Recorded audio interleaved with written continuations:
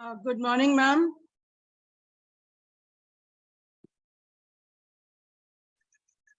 Good morning, ma'am. Good morning, everyone. I'm just trying to add everyone.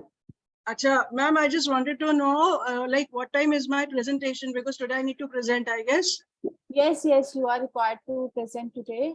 You are Dr. Tanu, na? Dr. Tanu, ma'am? Yes, ma'am. Yes, ma'am.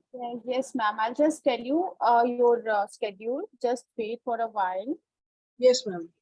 Okay, Tanu, Dr. Tanu, you are at 10:10. Okay. Okay. Just Okay. we are having one presentation. Yes. From Dr. Sudarshana Bhaume. Then Okay. next is yours. All right, ma'am. I'm all ready. Okay, fine. Yeah. Okay. Just but be here only. Don't leave the. All right, ma'am. All right. I'm here only. I'm not anywhere else. And I'll just see whether Dr. Sudeshana is there.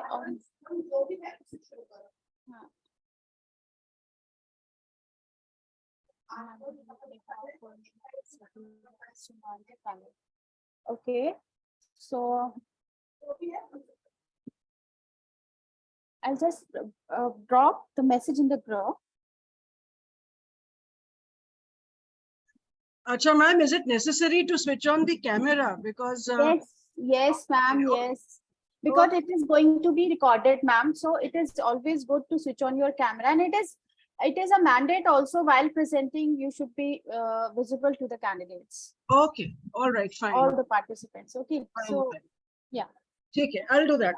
Okay. Thank you so much. Okay. I'll just drop a message in the group that who is there today's schedule. So I'm putting it up in the group.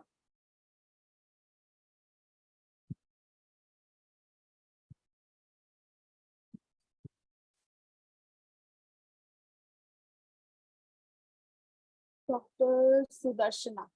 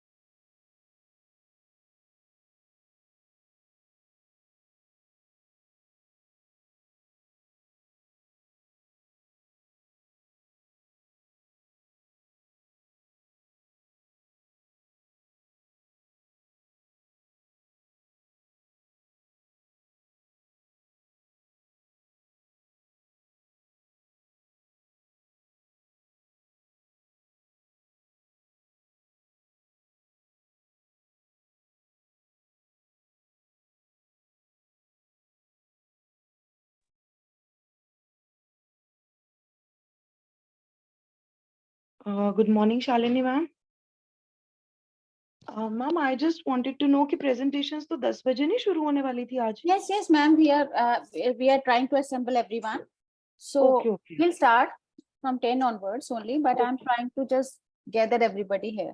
Okay, I thought मैंने कहा 10 की कहीं 9:30 बजे, मैंने कहा कहीं हमारी भी जल्दी हो जाएगी फिर.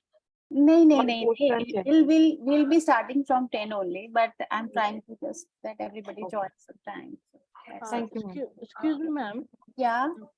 This is Sabiha here, ma'am. Actually, I'm new to Google Classroom. I have uploaded the presentation, but I'm not sure whether it is had been done correctly or not. Can you please confirm that you are able to see? We'll be doing that. We'll be Fine, We'll be messaging you regarding that, whether Okay. we are able to see your presentation or not. Okay. We'll be okay. informing you. Don't Okay. worry. Fine. Thank you.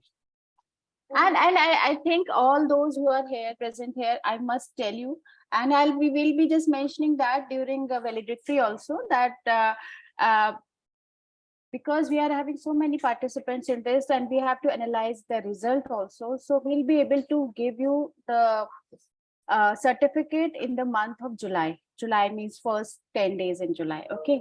So don't panic that we are not, our refresher course is over and we have not got the certificate. Everybody who has done the refresher course will get the certificate. No issues regarding that. Those who have given the presentation will definitely get the certificate. And another thing is that we have to analyze and we have to give grades also. So for that we have to sit and we have to make your results. So that really takes time. So please bear with us. Okay.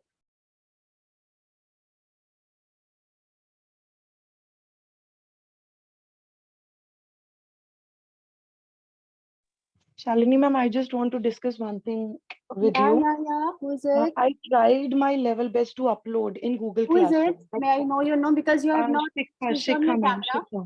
Huh? Shikha. Yes, Shikha. हाँ जी ma'am, मैंने ना कल काफी कोशिश करी है Google classroom पे अपनी पीपीटी अपलोड करने की. मेरी मधुमिता मैम से भी बात हुई थी. मैंने उनसे पूछा क्योंकि मेरी डॉटर का ना आईडी रजिस्टर्ड है, मतलब मेरी ईमेल आईडी उसके गूगल क्लासरूम पे. तो मैं स्विच अकाउंट करने की कोशिश कर रही हूँ, वो भी नहीं हो रहा. तो उसे आपने अपनी डॉटर की आईडी से अपलोड करा है? नहीं किया, हो ही नहीं पा रहा ना. अगर डॉटर की आईडी से कर दूं तो चलेगा, कोई दिक्कत तो नहीं आएगी. But you have to mention जो आपका जो presentation topic है, you have to mention your name first, क्योंकि हमें name से पहले visible होना चाहिए कि ये presentation आपका है. Because your daughter is not registered there ना, तो आपका visibility होना चाहिए कि that you are doing it. कोई और मीडियम नहीं है जिसपे मैं अपलोड कर सकूं इसको? किसी को ईमेल कर दूं, अगर आप उसे वहां पे पेस्ट कर दो.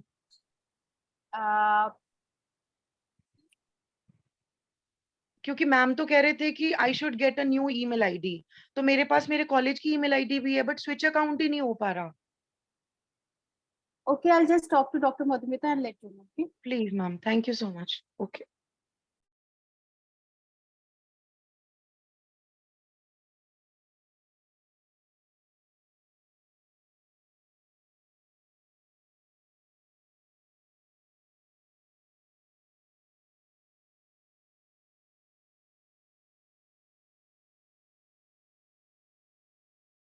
Hello, Dr. Shikha. हाँ जी ma'am. Dr. Shikha, the thing is, you just uploaded from your daughter's ID, but please mention that this is your daughter's ID and please mention your name first. Okay. So that we'll come to know that this is your presentation. नहीं तो फिर क्या होगा, जब grading होगी ना तब कहीं issue ना आ जाए. ठीक है? Okay. ठीक है, तो आप बिल्कुल ये visible होना चाहिए that this is your presentation and you also write in remarks that you are uploading it from your daughter's ID. Okay. Okay ma'am. Okay. Just do that. Much ma'am. Because just do it from your daughter's ID. No issues. Okay.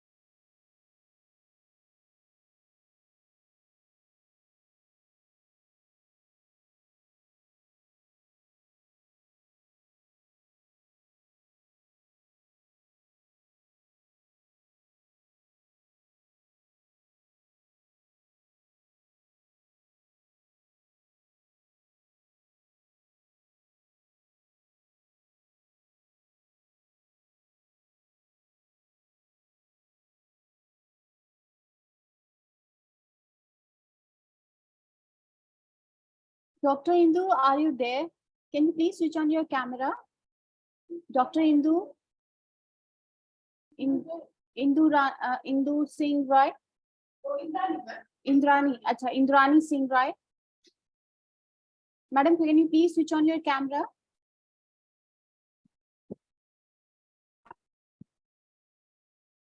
Dr. Indrani?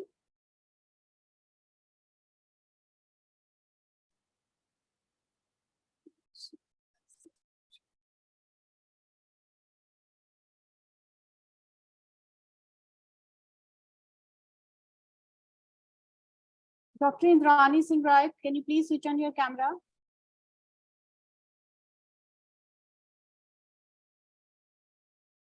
Am I audible and visible, ma'am? Yeah.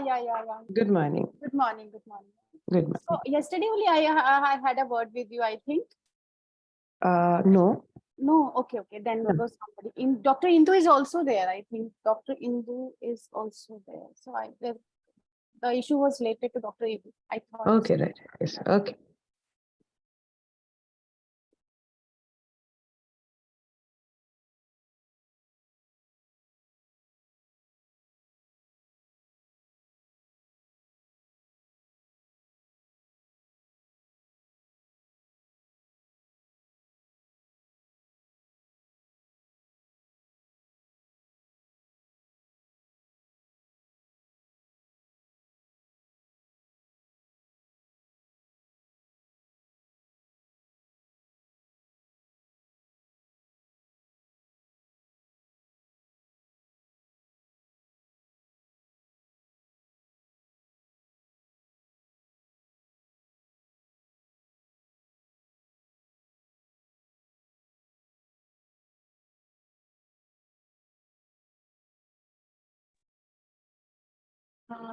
Hello, ma'am. Good morning, ma'am.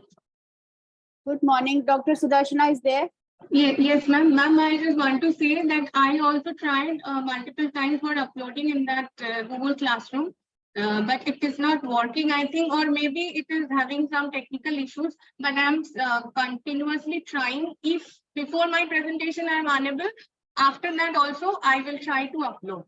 Maybe sometime it happens, Dr. Sudarshana, that there is some connectivity issue. Yes, It ma'am. happened with me also, but later on when I tried 2-3 times, then Yes, it happened. ma'am. So just Oh, try. Yes, I'm ma'am. sure that you'll be able to upload your Okay, presentation. ma'am. Thank you. Okay.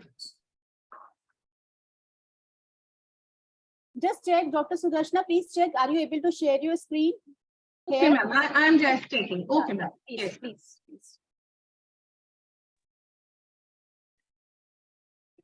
Good morning, Shalini ma'am. Good morning, Dr. Salma. How are you? I'm good, ma'am. I hope you're fine too.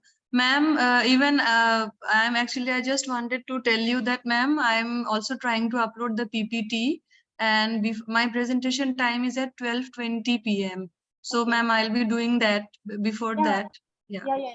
Please do, because sometimes there is some technical glitch, maybe because of the connectivity or, but try to just do the. Yes, ma'am. needful. Just try to do the needful. Otherwise, we'll see what is the other way around.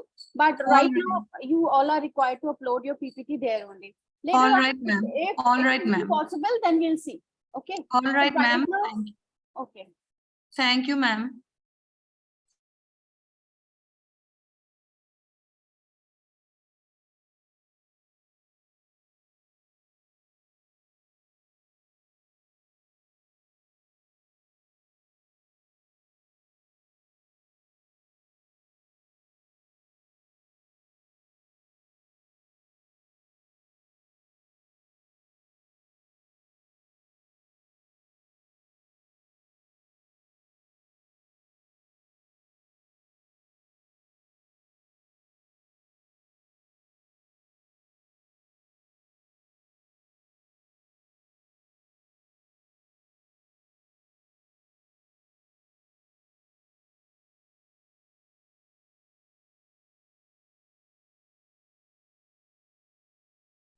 Yes, Dr. Sudarshana, I'm able to see your PPT.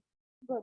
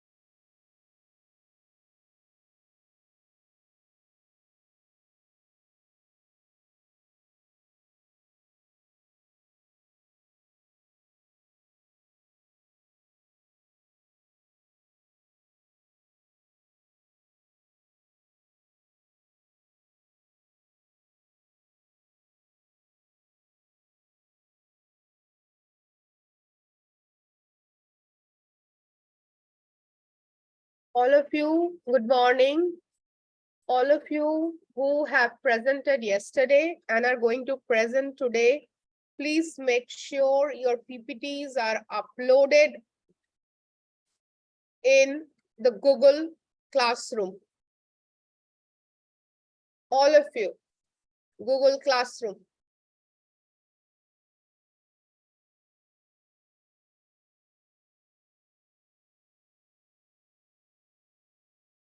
Every link has been shared in WhatsApp.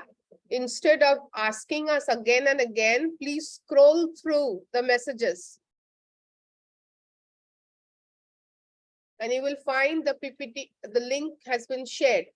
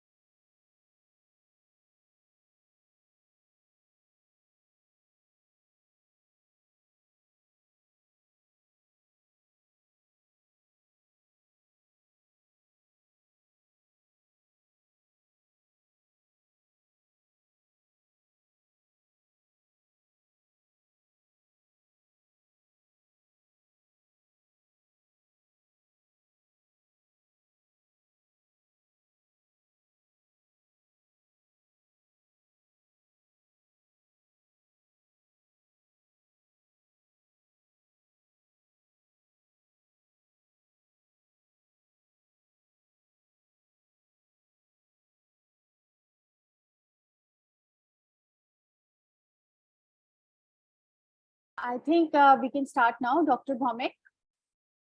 Dr. Sudarshana, can you please switch Yes, on your yes. camera and upload your PPT? Yes, ma'am. Yeah.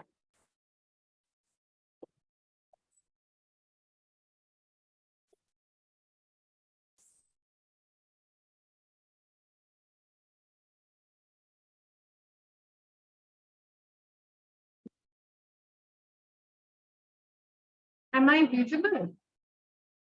No, your screen is visible with some sun type of figure, but I don't know, ma'am, why it is coming, but the screen, okay, I'm sharing the screen. earlier your screen was visible, your PPT was visible. Yeah, now your PPT is visible, but not you. Yes, ma'am. I don't know what exactly, why it is not visible. Your camera is on, but Camera is on. some light figure is coming, and I can see only that. I think others are able to Yes, see. ma'am. I also am seeing that only. I don't know why it is coming. I don't know. Okay, ma'am. Don't waste time and let's Yes, start. ma'am. Yes, Please ma'am. start. Of course.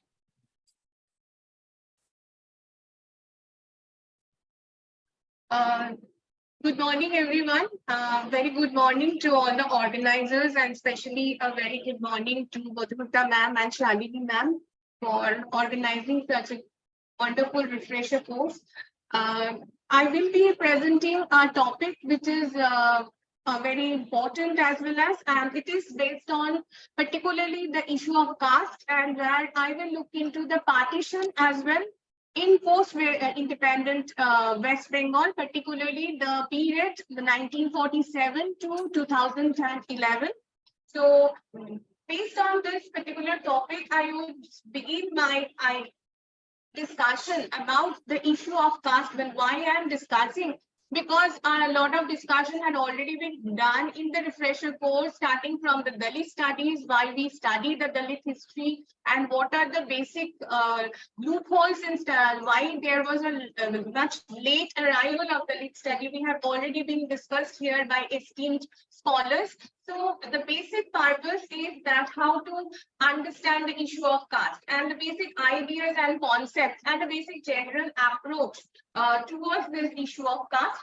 So we find that as we know that history as a formal discipline was basically introduced by the Britishers, and where historical evidences are basically a part which is leading to something which is very factual and true. And we find during the initial encounter with the British colonialism, they are emerging an elite group who is actually imagining the idea of nation. And from this idea of nation, we actually getting the idea of nationalist historiography to some extent. And while the historians were more engrossed in writing this major nationalist historiography, they had often overlooked the voices of the unheard voices, or rather the marginalized groups.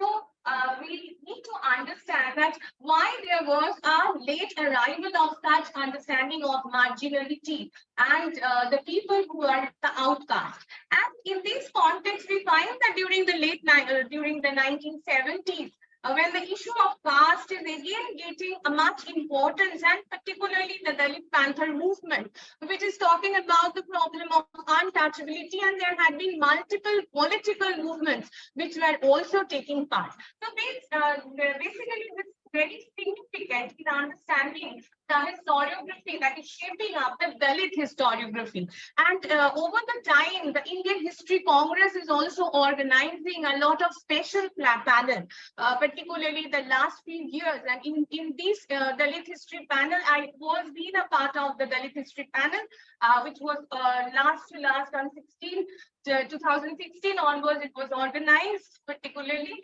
So we find that if we come across these Dalit understanding, the Dalit resistance and had an influence on history writing, and which is definitely a part of their consciousness.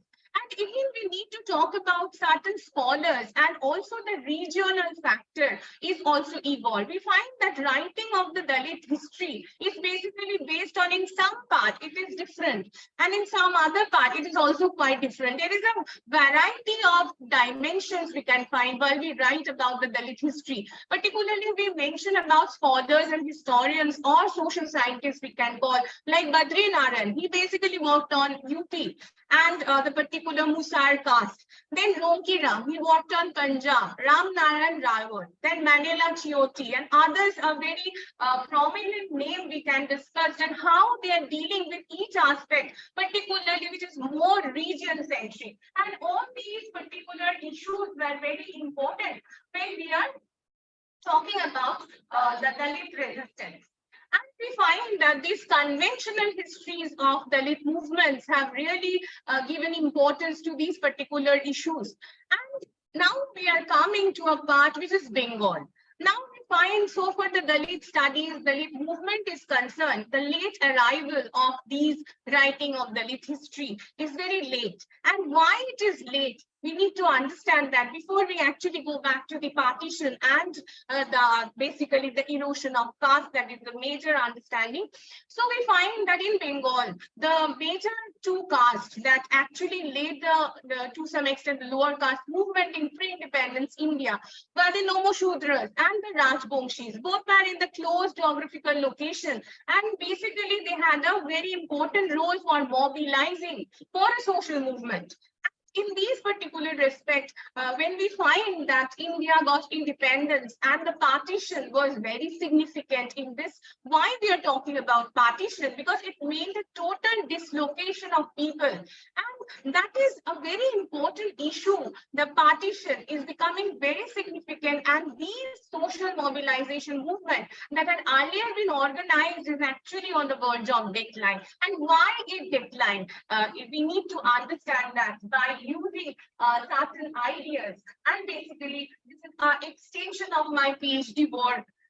So we find that this independence had coincided with partition, and therefore we find because of partition there was the migration issue, urbanization, and there had been an upper caste Hindu domination, which has also definitely had certain ideological, what we can say, ideological part of also important in these partitions. And apart from that, what we noticed that there had been a multiple literature on partition refugees, and it is actually very much giving a comprehensive idea, though it is giving, but we find that it is actually mostly what is lacking, that we need to discuss, that what are the literature that are focusing. And at this we find that in Eastern India, but unlike the East Pakistan, refugee became the most important icon of national consciousness that has been argued by William Wynne Chandler. And in this respect,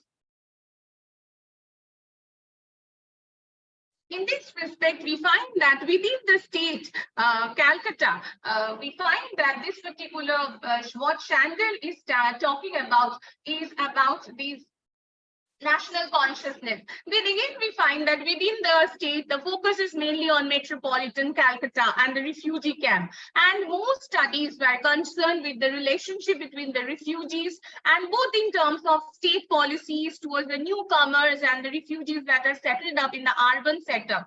So this is already, it has been discussed. And a second trend that we come across in the writings of Dipesh Chakraborty, he writes to bring about a particular group of refugees of West Bengal, the Bengali Bhadralok, the educated upper and the middle class, who are often when we find that traumatic and their nostalgic memories of a lost homeland that they had already left out. So that point was also there.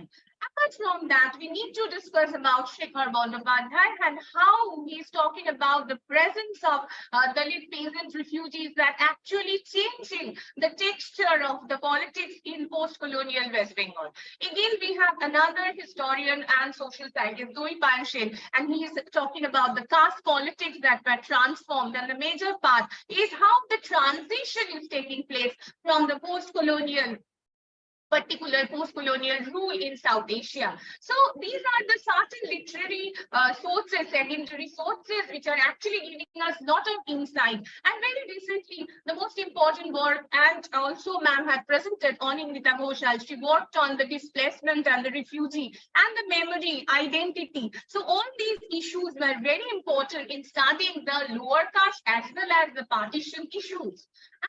Concentrating on these particular refugees, and within these parameters, it is giving us a partial picture of the post-partition popular movement. But in this presentation, what is basically I need to discuss here is that during this historical moment, what Anujal is taking his viewpoint, I can argue that he's telling that on either side of the border, people, the lower caste, they were faced with a question that whether they will be called Bengali. The displaced group of Dalit patients, the Nomo-Shudros, they are giving a new identification of being refugees and began to adjust to the realities of the post-partition West Bengal. So this is how we can refer to these objectives, and in these contexts, to understand the laws, the objectives regarding how I can deal with the issues is that particularly we find that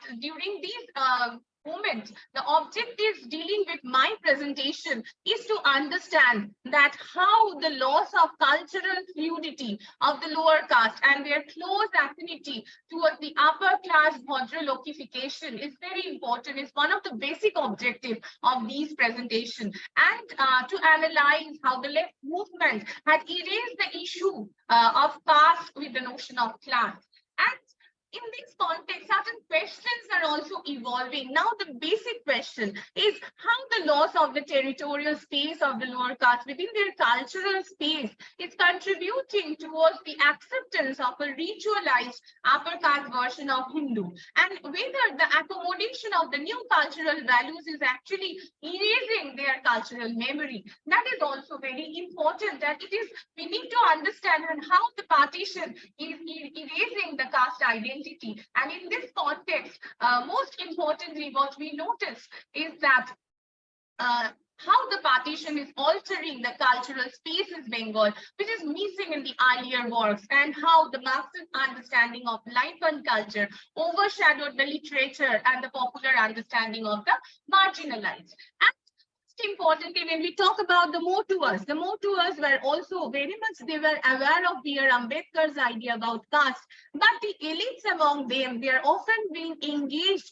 with using the vocabulary and the motifs from a high literary context, and they are representing at times Tagore. So in these, based on such an idea, we need to understand how this cultural fluidity, the loss of their original culture, is often overshadowed by the upper caste hegemony. And in these research methodologies, so far I followed, since it is an extension of my PhD work, I am trying to look into certain interviews where they are still living, in particularly in southern part of Calcutta or in South 24 Parganas, and the newspaper reports consulting few of the archival documents, and also most importantly, that there is literature which is now gaining some importance or some mileage. So on this context, I can say that this refresher course had definitely given me some kind of insight in understanding how to deal with Dalit studies, particularly from points of historical sociology, which is now emerging. And this refresher course is giving a very much wonderful understanding, and every sessions are equally important. And though I have taken the Dalit studies as part of today's presentation, the two sessions where I can get much of my ideas, I can take in much of my ideas, is how the Dalit studies evolved, and the partition and the displacement issues that had been discussed yesterday had also been part of my particular understanding, shaping the idea, which is also beneficial and in my future academic work. And the journals which we need to refer that were to be published, I can refer some of the important journals. One is the Indian Historical Review, then the Contemporary Voice of the Dalit, Modern Asian Studies, and Journal of Historical Sociology, where we can put up such writings which can get much easy to publish, or so that we can have a much better understanding reading these journals as well. Thank you, ma'am. Okay, Dr. Sudarshana, I just forgot to ask for your introduction, please. Can you please introduce yourself?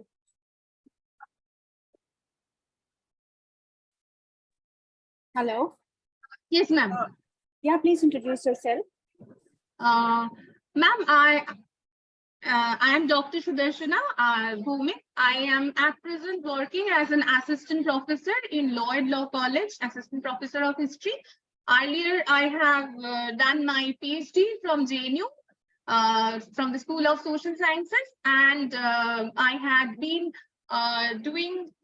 before that, I had been working with Lovely Professional University, and much before I had been working as an ad hoc faculty in the Central University of Karnataka, Gulbarga.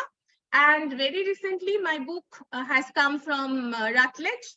The title of the book is The Changing World of Caste and Hierarchy in Bengal, Depictions from the Mongol Kabba, 1700 to 1931. And over the time, I had participated papers in different conferences, particularly in Oxford Symposium of Religious Studies, Leiden, IIS Leiden, New Zealand, Wellington. And also I have been doing projects based on tribal studies. Recently by the Tribal Institute of Ranchi, I have been doing this tribal history of the Jungle Mahal. Very recently, I had worked a project in La Sapienza University on health emergency on Asia and Africa. And at the most, I had been a research fellow in the University of Calcutta doing South Asian migration and trade. And also, I had been involved in writing the History of Science project with Professor Chittabrata Palit in Jadavpur University when I was a master's student about writing the institutional history of chemical biology. Okay, So, Dr. Sudarshana, you just said that you linked your presentation with 2 of the sessions. So who gave those sessions? Can I know the name of the who presented those? Like who were the speakers? Yes, ma'am. Actually, all the sessions are very much useful, but since we need to connect with some of the specialization and the sessions, so I can say one is ma'am yesterday, Anindita Ghoshal, ma'am, she talked much about how to work on the partition issues, research methodology, and every aspect. She had dealt with not only with the Dalit, but other parts as well, which was very helpful. And also, we had a session on 9th.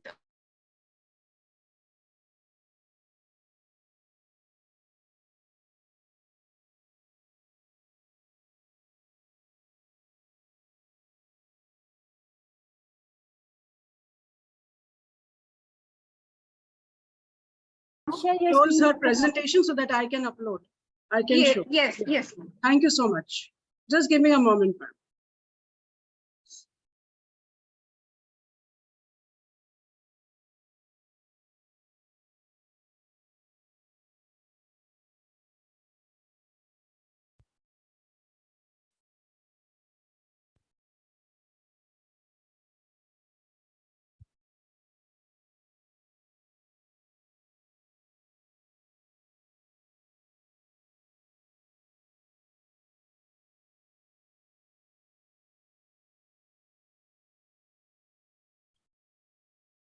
All right, in the meanwhile, I can introduce myself because I guess we don't have much time with us. Yeah.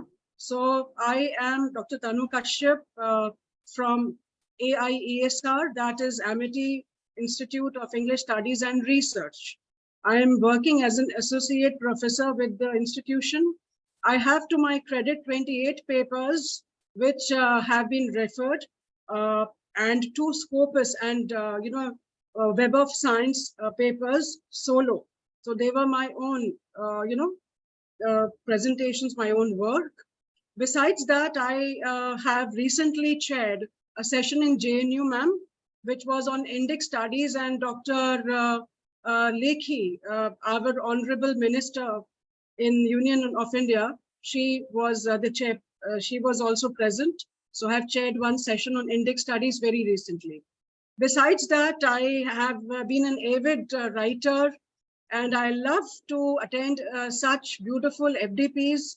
And before I go ahead with my presentation, I would like to congratulate both you, ma'am, Professor Dr. Shalini Saxena and Professor Dr. Madhumita Saha, for conducting such a wonderful research, refreshers program. I was myself taken aback when I saw the galaxy of the speakers in your program, ma'am. All of them have such a wonderful, illustrious careers as scholars. And one scholar who really made my day was Professor Dilip Menon, and I'm going to connect my presentation to his discourse, which he delivered on day one. And as you have shared those beautiful researches, those resources with us, madam, I was, pretty much surprised to find that Professor Menon is, besides being such an illustrious, scholar, he is an author as well. And he has authored such wonderful books. So, however, I could not lay my hands to all, but yes, I was able to read a few of them, and I have tried to, attach my work, my presentation of today with his discourse. So over to my presentation, ma'am. Yeah, so here we go. This, I hope you can view me as well as my presentation, madam. Your presentation as well as you, ma'am. All right. Thank you so much, madam. So gender politics as depicted in Meena Kandasami's Gypsy Goddess and Sanjay Chitranshi's Dalit Dynasty and She. Madam, both of these writers, they are Indian authors who are writing in English, and they are contemporary writers. They talk about Dalits, they talk about Indian polity as on today. Okay, so both of them are living authors. So just now my predecessor has given a discourse on her Dalit literature and how she was connecting it to Bengal. So I am going to take you forward. Just a little step forward, we are going to talk about gender polity as a reality in India. So both these authors have portrayed the problems of Indian polity and created novels which have brought the problems in the forefront. Now, we may think that Dalit problems or Dalit issues are only prevalent in northern India or in northeast, but that is farce, because Meena Kandasamy is a author who comes from South India, and she has based her book on a massacre that took place in the village of Kilabani on the Christmas day, that is 25th of December in the year 1968. At that point in time, there was Marxism everywhere in South, and it was gaining popularity amongst the disenchanted Dalits or untouchables, and how there was, this, feeling of discontentment was rising in them. So this is the backdrop on which she has built this beautiful novel, Gypsy Goddess. Now, as we read that novel, we come to know about more about Marxist ideology. We come to know more about Dalit problems, the Green Revolution, and also how the rich elite class or the upper classes, they were, preying on the sentiment of the Dalits. And they were bullying them, they were wanting to, extract more and more money in the name of their status. And herein, the methodology which my author has employed to talk about Gypsy Goddess, as the name itself implies, let me just take a little bit, a liberty here and tell you what happens in this novel. So when these Dalits do not agree to the terms and conditions of the upper class elite, because they were more in number, they take all those people in one direction, in one hut, and they kind of lock them and they burn all those people alive. Now, here, why this book is called Gypsy Goddess? Because the women were supposed to be the worst hit. And since they could not kind of help themselves or, fight for themselves. So herein she talks about women and their issues. Coming to another novel, which is Sanjay Trishranshi's Dalit Dynasty and She, again talks about the problems of Dalit, much ahead. Like, for example, if Meena Kandasamy was talking about it in in the era of 60s or 70s. Now here Chitranshi is talking about the 90s. And herein he's taken the backdrop of today's electoral conditions, like what happens when a particular political party wants to hold and win an election. So they will prey on the most soft targets, and they are the Dalits, they are the lower classes of this country. And this is how the dynasty rules. So this genre is basically in a satirical manner. He talks about the murky part of the Indian polity. The characterization is huge because he has employed around 25 characters in this novel, because he wanted to establish and show what Dalit or how Dalits work and what was their plight. But there are only 11 of them which actually make, take the plot forward. The language which he has used is something which is spoken by these people on a daily basis, on a day-to-day basis. Now, coming to the methodology, what my authors have done, the authors of these two novels, they have taken the interviews of many of these people, Dalits. So interview was one of the parameter which they have employed. Second is obviously newspaper report, because as I just told you, Meena Kandaswamy's Gypsy Goddess is based in the era of 70s, and she went ahead and she kind of interviewed the survivors of that particular event or that particular incident, and then she has documented it with a little bit of fiction, and then she has represented.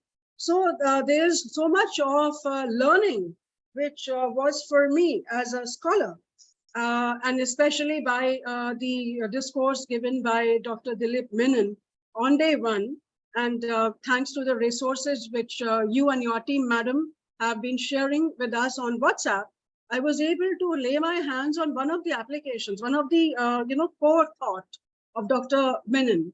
He has talked about political post-colonial modernity, that what happens when the Gora Sahibs go, replaced by the Brown Sahibs. And what happens when we talk about, we rant about modernity, that we are very modern, we are very upper classes, and we are very educated. But are we Western Mar? So here I, if I have to develop this paper, after this presentation, I can do so by implementing Dr. Menon's post-colonial modernity, because his thought or his concept is applicable in both these texts.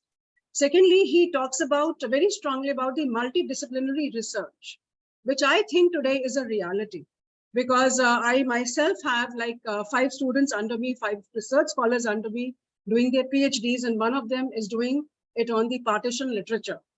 Like Dr. Bhaumik just now said, that she is referring to the documentation or the texts which are based on historical facts.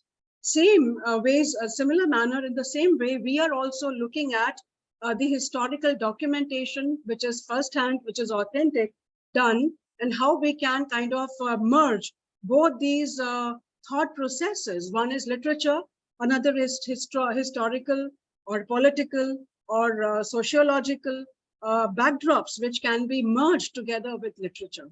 Because see, as far as my genre is concerned, as far as what I am into is literature. So when we talk about it, we say that literature is reflection of society. So whatever is happening in society, we replicate. We kind of put it in our texts, in our fiction, in the novels which we write, in the kind of works which we do. So this ideation can be developed, madam, in a full-fledged paper. And like I was told that we need to mention in which particular journal we can put it. So I can definitely, once I develop it, I can put it in IUP, Journal of English Studies, which is a Scopus indexed journal, and which is also unpaid. So we need not pay for it. So that is it from me, madam. Any questions? I'm open to the questions. Yes, participants, now the floor is open for the interjections. If anybody is having any query or any question, you can, Dr. Tanu is there to answer that.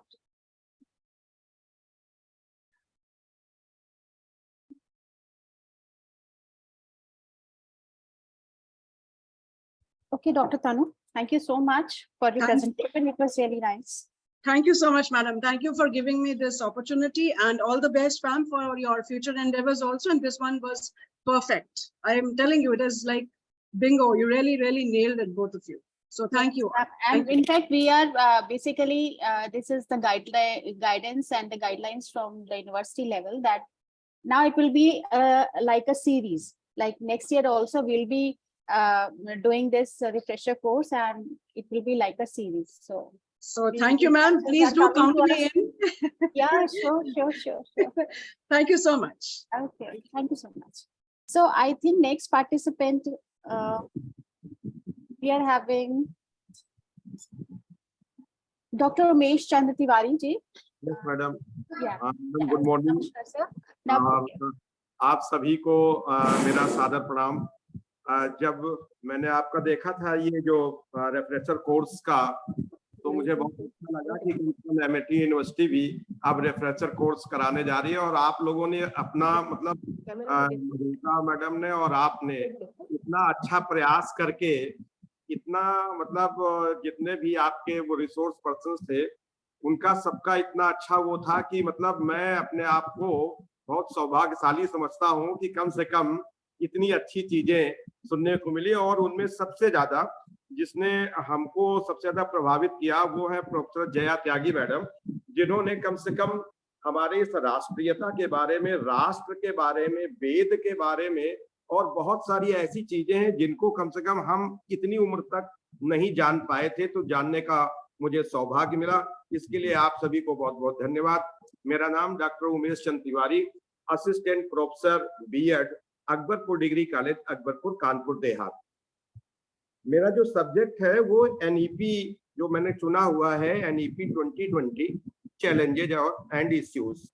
खास करके मैंने इस विषय को इसलिए चुना क्योंकि अभी तक जो भी शिक्षा नीतियां आई हैं वो चाहे 1968 की रही हो, 1986 की रही हो या 1992 की रही हो, सब में इतना अधिक सिद्धांतता नहीं बताया गया है जो चीज हमारे इस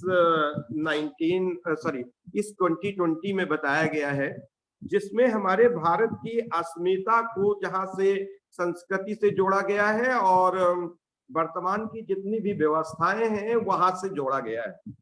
इसका जो मुख्य उद्देश्य है वो है शिक्षा और सीखने पर ध्यान केंद्रित करना और भारत को एक वैश्विक ज्ञान महाशक्ति की ओर, आगे की ओर ले जाना और एक ऐसे सिस्टम का निर्माण करना जो भारत की परंपराओं और मूल्यों पर आधारित हो और साथ ही साथ SDG 4 जो कि इक्विटी और इक्वलिटी की बात करता है, उसके बारे में 21वीं सदी की शिक्षा के आकांक्षित लक्ष्यों को पूर्ण करने का भी कार्य करता है।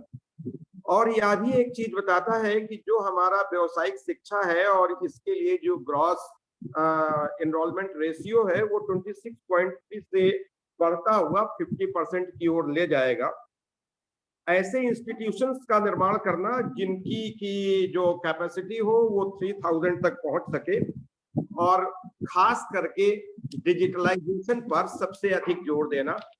5वीं कक्षा तक मातृभाषा में शिक्षा देना और साथ ही साथ उनके अंदर स्किल डेवलपमेंट और जो इन्होंने अपना एक वो दिया हुआ है, एक स्ट्रक्चर दिया है 5+3+3+4 का स्ट्रक्चर, उसको पूरा करना। अभी सब मिलाकर के लगभग 1.5 वर्ष हुए हैं और इस एजुकेशन पॉलिसी का इम्प्लीमेंटेशन शुरू हुआ है और हम भी उसके एक पार्ट हैं। पार्ट इसलिए कहा गया है क्योंकि बीइंग अ टीचर इस नई एजुकेशन पॉलिसी को हम लोग भी इम्प्लीमेंट कर रहे हैं। जैसा कि हमने अभी एक 1.5 साल में देखा कि सबसे पहली चीज तो ये है कि जो थ्योरेटिकली अगर कोई भी देखेगा तो जो 88 पेज का ड्राफ्ट है निश्चित रूप से कहेगा कि इससे अच्छी कोई पॉलिसी नहीं हो सकती, नो डाउट। पेपर में इससे अच्छी कोई पॉलिसी नहीं हो सकती, लेकिन जब हम इम्प्लीमेंट करने पर चलते हैं तो सबसे पहली चीज तो आती है वो है lack of infrastructure and funding. अभी कोरोना पीरियड आया था और इस कोरोना पीरियड में बहुत सारे हम लोगों ने ऑनलाइन क्लासेस करी थी। डिजिटल जितने भी सोर्सेस हो सकते हैं उनका यूज करा था, लेकिन हमको ऐसा लगता है कि जैसा हम खुद चाहे अपने ऊपर फील कर रहे हो या और फील कर रहे हो कि जिस डिजिटलाइजेशन की मांग की गई उस डिजिटलाइजेशन तक हम नहीं पहुंच सके। ऐसा इसलिए कि भारत का बहुत सारा भाग गांव में बसता है। जब भारत का बहुत सारा भाग गांव में बसता है तो गांव में इस डिजिटलाइजेशन के लिए वो लिटरेसी नहीं है जिस लिटरेसी की आज डिमांड है।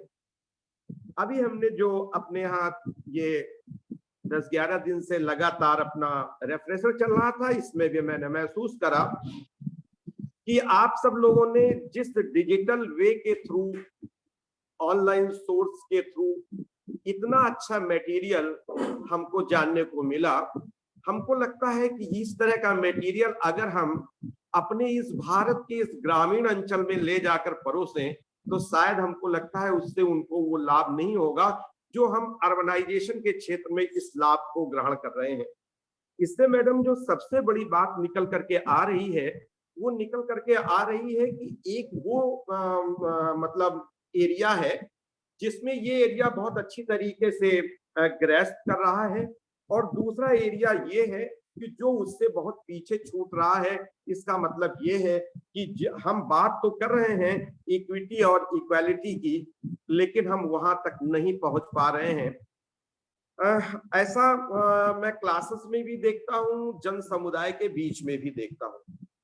दूसरी चीज ये है कि फंडिंग की बात ये करते हैं, अभी 17-18 का 14-15 का रेशियो कहता है कि इन्होंने जो गवर्नमेंट ने जो एजुकेशन पर दिया वो था 4.14%, लेकिन 2020-21 में वो घटाकर 3.2% कर दिया।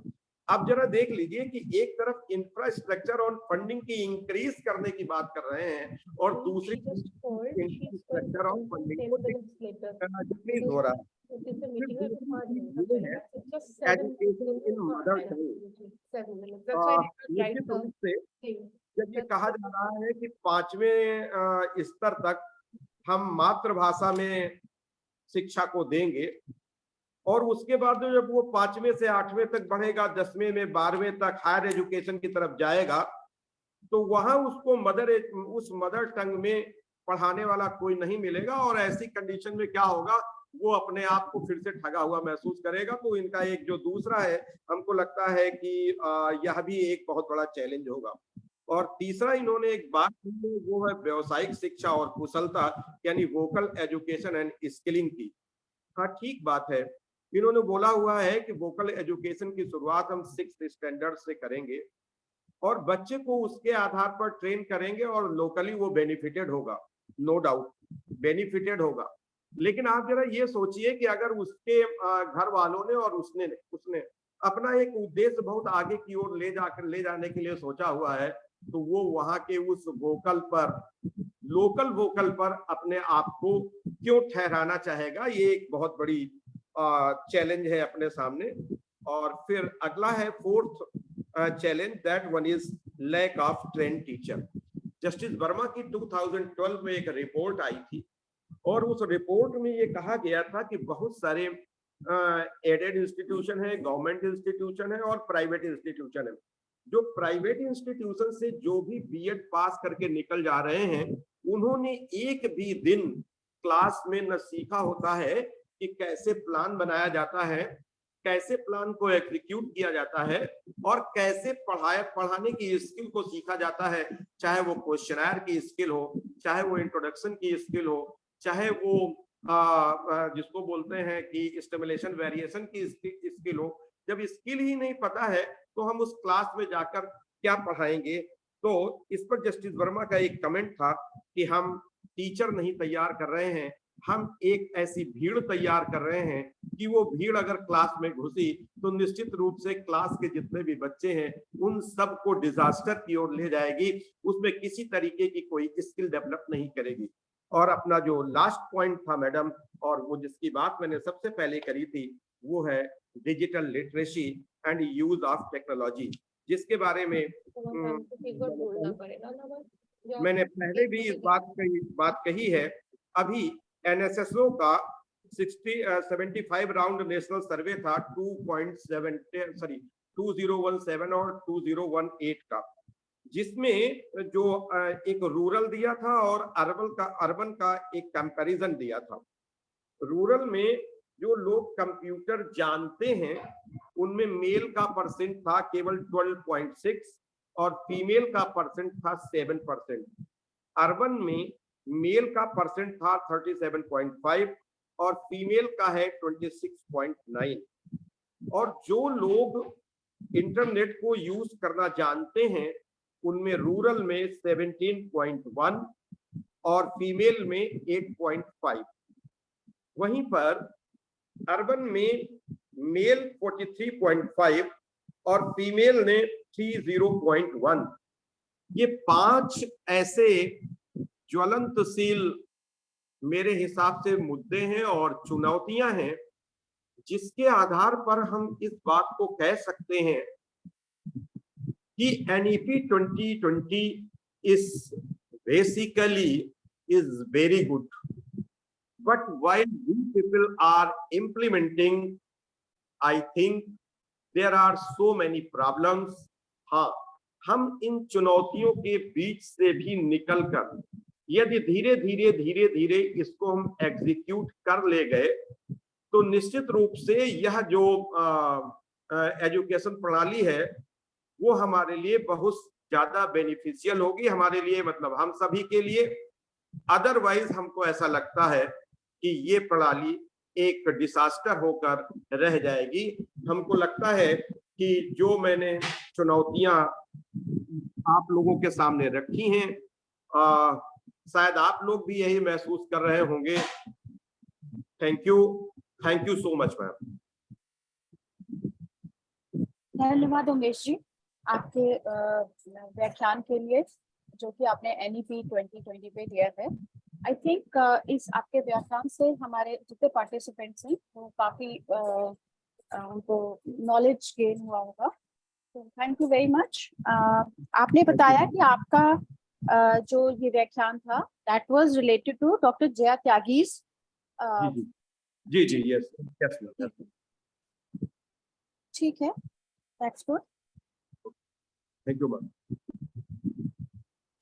Our next participant who is required to present is Dr. Rani Singh Rai.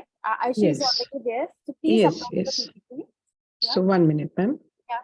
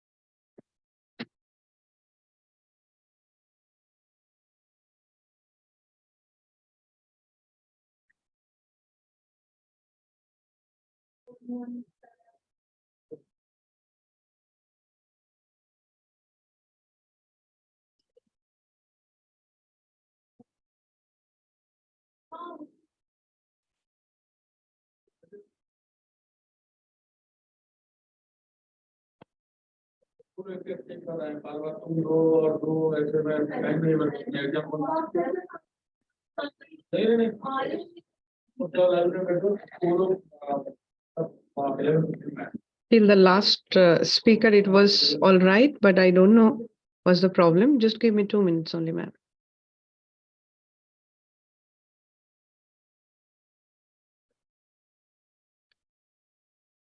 Yeah, something is about. Yeah, I can see your screen now. Yes, 1 minute. I hope that it will be.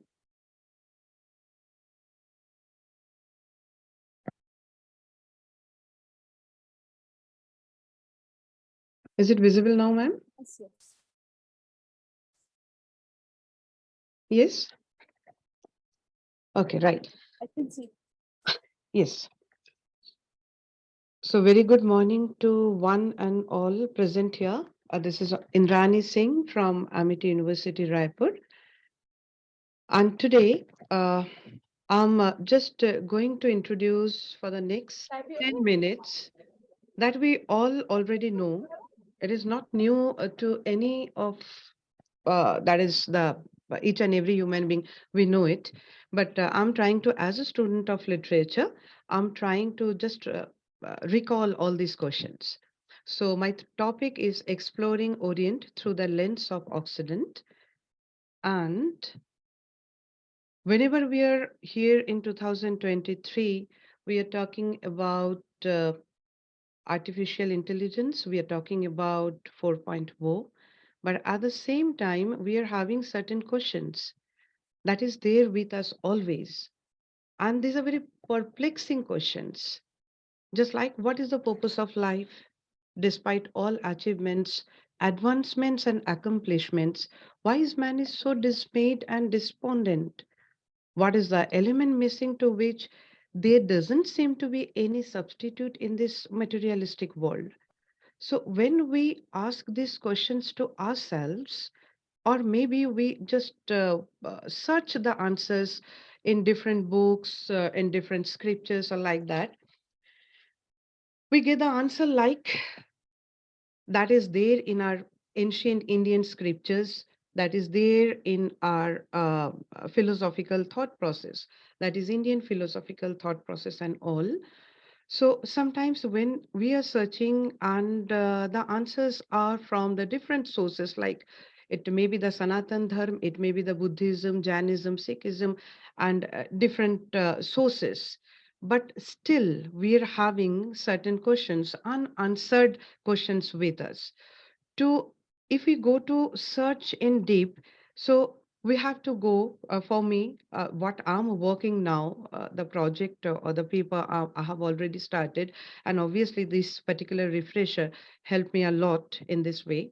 So now if we go deeper, so obviously we have to go to our ancient scripture, obviously Vedas, and the Vedanta philosophy that gives us certain questions, or that makes us to uh, just think about this. The questions I have already written here: who am I, and where do we originate from? What is the cause of this creation, and what is the relationship between our mind, body, and inner self? Why is there so much sorrow in our lives? That is the most important. Whatever the name, fame, and that establishment we are having, but at a certain point, we are having such kind of maybe it is the separation of our family members, maybe it is the unwanted or that we don't expect the moments in our life, and that at that time we are searching the answers. And if we go again deeper, so we will have the Upanishads. We all know that the 10 principal Upanishads are there, and out of which what I'm connecting with my research now, and obviously the refresher course, it is the Mandukya Upanishad. Why? Because Mandukya Upanishad is the essence of all these 10 principal Upanishads, and it is the quintessence of the entire Vedantic teachings. That what is there in nutshell, if we just try to sum up within 10 minutes, what is there in Mandukya Upanishad? That is that we all know, we maybe it is the meditation, it is that nowadays what meditation is being practiced, generally we pronounce om. So that particular om, that is actually associated with the Mandukya Upanishad. And in Mandukya Upanishad, uh, the 4 stages of human consciousness, it is described there. The 4 stages: waking stage, dreaming stage, deep sleep stage, and the final consciousness, or in Sanskrit, we call it as the Turiya stage.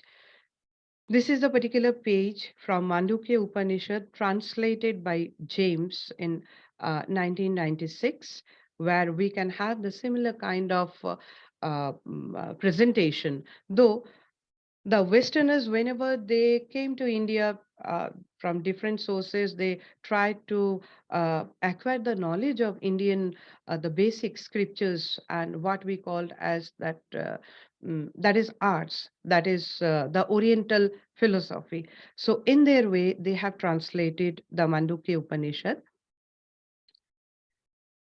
Next comes, as I'm a student of literature, so I want to connect that philosophical thought process, that is the Oriental thought process, that is the Occidental thought process, the European thought process, through the works of Hermann Hesse. Hermann Hesse is a very famous writer, and we all know he was a Nobel laureate. He got that Nobel Prize in 1946. And it is very much important what was there written as the prize motivation. It was written, it was declared for his inspired writings, which, while growing in boldness and penetration, exemplify and classical humanitarian ideals and high qualities of style. Now, the thing is, the point is, he was a Nobel laureate and he's an excellent writer, but most of the writings, most of the novels that he wrote, it is based on the Indian scripture only. Now the question is, what may be the different sources from where he was influenced by? It may be the Christian missionaries.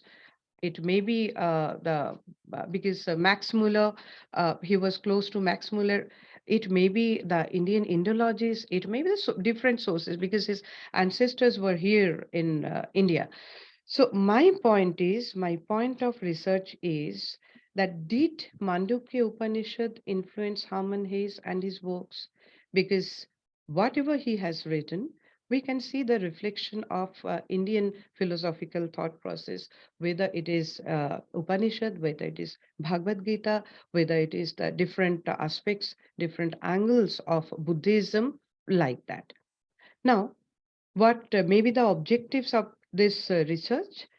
It is the first, it may be to understand and to explore what may be the different reasons a Nobel laureate, he got the Nobel Award based on the Indian philosophical thought process. What exactly the limitations of Western people, why they are shifting to Indian philosophical thought process, why they are taking shelter or why they are taking that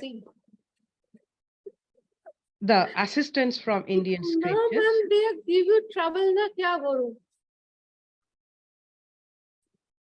And the second thing, the second objective is because we all are, maybe we are the student of history, we are the student of technology, medical science, and whatever. How much we are talking about the technological advancement and all, but at the same time, it is very much important to highlight the need of the unification of the two different poles. One is the spiritual summit and the material base. That is very much important to make ourselves happy and contented in this life. So what may be the methodology of this research? Obviously, it is qualitative and textual analysis based it will be. Now, how that research can be proceed with. So here I'm introducing two books by Hermann Hesse. One is Journey to the East and second is Siddhartha. And I request all my co-participants, so if you have time, just go through these two books. It's very surprising that a European a scholar, he is writing a book and the name is Siddhartha. The particular names, names of the characters, Govinda, Vasudeva, he has taken from our Bhagavad Gita. And Journey to the East is another one. And what is the now? What is the proof that he was influenced by our Indian philosophical thought process? So I have here from both the books, I have quoted 2 or 3 quotations only to prove that yes, he was influenced. This particular slide is having, that is the influence of the Orient over the Occident, influence of the East over the West, and the quotations are like this. In Journey to the East, he has written, I realized that I had joined a pilgrimage to the East, seemingly a definite and single pilgrimage, but in reality, in its broadest sense, this expedition to the East was not only mine, and now this process of believers and disciples had always and incessantly been moving towards the East.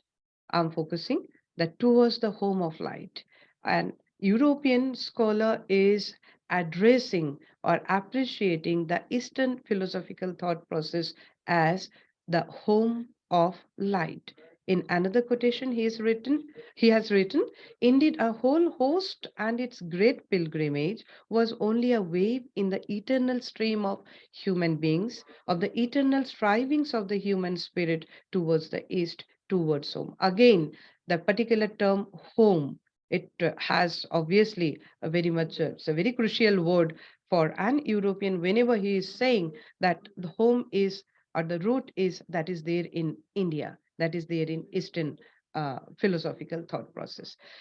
And in Siddhartha, we have so many that is the proofs of Bhagavad Gita, obviously. But one thing that I want to just bring to your notice, the particular word Om that is there in Mandukya Upanishad.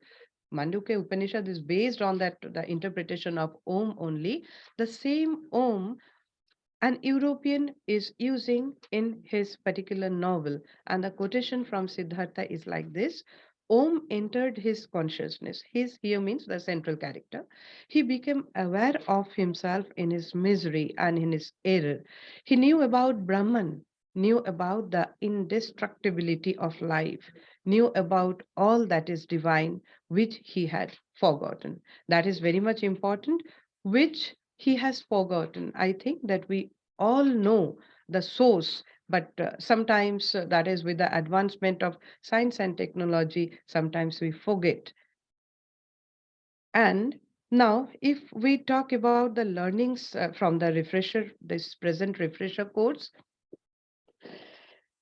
So first, there were divergent topics. Obviously, each and every speakers, esteemed speakers, there is no question.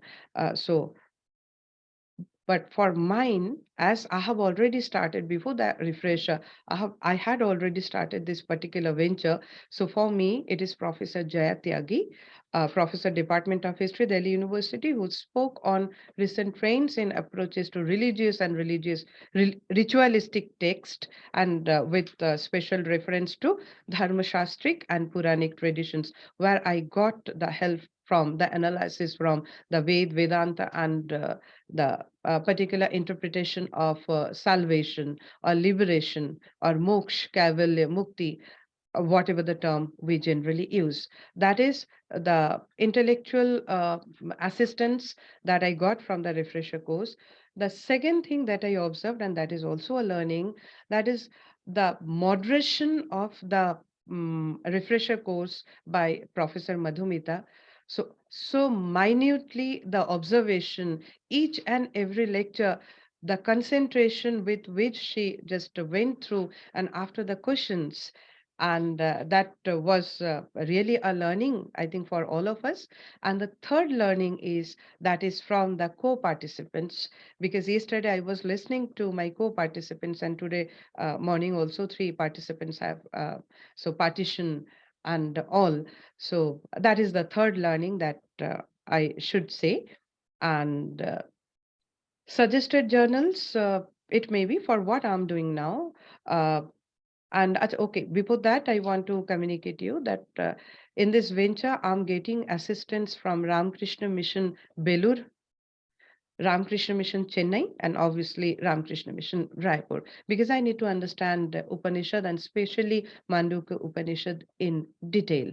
And so I'm blessed that they are helping me. And whenever it will be completed, I can send it to ICPR as a minor project. It can be the research paper, and obviously Journal of Indian Council of Philosophical Research. Second, I can send it to Johns Hopkins University Press, Philosophy and Literature. And the third option for me is IUP Journal. And these are the some of the references that I have taken till date. And thank you so much. And congratulations, Amity, because we are the Amity fraternity only. Congratulations for conducting such wonderful refresher course. And we hope that we will have from you in near future also. Thank you so much. Okay, thank you, Dr. Indrani Singh Rai. And now the floor is open for interjections. Any participant having any questions, any queries? Okay, Dr. Indrani, thank you so much for your Thank you. and for Thank your you. nice words. Thank you. Thank you so much. Yeah, next participant is Dr. Purnima Tripathi. Purnima, you are muted. Okay. Morning, all of you. 1 second, ma'am. I'm just sharing my screen.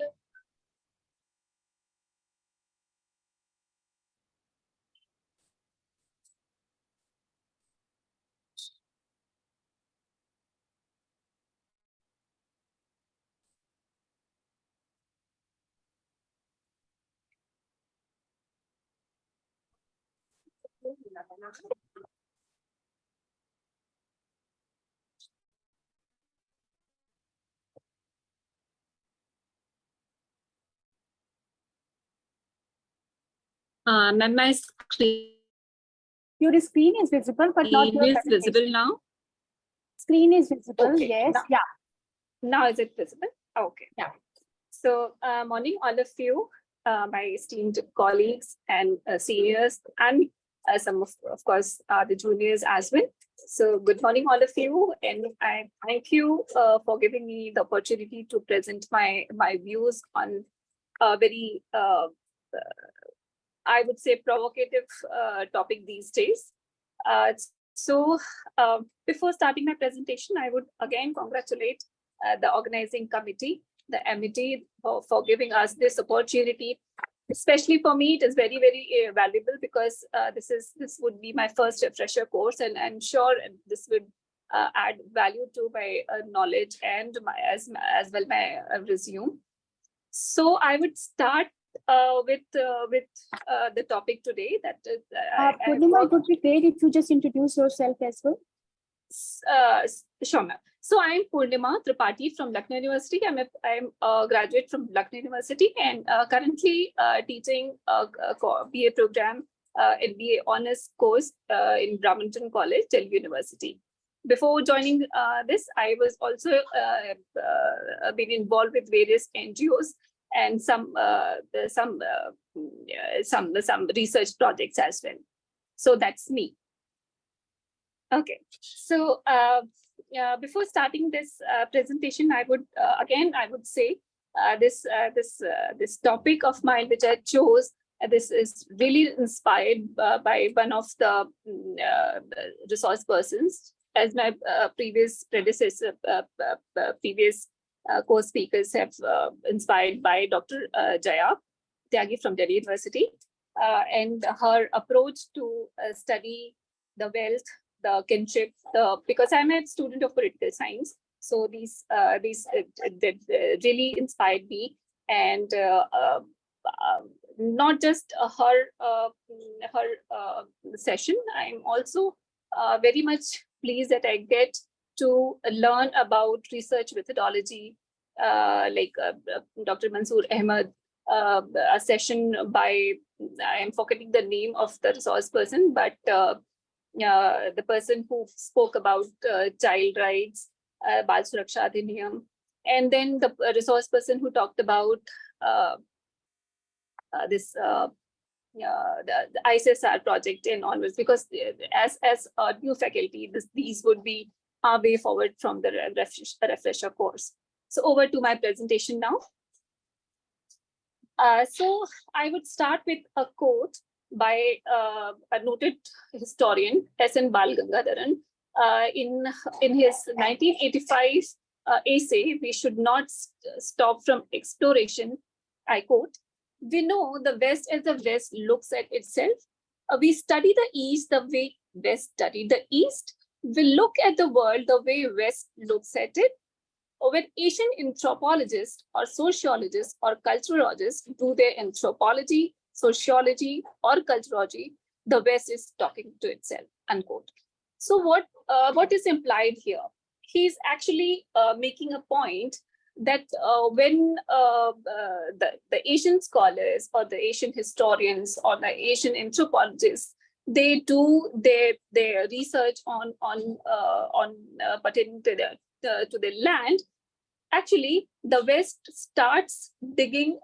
They start talking to themselves. They don't talk to the Asian or the Eastern scholars. Actually, they talk to themselves, and I'll elaborate when the presentation moves forward.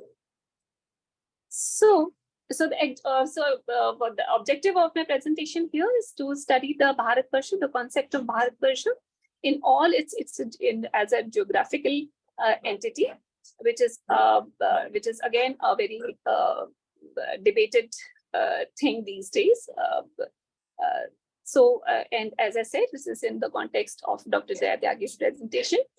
So I would start with the thesis and antithesis of this research. That thesis says India is a nation and it's a British creation, and it is only the British who created the idea of India as a single nation, as if there was no there was no India. And they, of course, it is a common wisdom that they unified it into a political state.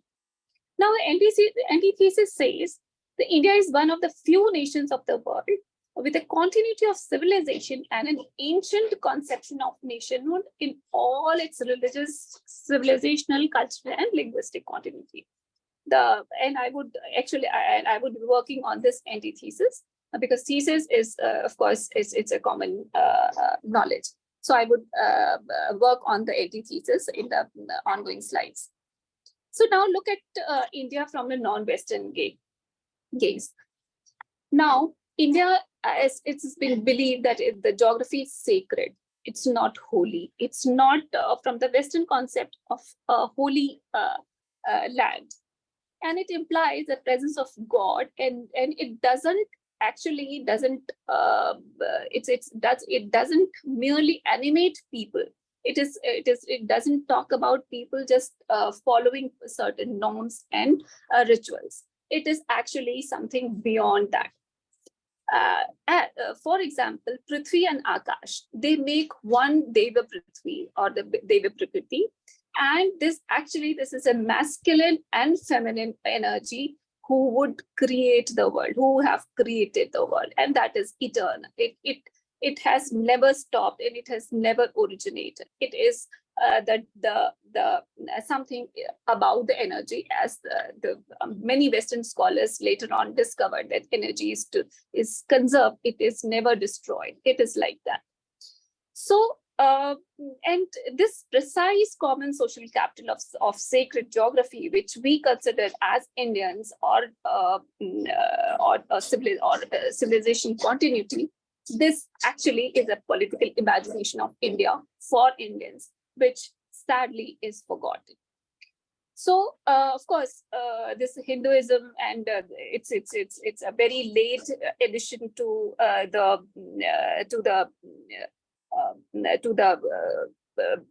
knowledge system which we continue to have today. So now let us ask, what is India? Is a Rashtra or a nation? We'll look upon as what is Rashtra. Is Prithvi Sukta of Mahabharata, the first Shanti Parva says, Rashtra is defined as a polity complementing the country, or they say it's Desa. So India was never a nation which composed of one ethnicity or ancestral root. There's the immense ethnicity. Of course, in fact, the nation which is like a post-French Revolution or post-Westphalian concept, when the French as a society had to find a common identity to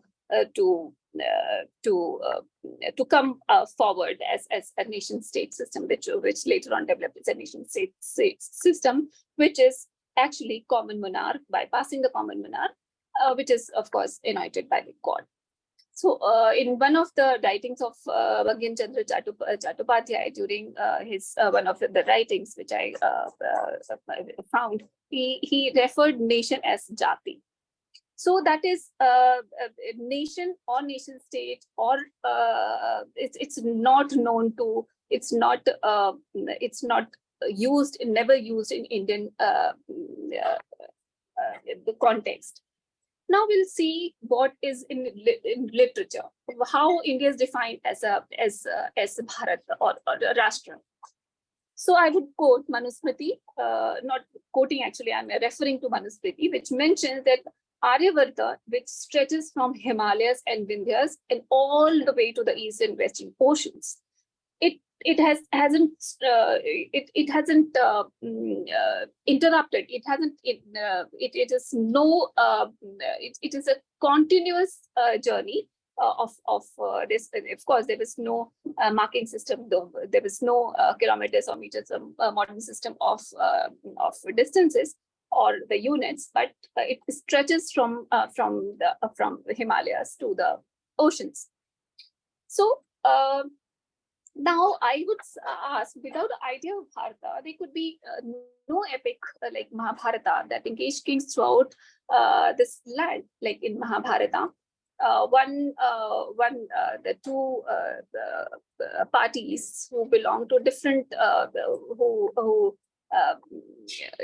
they infested, made various lands, like Bhima has gone to northeast to marry this girl from the northeast land.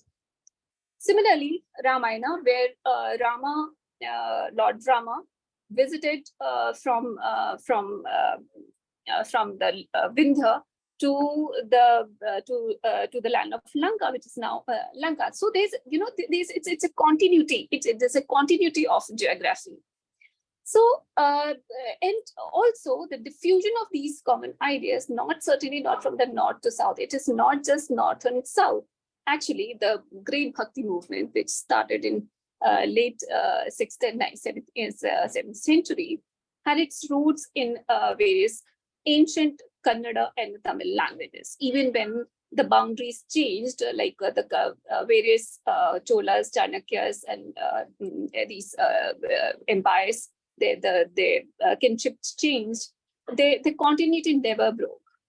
So this idea of civilization, unity, and sacred geography of India that inspired actually Shankaracharya to not only enunciate the mysteries of Vedanta, as my previous predecessor, Dr. Indani, was also referring to. It is actually, he has gone to, I'll just show the map in the one of the latest slides, where I would show that how Shankaracharya traveled from from Kanchipuram to this place in Badrikashram. So it's in and that too in a very he lived for 32 years on Earth. So how does this continuity has geographically, and continuity has been ingrained into the minds. Now we'll see in the context of philosophy. So it is not just not just Vedanta or Bhakti movement or stories like in Ramayana or Mahabharata. I would say stories here right now, but I firmly believe that these are the historical past and not just the epics and stories. But for the convenience of the audience, I would say these epics or the stories. So this idea of unity was not limited to a particular branch of culture. Actually, it is some of the schools, like tantric schools, where Shiva had held the body of Shakti or the Sati, and which was the body of Sati was cut into 51 pieces, and why Lord Shiva had why didn't he put all the body parts in one place? He actually traveled from across the country from an established Shakti Peetha. So I would show in the map. So you can see that the Shakti Pithas are, these are the red line shows the Shakti Pithas, and the Shankaracharya's Mathas, of course, these are the Mathas which are established by the sages and scholars. So I would be shortly concluding it, but not without leaving some questions to my learned audience and to the committee. So I would conclude whether these stories are actual or symbolic or represent real events or myths. It is clear that the idea of India existed in the minds of those that told those stories, and actually those who listened, those who gave time to listen to these stories. So actually, what did the stories do? They did bound us together along with the migration. It surpassed the migration patterns, the marriages, the exchange of ideas into a culture unique in a story, which is actually unique in the story of mankind. You wouldn't find any such story in the Western context. They may be stories of Cinderella or maybe monarchs or kings, but no such story which has uniquely woven people of a particular landmass into one. So that is one point. So and a nation that was uniquely bound together in myriads of ways, actually yet not cast into mono-conceptual homogeneity. There's no homogeneity there that actually has been acknowledged widely, but it is not a homogeneity of language or a system of practice or belief or worship or whatever. So, and this unity of nation has been with us far before the India or the idea of America existed. Just give me a second. It is stuck somewhere.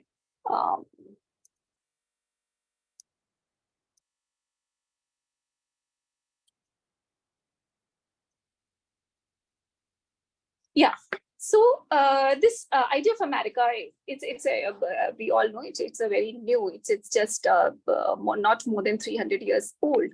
In fact, much before the Frank people, the Franks moved into northern France. I'm giving you the history of the West as they see themselves, and how they constitute as a nation state, and why I'm doing this, because I need to define how do they define them, and from their specs, they see us. So the French people, or the Franks, they were called at that time. They moved from northern France, and the Visigoths from the Spain before even the Christian church was established, or even the Islam was born. They have been there before Great Britain existed. It is also a very recent phenomenon. Before the Saxons had moved into Britannia, there are no natives of these people, I'm sorry to say. Sorry to disappoint America, but the natives are actually sidelined.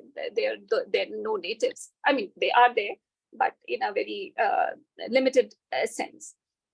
So, in fact, and also, if we see Rome, the great empire of Rome, it is also not more than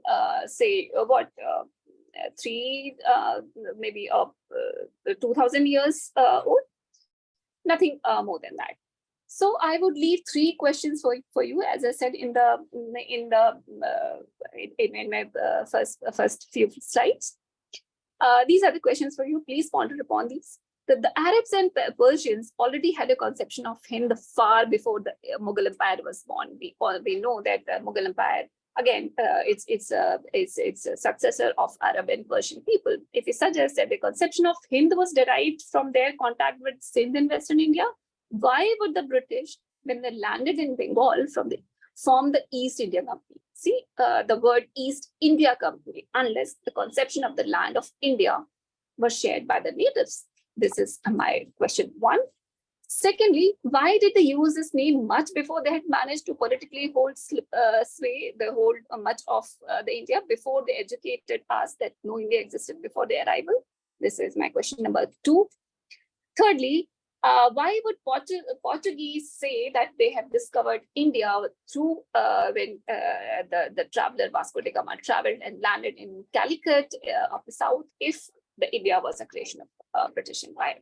So for the ease, for giving the clue, I would answer also. I will try to give answer, although I would still ask my esteemed audience to ponder upon. But I would, of course, that's my, it's my presentation, so I have to give answers too. So answer is, of course, it's very obvious. Because the conception of India, it's a civilizational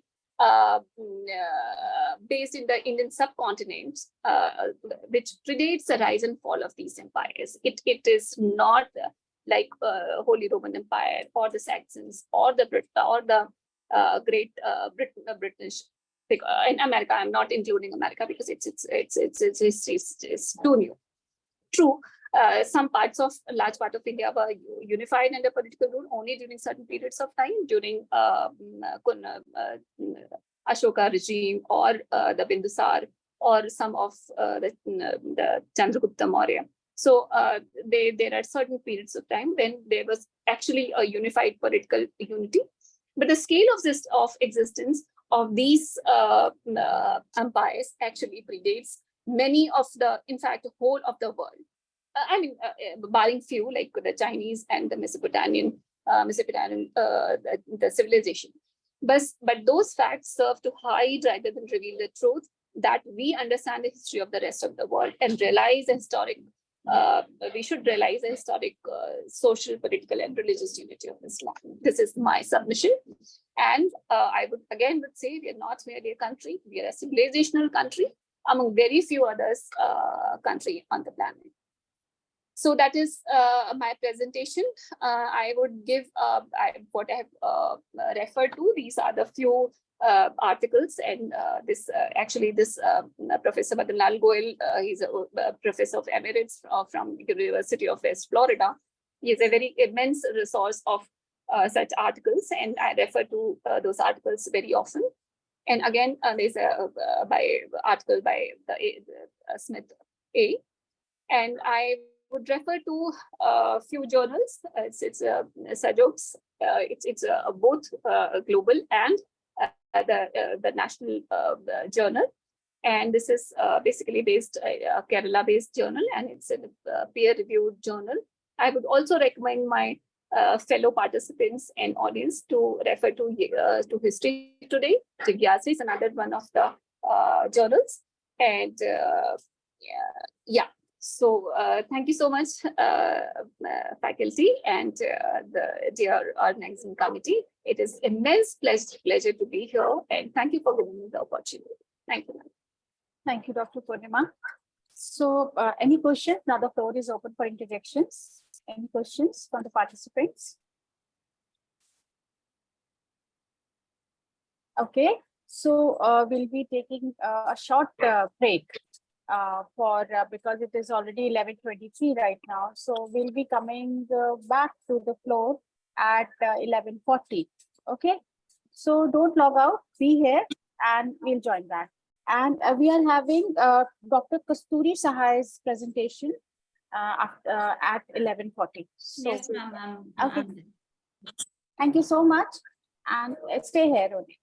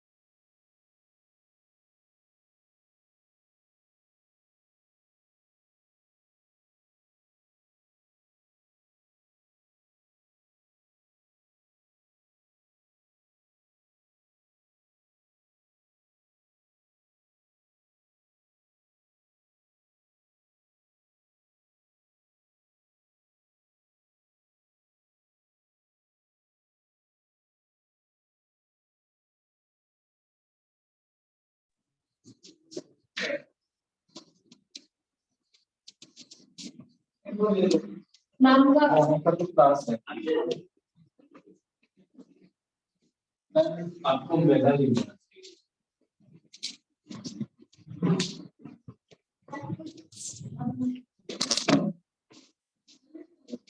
मुझे लगता है विकास sir जितना पैसा वसूल इस्तेमाल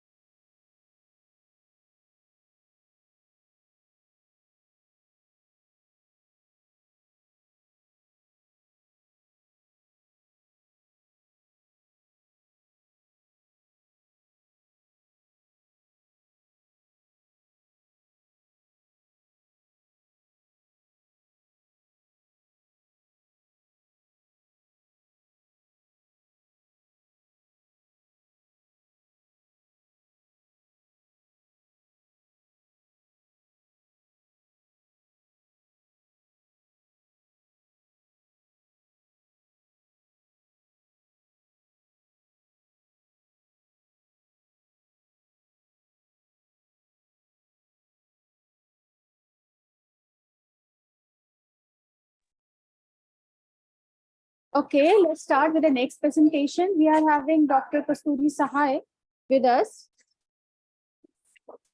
So Dr. Sahai, can you please upload your PPT? Yes, ma'am. Is it visible, ma'am? Yeah, it is.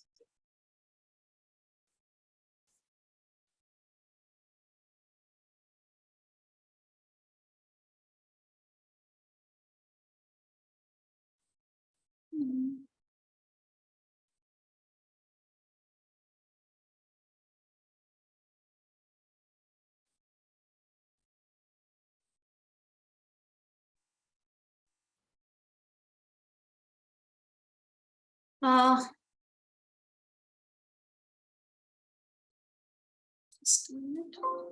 A very good morning, Professor Shalini Saxena ma'am, and all the fellow participants of the refresher course. I'm Dr. Kasturi Sahai, Associate Professor, Amity School of Business at Amity University, Jharkhand, Ranchi.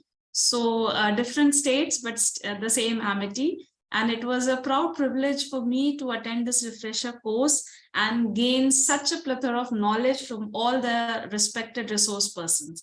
So the topic which I've chosen today and which I'm working as a working paper for my research work is Virtual Leadership, Essential Skills for Managing Remote Team.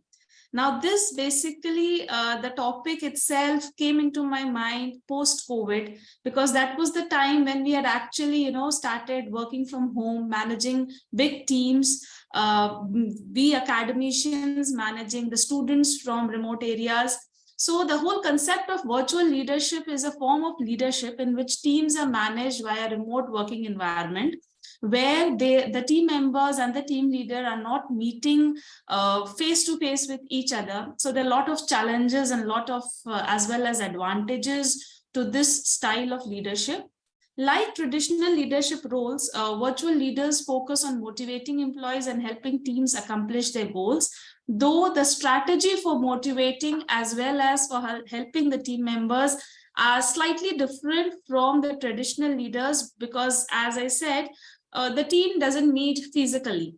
So that motivation has to be done virtually through our laptops, through our mobiles, through the different ICT tools which are available nowadays. Virtual leadership focuses heavily on improving collaboration through communication, accountability, and transparency.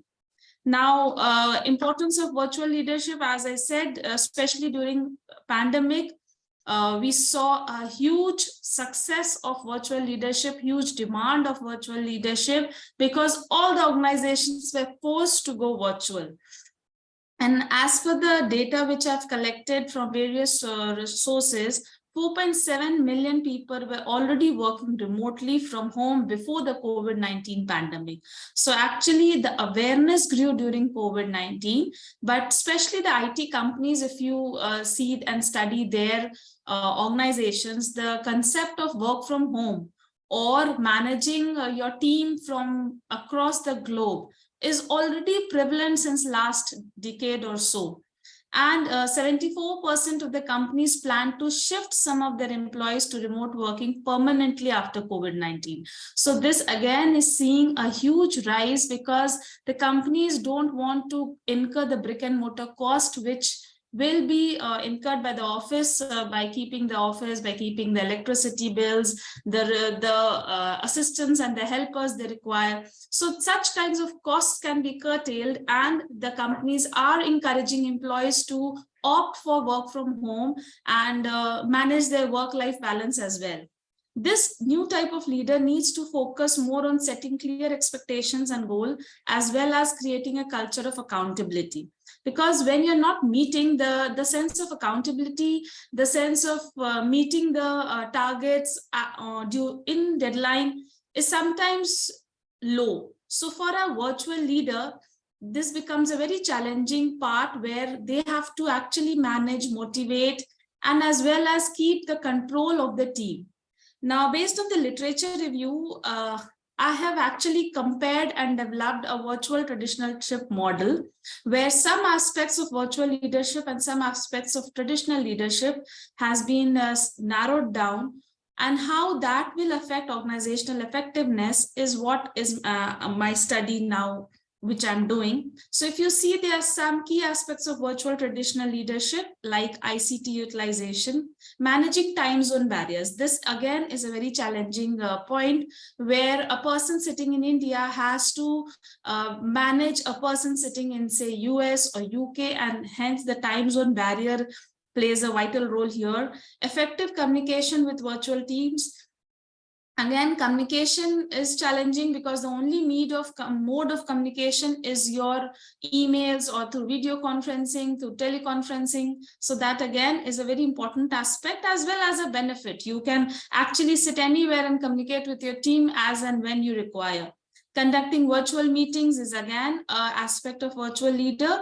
Building trust among team members. This again is something which a virtual leader has to take care of, as to how to build that trust among team members, especially when they don't know each other. Some of your team members must be sitting in Japan, some might be sitting in India, some might be sitting in Canada. So managing the trust among them so that they can work as a team together is another aspect, which will then lead to organizational effectiveness. Risk-taking, enhancing visibility of team members, and resource pooling. So these are the key aspects which virtual leadership involves, and some of the traditional leadership aspects which we have already been studying since so many decades, like the different leadership styles. So which exactly leadership style should a leader adopt? Delegation of authority, managing team ethics, motivating team members, open to change, biased-free approach, ability to inspire the team, innovator. So basically, if the study and the literature review says that if we have a blend of both traditional and virtual leadership, that will lead to a more positive impact on organizational effectiveness. So in my research paper, I have developed this model and I'm collecting my data on this. And what I would like to say is that I have taken away a lot of things from the refresher course, especially when I'm writing this paper. I got so many different feedbacks and information from the sessions taken by Dr. Richa Sharma ma'am, on Dr. Rekha Saxena, and how she taught that how to write a good research paper, which you can actually target and communicate to an ABDC or a Scopus Index journals. Then live demonstration of use of SPS. This again, we have been using it, but if we don't use it frequently, we keep forgetting things. So this refresher, as the word itself said, refreshed the concept of SPSS in our mind. These are the two journals which I'm targeting to communicate. They both are from SAGE and Scopus Index journals. And thank you so much. That's all from my side. Thank you, Dr. Sahai. Participants, if you have any interjection or questions, you can always ask Dr. Kasturi. Okay. So, thank you so much, ma'am.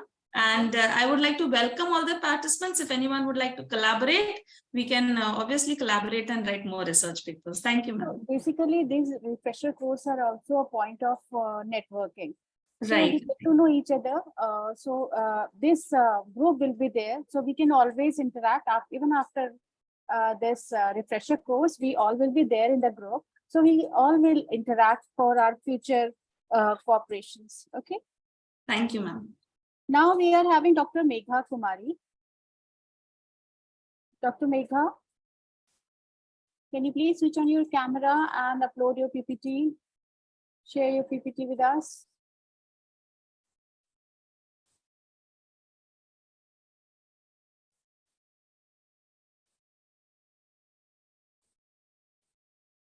Dr. Megha is not there.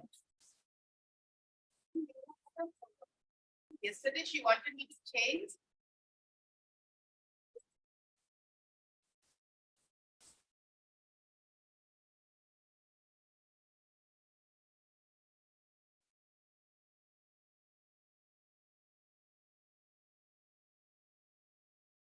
Dr. Neelam Rana. Dr. Neelam Rana. Yes, ma'am, I'm here. Yeah, that's good morning, ma'am. Good morning.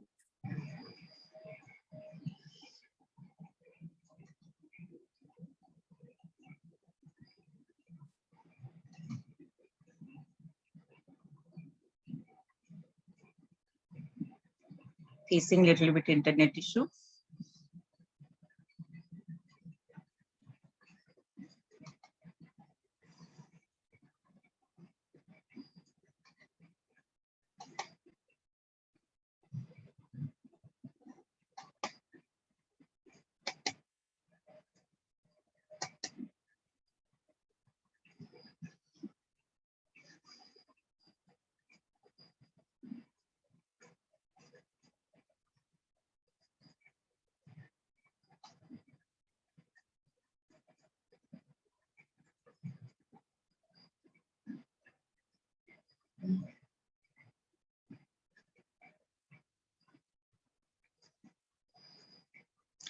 Is it visible, ma'am? Right now, I'm not able to see your PPT, but I can see you, but not your PPT. Actually, I am opening PPT in laptop. So there must be one share button, say share screen. Just click on the share screen and click on the window which you want to share with us.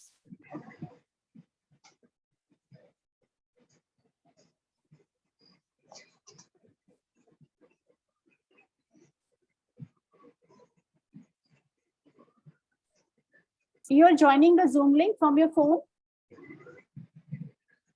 No. Are you joining it from your phone? Ma'am, I'm joining here. Are you joining the Zoom link from your phone? Yes. Zoom is inside the mobile, but inside the laptop, there is a Google Meet.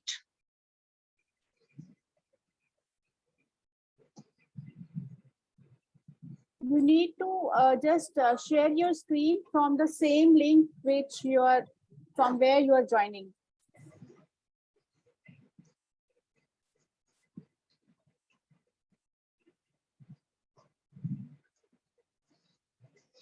Okay. Problematic for me. Okay, start presenting. Without sharing the screen, like with the both of the medium of communication, should I read it? Yes, please. My But presentation. you are required to upload your PPT on the Google Classroom. That is Actually, mandatory. I have already uploaded it in the Okay, that's classroom, okay. but I don't know why it is not visible. Like it is visible here in my See, laptop. I Let's think see. what is happening, you are opening your PPT on your laptop and you are just here on the Zoom link from your phone, which I Yes. can page out. है ना? Yes. That is Yes. the problem. You need to just upload your PPT on your phone and from there you can share. Because you have joined this link from your phone and PPT is open on your laptop. How you are going to share? That is the issue. Okay, again, I will try to do it. Yeah, please try, otherwise just present. Once I can try it at once, and then otherwise I will try to speak without this.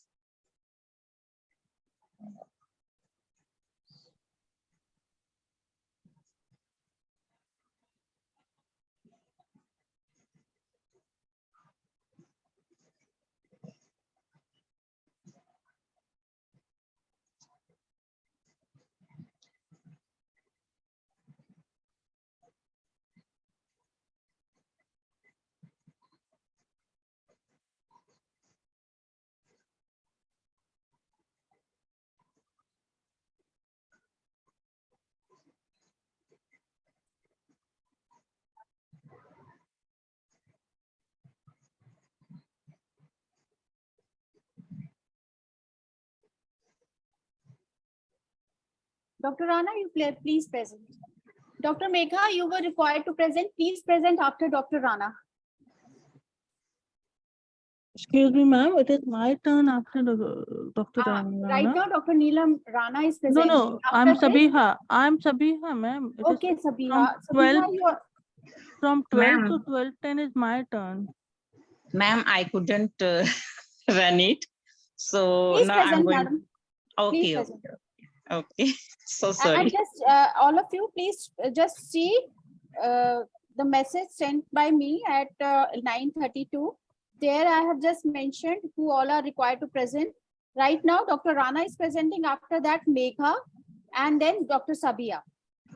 Then Dr. Khushbu is there, Dr. Shikha is there, Dr. Salma, Dr. Shapra, then Dr. Shreshtha is also there. Fine. So please start now. Ma'am, my topic is e-government and e-governance, impact, issues and challenges in the development of the rural area.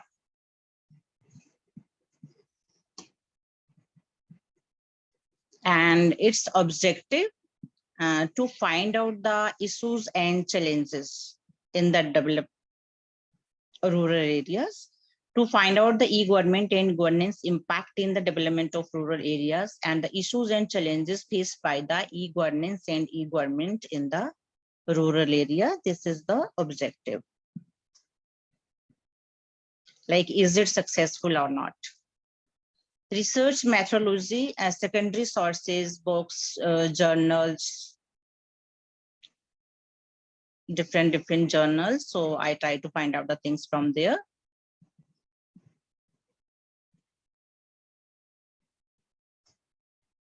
Dr. Rana, I just request you to kindly introduce yourself, where you are working and what is your affiliation.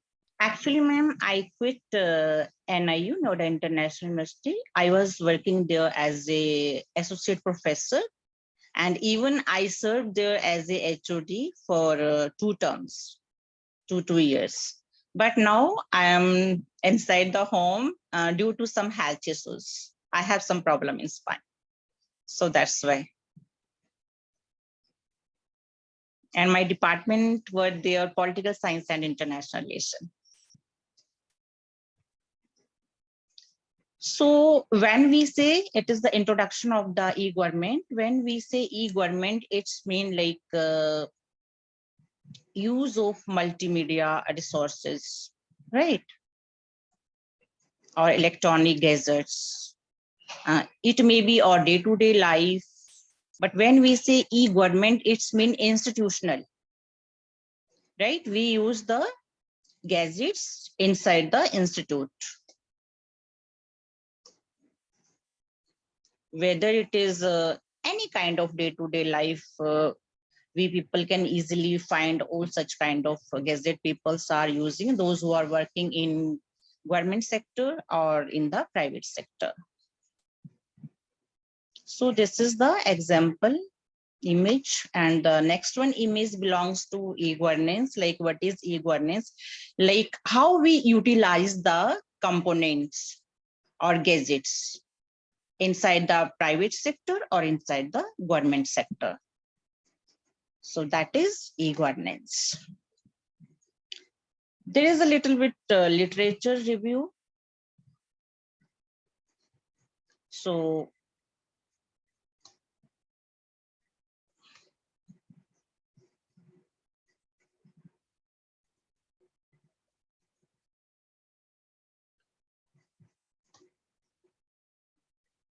slides.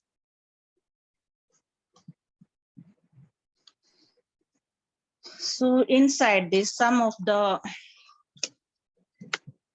Madam, please. Faster, because we are having so many participants. Mr. Madan is there, so Yeah, he also try to explore the things, like there are a number of challenges in his writing in 2004, and there is another person, Mr. Garay and Sardas, in their writing in 2006, they find out that a role of local knowledge in sustainable development, or like rural people roles in the rural development is necessary. The people find out in their studies. And another one in 2008 studies, Mr. Monga, there is another problem that is of language barriers. So like when we use the e-gadgets, so language barriers are there, but as we know, like government is trying to fill these gaps by providing the technology at the rural level. So there is one another person, Dwivedi and Bharti, in 2010, they explored in their writings like governments and public sector organizations around the world are facing to reform their public administration organization and deliver more efficient and cost-effective services, as well as better information and knowledge to their stakeholders. Another person in their writings in 2011, Singla and Agrawal, they mention impact of e-governance to control the corruption based on analysis of various projects implemented in India. So like corruption is also there, but now there is a control. And if in the, we see the currently government, Modi government, right? So from the beginning, they people also have taken so many steps to control the corruption. The challenges arise from change in government policy with change in government, lack of sufficient skilled, well-trained human resource, supply of sufficient fund for implementation such capital intense program. It is according to Mr. Hassan studies in 2013. So these were the like little bit according to the time literature review. And this is the like government projects, impacts of the government projects undertaken by government in the rural area. These are the Gyan Doot, Bhumi, E-Chopal, E-Post, and Panchayat. When we say Gyan Doots, like in Madhya Pradesh government, like they introduce like informer centers, information centers. So they appointed their persons in the information center, so easily people can get the information there, or in today's term we can say cyber cafe. So as the cyber cafe help in the metro cities, in the same manner Gyan Doot or in Hindi Suchak, they provide the information to the villager at the rural areas.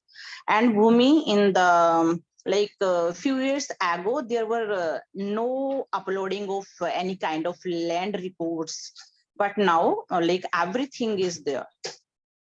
So it is easy to everyone to collect any kind of land related information by providing such kind of the technology. Dr. Rani, can you please elaborate on with whom, which presentation you have linked your presentation with? Like many resource persons have given their deliberations. E-government and e-governance. Speaker? E-government and e-governance, impact, issues and challenges. No, what I'm asking, that many source, you are required to just link your presentation with certain session. Yes. So with which session you have linked your presentation? In which session? Yeah, session, like many resource persons, they have given their deliberation. Different sessions were there in the pressure course. So you are connecting your presentation with which deliberation or session? No. I'm not connecting actually with anyone or with anyone. No, I think that was the base that was required now. That was required. Actually, Madhumita ma'am said like choose any topic and according to that you can present your presentation. So that's why I choose this one. Even in the same day, I told to ma'am like I have these two topics like e-government and e-governance and their role in the development of rural areas and impact issues and challenges. And another one. I told specifically that you have to connect with sessions that have been conducted here. Even if you do not connect with one session in entirety, the methodology, the epistemology, the resources that have been discussed. And also, if you see in the WhatsApp group, I have already given screenshot of the topics on which you would be graded. Okay. For instance, the content. Ma'am, everything is there. The problem is most of the participants do not follow through the instructions. And then how are we going to grade you? Is it possible to give you a certificate if you have not learned anything from the refresher course? Tell me. You have been a professor yourself. Tell me. Everybody is, have you heard other people's presentation, ma'am? So they have all connected. They have all connected. They have all mentioned with this professor, with this particular lecture, with this methodology, where I have learned. But I really didn't connect with anyone. I really didn't, but yes, I chose one topic and according to that.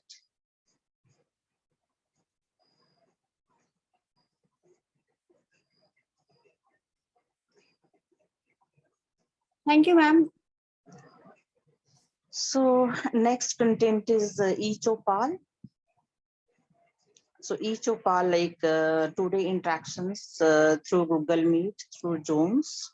So in the same manner, at the village panchayat level, people are using these e-panchayat, and even we can say like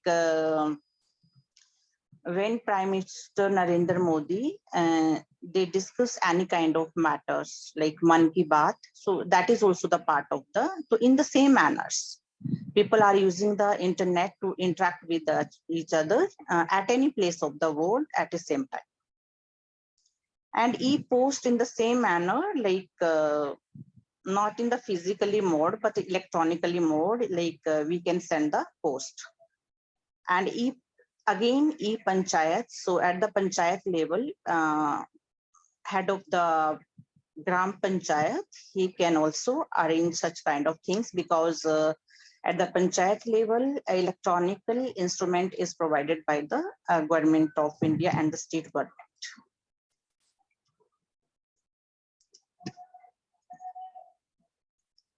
Challenges in e-governance and e-government: illiteracy, IT literacy, varied language, lack of awareness, hesitation to change infrastructure and running cost. So literacy, for the name, like if I will discuss about my own state, Himachal Pradesh, so 100% literacy is there. But in actual manner,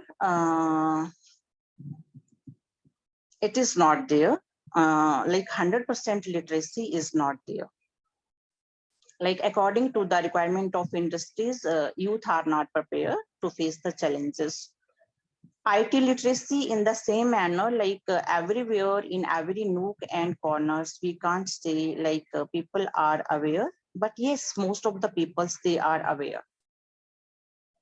Lack of awareness in the rural and remote areas, yes, people are, some of the peoples, they are aware, but somewhere there is a lack of technology, gadgets, Wi-Fi, as I was facing the problem of Wi-Fi, even I'm living in city Delhi.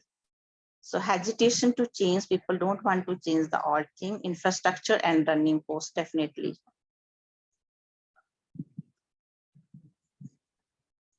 Ma'am, please consider time also. We are already running short of time.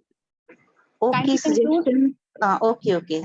Suggestions for improving e-governance. The literacy rate needs to be increased, ICT development, cloud computing, more projects like speech-based automated commodity prices, helpline for needs to be developed, business process re-engineering, setting up more CSCs. Thank you. These are the references and journal links are also there in the end. Thank you so much, Amity, for giving me this valuable time. Thank you so much, ma'am. Thank you, Madhusmita, ma'am. Okay, now I would like to request Dr. Megha to upload her PPT. Hello. Yeah. Madam Megha? Yeah. Okay. Thank you, ma'am. Kindly share your screen and switch on your camera as well. Okay, ma'am. Yeah. Ma'am, due to technical glitch, I humbly request that I'm unable to share a screen. I text in chat box that I have also a screenshot, but I can't share. I don't know. Have you uploaded your PPT in the Google Classroom? No, I have uploaded. I have a PPT. Yes, ma'am. But okay, I can't share. Please start. Okay, ma'am. Okay,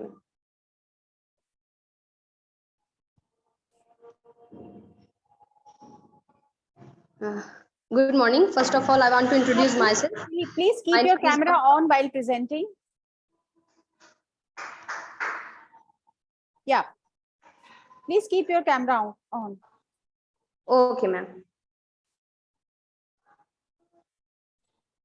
Ma'am, sometimes I have to back because of some text, because I am in college, so I have no laptop, so I am using phone. That's why sometimes I have to back only so for keep text. Your camera on. Keep your camera on.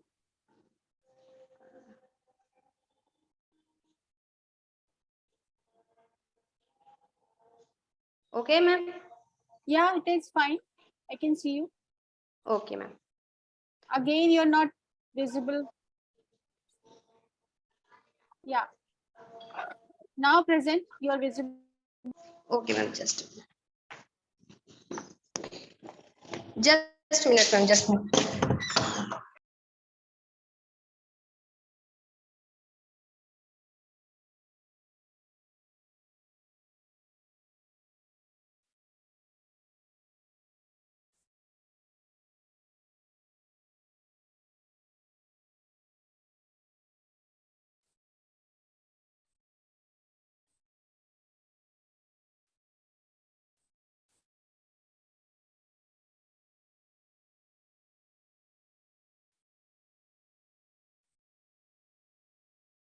Ma'am, excuse me, ma'am. Ma'am, if you permit me, can I present before? I think there is some time. Cooperative federalism is the concept which reflects. Am I audible now? Yes, please start. Sorry, ma'am. Cooperative federalism is the concept which reflects the relationship between center and state, where they both come together and resolve the common problems with each other's cooperation. So for this paper, I am trying to use methodology. descriptive and analytical. My source is secondary, and I use books, journals, and other things. And after completing my paper and included some finding, I'm trying to publish my paper in Indian Political Science journals. And so let's come to the topic. First of all, we have to understand the characteristic of federalism. Characteristic of federalism, the first is dual government polity. Next is division of power between various levels. Next is rigid constitutions. Next, independence judiciary. And next, dual citizenship. And next, bicameralism. Dual government polity, it simple means that government is role of government in state and center also. Division of power between various levels, it simple means that three-tier system exists in India: central level, state level, and local government. Rigid of constitutions, that is simple means that our constitution provide rigid or complex process of amendment, so that our integration, our national integrations make me a balance. Next is independence judiciary. Independence judiciary, it means that judiciary are free from any foundation or any constitutional limits.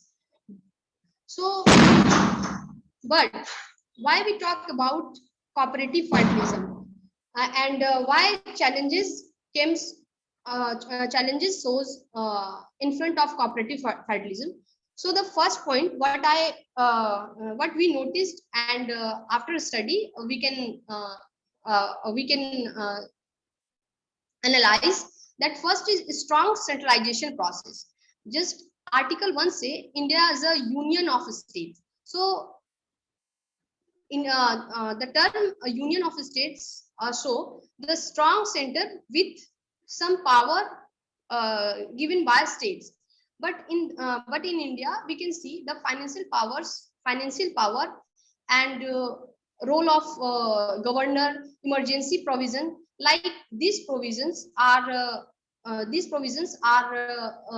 mainly challenged for making corporations in India.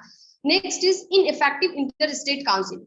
Many commissions like Sarkaria Commission, Rajmanar Commissions came, and also ARC, Administrative Reform Commissions.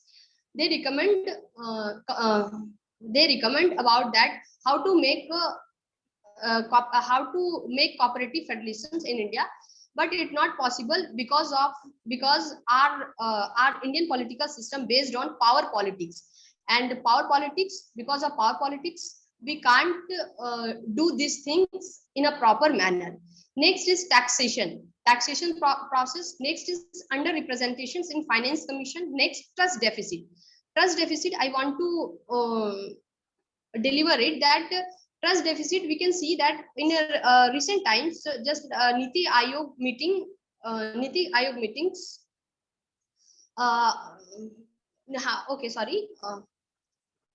state government like Bihar government avoid to attend Niti Aayog meeting, and Niti Aayog is a central sponsored agency, but the purpose of Niti Aayog to make balance relations between center and state for development of not only state but development of India and India. But other state where is not same ruling party exists. So the challenges come to make balance between center and state relation. Next is central sponsored agencies and scheme. We can see within 2 and 3 years, we can see that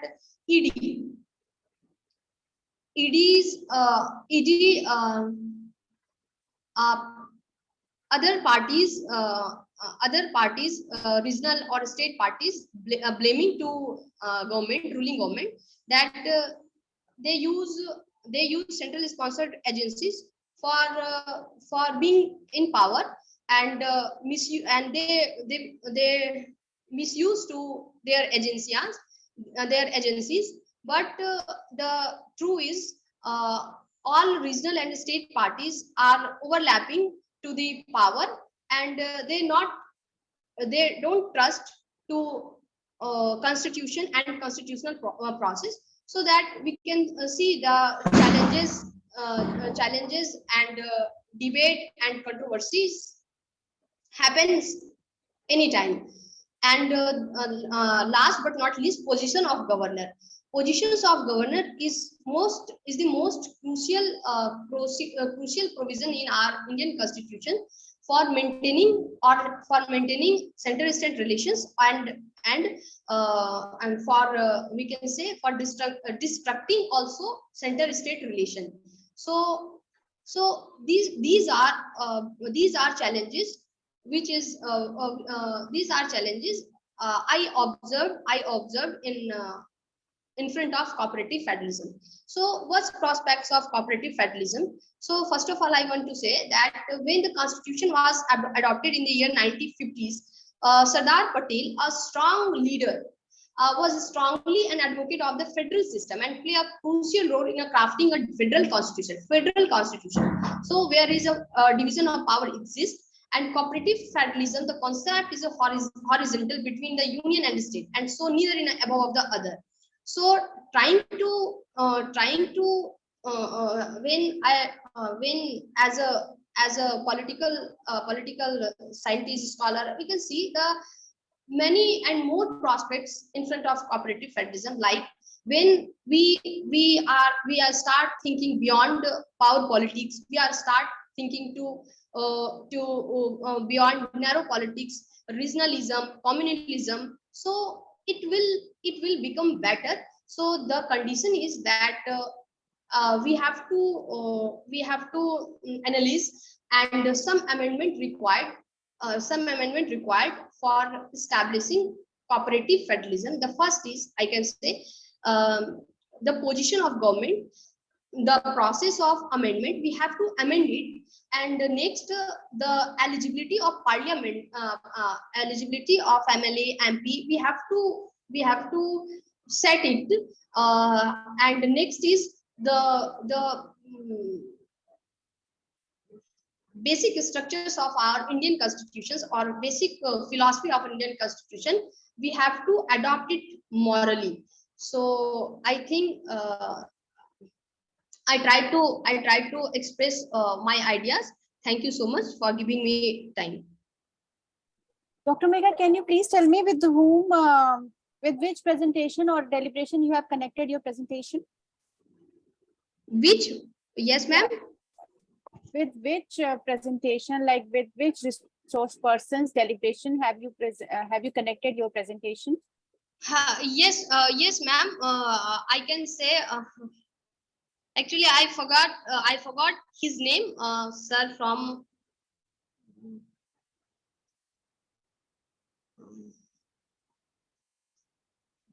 Ma'am, I forgot his name.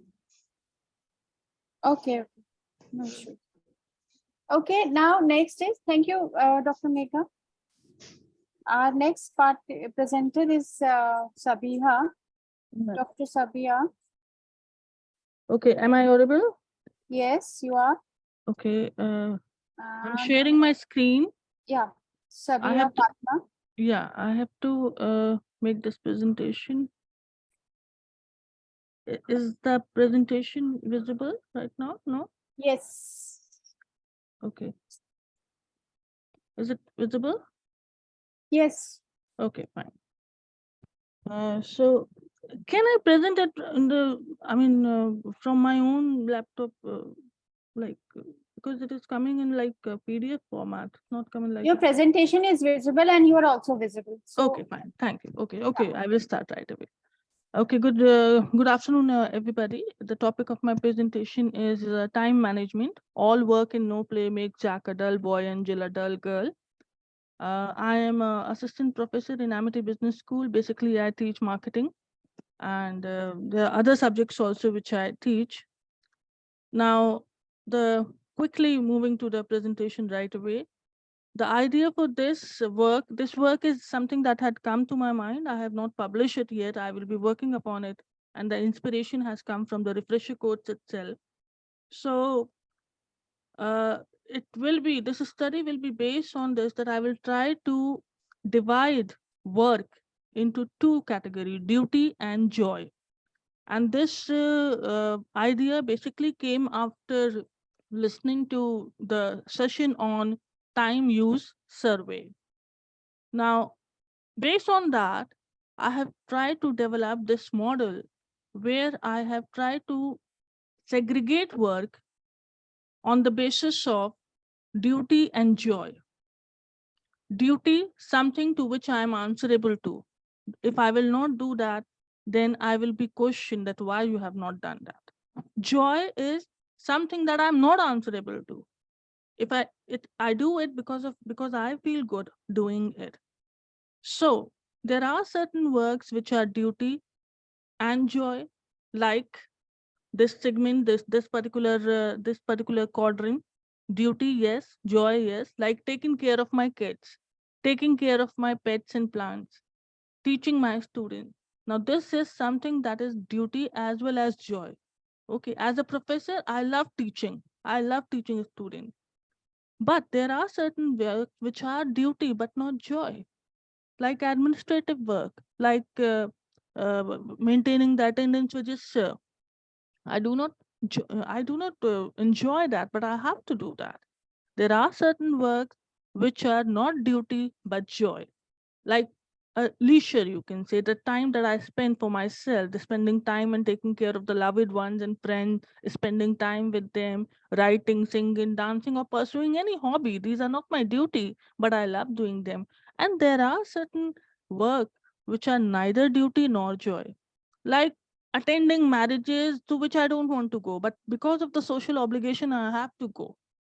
Okay, like, arguing with somebody on the social media, on Twitter or something, after which I will have a bad taste. It was not my duty. It has not given me any joy, but still I have wasted my time on that. So, what are the strategies that we need to adopt? Duty and joy, all those jobs which are duty as well as joy, then you must give time to them. It is your work, and it also gives you joy. Invest time, give time to them. Duty but not joy. Just do them and finish them. Just get it over. If you have to maintain a register, just get it done. Just make a checklist and just tick it that okay, done. Do not let it linger on. Do not let it consume your energy or be at the back end of your mind that I have to do this, I have to do it. Just quickly finish it off. Not duty but joy. This is something which will help you in growing, which will give you inner peace, which you help you dream, think about your future. So invest time in them, find out time for them. Do not keep on postponing reading novel, that when I will get time I will read. No, do it. Find time for that. Find time for spending time with your pets or with your kids, or cooking if it gives you joy, because this is something that will rejuvenate you. Not duty but not joy. Immediately give them up. Do not waste your time in such things. Now, linkages with the refresher course. Now, if you think only one lecture had inspired me, it is not so. There are many things, like say for example, understanding of women work through time use method. That as a woman, because of being woman, there are many, my duties might be differ. For example, if I do not teach my own kid, it is my duty. It may be a joy for a father, but it is a duty for me. Okay, taking out pets for walking, it's my duty. It might be joy for somebody belonging to some other gender that he may do it if he wishes to do it, but it is a duty for me. I have to do it. So from a women's perspective, the definition of duty and joy might become different. This is this thought came to me after attending Dr. Elena Saman Troy Jena's session, in which she had talked very elaborately, very nice deliberations on the time use survey. Prior to this, I was not even aware that there is something called time use survey. Then the social science research perspective in Amrit Kal. Now, why I am taking this? Because after attending this, I thought I always want to do something for the society, to do a project, to do some studies. But somehow, because of being caught up somewhere else, just keep on postponing. I keep on postponing. But after this session, I said that no, this year I have to make an attempt. I will do an attempt. I will submit a research proposal. Gendering Discourse by Dr. Bulbul Dhar James. It was an amazing session. And again, the women's issue, duty and joy from the perspective of female. What are they? What are the, not hazards, I will say, but what are the challenges that female faces because of their gender in the segregation of duty and joy. Now, the key learnings from this refresher course, first of all, identify the area you are interested in, develop yourself as a specialist.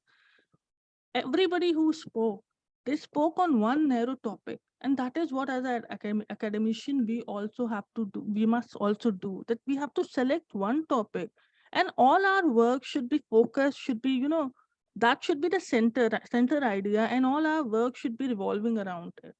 You may be doing multiple disciplinary studies, but the center, for example, if you have picked up gender as your specialization, then all your studies should revolve some way or the other, revolve around it. You should develop yourself as a specialist rather than as master of all and jack of none.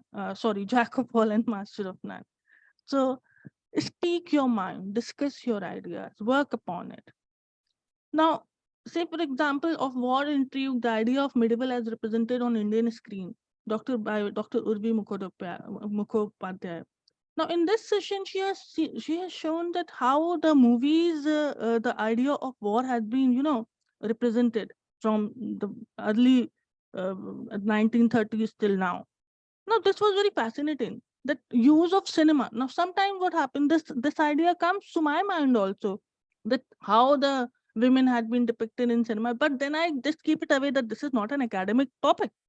But after attending this, I came to know that no, this can be a topic. This can be an idea. If it's coming to your mind that how cinema had help in something, then it can be a topic of research also.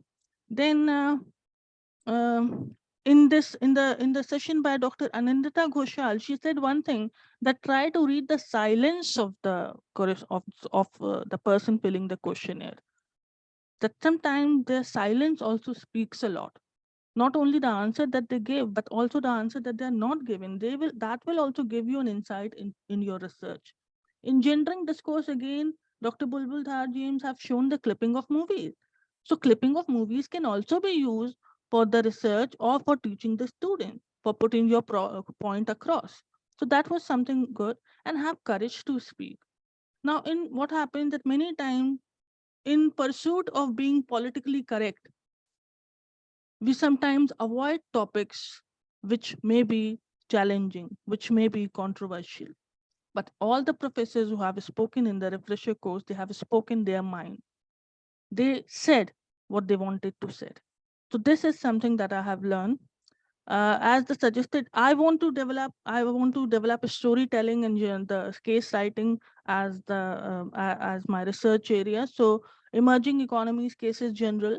This is a general of IIM Rohtak. This is a good general. I already have one of my papers under review in this general. Then Vikalp, the general of decision maker. This is also the general of IIM Ahmedabad. This general can also be explored for cases, case studies. Now, I will end my session with this, that since it is time, work and duty, we are caught up in this, that क्या करें, जो duty है, क्या मन कुछ और करता है, करने का करना कुछ और पड़ता है. So I will recite, these are the lines by Faiz Ahmad Faiz, that कुछ इश्क किया कुछ काम किया. वो लोग बहुत खुशकिस्मत थे जो इश्क को काम समझते थे या काम से आशिकी करते थे. हम जीते जी मसरूफ रहे, कुछ इश्क किया कुछ काम किया. काम इश्क के आड़े आता रहा और इश्क काम से उलझता रहा. That sometimes we want to write a research paper, but we have to make the attendance register. So that is the thing that happened. So फिर आखिर तंग आकर हमने दोनों को अधूरा छोड़ दिया. So that should not happen. हम लोगों को अधूरा नहीं छोड़ना है. We have to do our duty as well as keep ourselves motivated, enjoy our work. That is what I have gained from this refresher course. And I congratulate all the organizers, everybody. It was wonderful, wonderful 2 weeks. And I attended all the sessions. Thank you so much. Thank you, Dr. Savia. Thank you for your kind words. And the topic was really good. Yes, now we are having Dr. Khushbu Agnihotri. Yes, ma'am, I'm there. Yeah, please. Hello, everybody. Am I audible, ma'am? Yes, yes, you are. Okay. So very good afternoon to the August gathering here. I'm Dr. Khushbu Agnihotri, Senior Assistant Professor of Amity Business School, Lucknow campus. I have been associated with Amity for the last 15 years in Lucknow campus, and it's my proud privilege to speak and present my work amongst revered faculty members and the organizers. At the very outset, I would like to congratulate the organizers for having conducted the entire 2-week refresher course in a flawless manner. And we are highly indebted to hear from eminent speakers across diverse fields for the past 2 weeks. And personally, I have gained a lot from the pool of knowledge that was provided to us at this platform. And there has been around 30 valuable sessions, and truly it is commendable for having arranged it at one single platform. So a big round of applause on behalf of the participants. Thank you. And of course, I'm also grateful that you all have provided us the resource content for our future references. Perhaps this is one of the most valued refresher courses that I have ever attended. So we are definitely looking forward to more such programs to come in the near future. To start with, we have seen diversity in the entire program. Speakers have covered different time periods, ranging from historical events to current times to Amrit Kal, different conditions in the economy, demographic consequences. Then we had gendering discourse, different fields of research, starting from medicine to religion to politics to technology to epidemics, pandemics, and biodiversity, sustainability, and G20 countries. So a lot was being covered.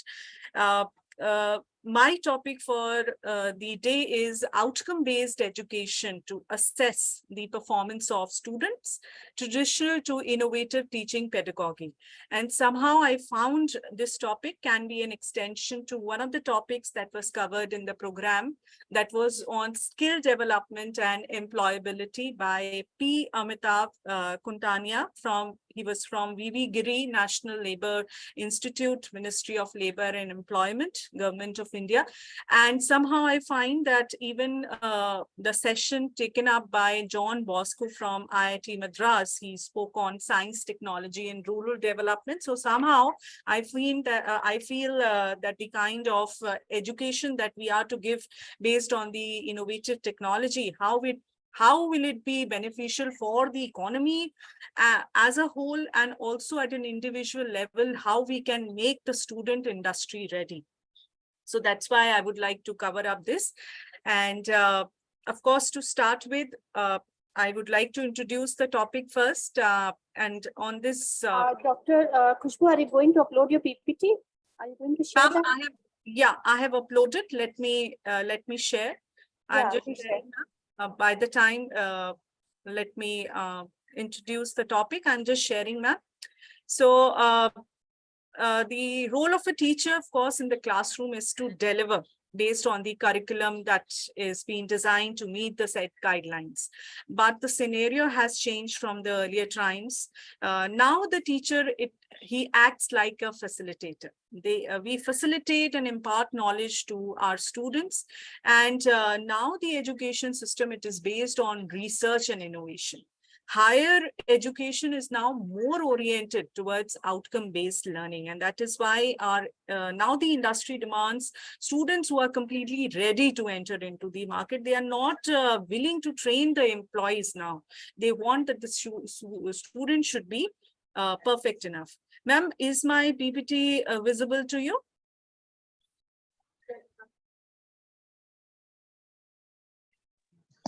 Is my PPT visible? Yeah, something is about, yeah, now it is. Yes. Okay. Yes. So outcome-based education to assess the performance of students, traditional to innovative teaching pedagogy. Okay. Now, why is it that we need outcome-based education systems? So there has been a paradigm shift in the education system. Innovative teaching pedagogy has been introduced in almost most of the educational institutes and universities. And the current teaching pedagogy is outcome-based education. Now, this is a demonstrative tool for the student-centric instructions that basically focuses on measuring the student performances through outcomes. So for that purpose, every university, they define a mission, a vision, objective for every course and for every program that is being run. For example, if it is a BCom program, so we have the mission, vision, and objective laid down for BCom, as well as if we take up supposing microeconomics, then we have separate objectives for the course as well. So we have defined broad-based goals. We have PLOs, we have SLOs. I think most of our participants are from Amity, so we are already aware. Let me move forward. Now, I would like to discuss here within a short span of time, different models that we have for depending upon the OB system, that is outcome-based education. So one of the models is Johnson City model. And basically here, the committee who developed this program, it is called as Outcome Driven Development Program, ODDM. And John Camplin, he initiated this program. And earlier this was called as Mastery Learning Program. And Al Memory, who was the former superintendent, he claimed that the variation between mastery learning and ODDM is that this outcome driven, it focuses more on the student's part in the entire teaching learning process. And in mastery learning program, it was the responsibility of the faculties to make the student understand. So we find that OB system, they have such curriculum that every student must become a success story. Moving ahead, then we have another model, Mid-Continent Regional Education Laboratory model, and it was developed by Bob Marzano at Mid-Continent Regional Educational Laboratory. It was considered to be a complementary to OB system. And it is found to be very helpful in the educational institutes. The school systems have adopted transitional outcomes who need a valid way to assess them. The model involves writing performances tasks that specifically include the elements of several different outcomes. And as the policy of OB, Educational Institute, they engage the teachers, the parents, citizens, students, how they build up those outcomes that the students are required to exhibit. Now, this is the current education system in India. I think everybody is aware we have from the bachelor's, then we move on to master's, doctoral, postdoctoral degree. I'll skip this. Then we have now the question arises that why should we have this education system outcome based? So in the traditional system, we used to say that it is time bound activity. Teachers and faculties, they desire that their students should get experiential learning, but because of shortage of time, they used to assign time limits for every module, for every topic, and then they used to switch over to the next topic. So that was time-bound activity. Now here we have in OB system, all the universities must organize their curriculum in a manner that the outcomes are predetermined. However, the time, the resources that are required, they may vary as per the outcome. Ma'am, I think as per my delivery, the slides are moving. Thank you. Now, the modern teaching pedagogy that we have in India now, when we have this picture of teacher, then we normally have the same concept of talk and chalk method. And everybody, they use this talk and chalk method primarily. So this method of imparting knowledge, it was this has been since evolution of mankind, and this system actually, it was found that it provides inferior results when compared to more contemporary and innovative teaching pedagogies. Better student involvement is encouraged in case of OBE system. The restrictions of authorities, they are broken down by as per the new system, and a focus on satisfaction over marks is more emphasized. Now, education is mostly customer oriented, that is industry oriented, because industry doesn't want to train their employees, as I mentioned earlier. So motivation in the higher education has been in practice, and which requires outcome based for better management and teaching techniques. Now, what are outcomes? I think it's a very general term. What the student should be able to do at the end of the program, at the end of the course, and at the end of any instructional unit, that is your module. So this is an approach to education in which the decision about the curriculum that is being driven as per the exit learning outcomes. That is, once you finish up the program or the course, what should the student actually exhibit once that is being over. So it is being displayed at the end of the program. Now, so we normally say that product defines process is what is OBE. Now, this is result-oriented thinking, and just the opposite of input-based education that we had earlier in the traditional time. So enhances OBE, enhances the traditional methods and focuses on institutes, for what the institute provides to the students. And it's on quantifying what the students are capable of doing, and learning outcomes is one of the key components. And this is a continuous evaluation process that we at Amity, we all assess internally, and then we have external examination. So that is implemented to secure the learning experiences that are congruent with the existing, the original goals and objectives. So thereby providing a basis for effectiveness and continuous quality improvement for the academic unit as well as the student as well. So, okay, now every university, they define their mission vision. Then on the basis of this mission vision, we have broad-based goals. And let me come to the, okay.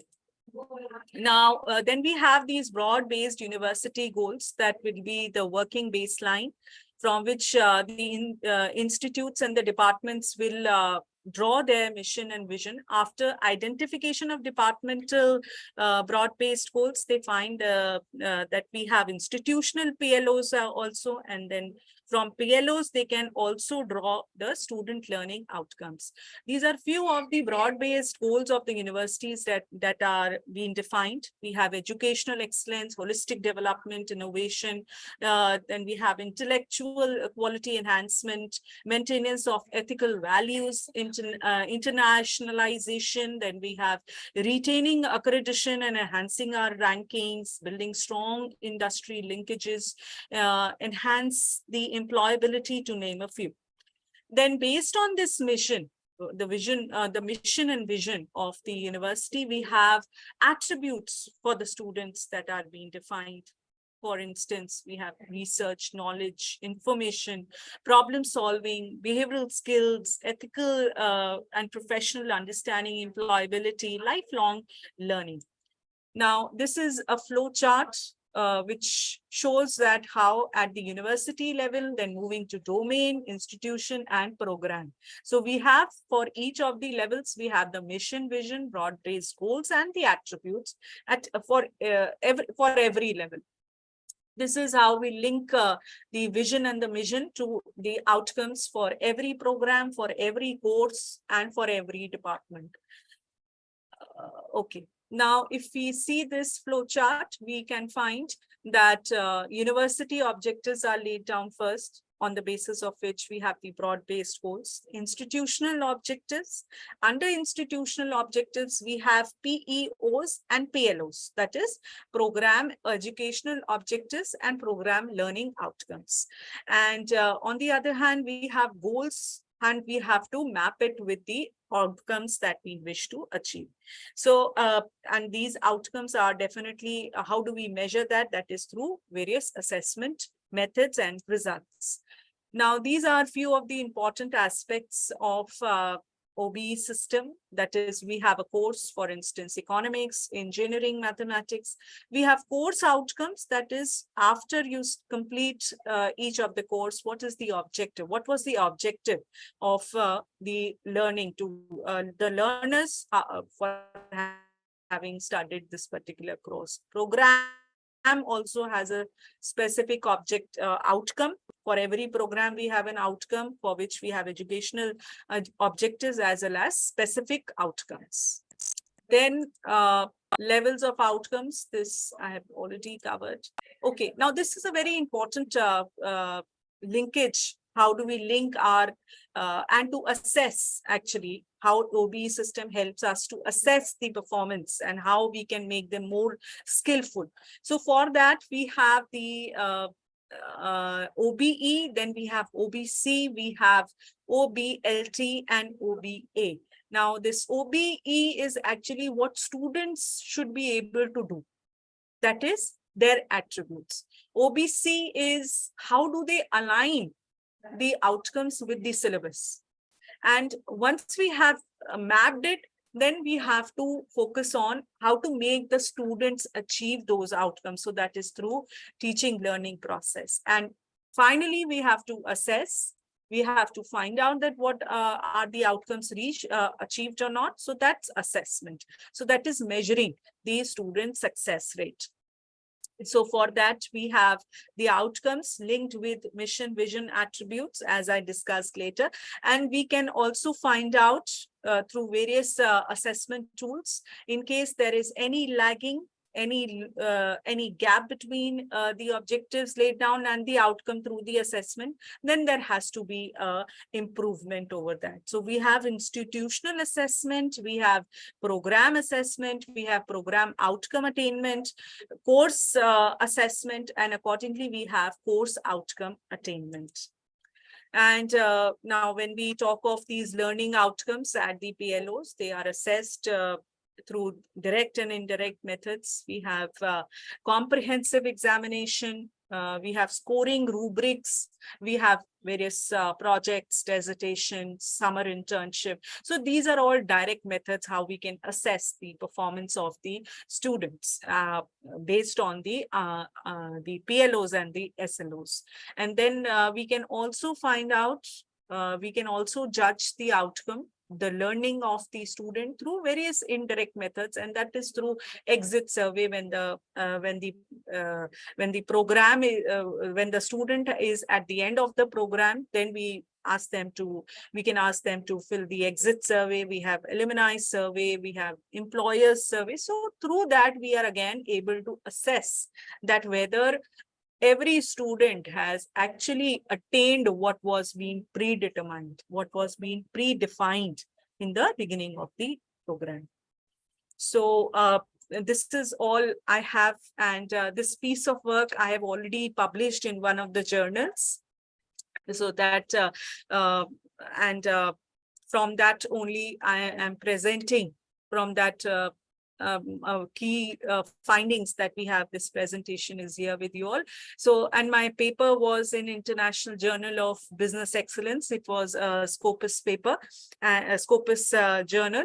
The topic was a study on modern teaching pedagogy with special reference to outcome-based education system.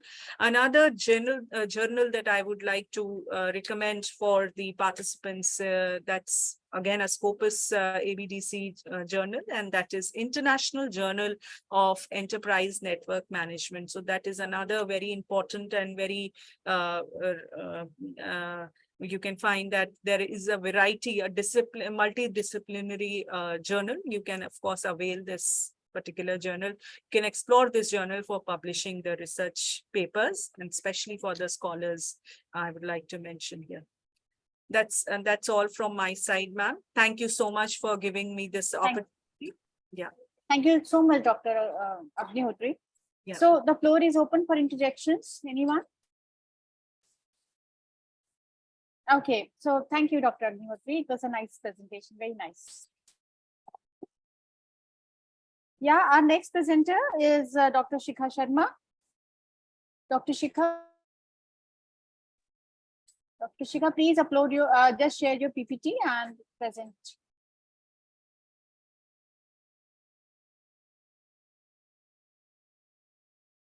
Yes, your presentation is visible and you are also visible. Yes, please start.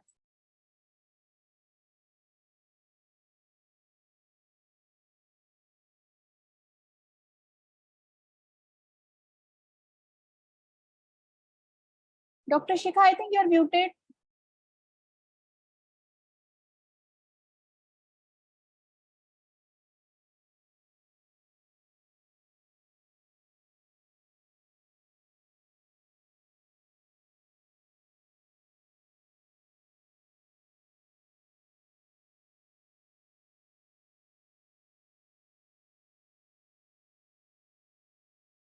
No, I'm not able to hear you.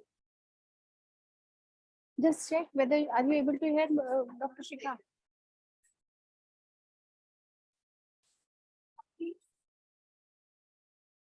Can you, yes, you are not muted. No, we cannot hear you, Shikhaji. No. Please check whether your mic is connected. You are not muted. Or otherwise log out and log in again. It sometimes happen because of that. Am I audible now?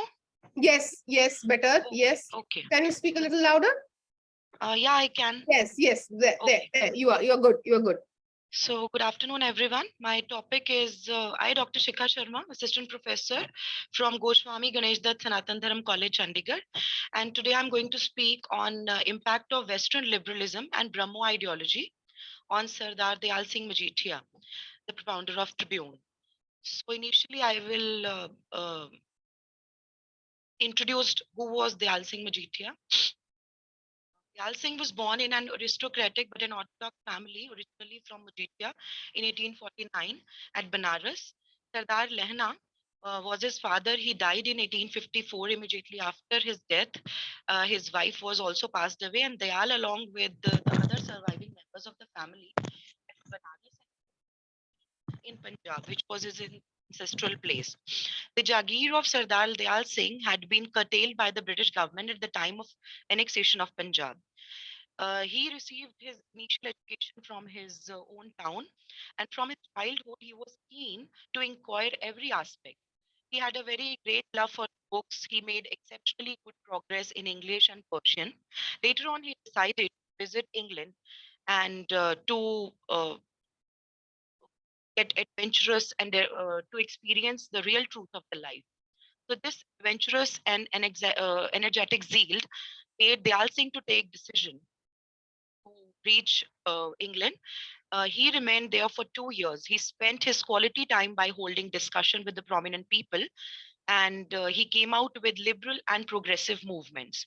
When Dayal Singh returned back to India in 1876, he was a transformed person with a broader outlook, the wider knowledge, especially in religion and politics. His tours were the turning point of his life. He appointed a Muslim pope in his house without bothering the customs and the barriers of the Indian society. Gradually, he moved to Lahore. Then he interacted with some of the leading citizens of Lahore, out of which I have mentioned Baba Praful Chandra Chatterjee and Baba Prasann, a lawyer, Kali Charan Chatterjee, an eminent Christian of the time. Now, I would like to discuss the influence of Brahmo Samaj on Sardar Dayal Singh Majithia. The idea of Brahmo Samaj came to Punjab with the visit of Maharishi Debendranath Tagore in 1856. And under his influence, Dayal wrote his first pamphlet. And the name of that pamphlet was Khuda Mohabbat Hai Ya Khair. He was not merely a follower of Sikhism, but was pretty good, well grounded in theology, being equally at home in the tenets of Christianity. He, however, did not believe in the rituals of Brahmo Samaj concerning the death, the marriage, and so on and so forth. But his faith in the unity of God, immortality, and the responsibility of social daily life, the idolatry and denial of mendicancy was his prime things. In late 1877, Dayal Singh met Sundarnath Banerjee. And Sundarnath Banerjee was responsible, who influenced Dayal Singh to start this newspaper with the first editor, that is Sitala Kanta Chatterjee. The first issue of the Tribune was published in the year 1881.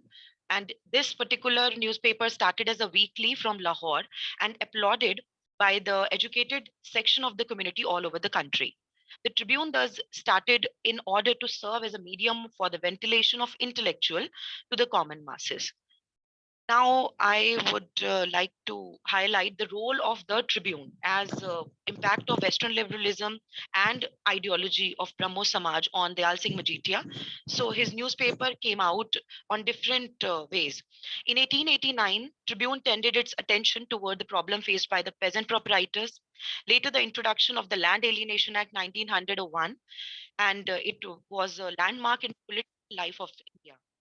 The Tribune opposed act vehemently and built up strong public opinion through its column. The Tribune further tended its attention toward the injustice faced by the Indians by drain of wealth under the viceroyalty of Lord Curzon.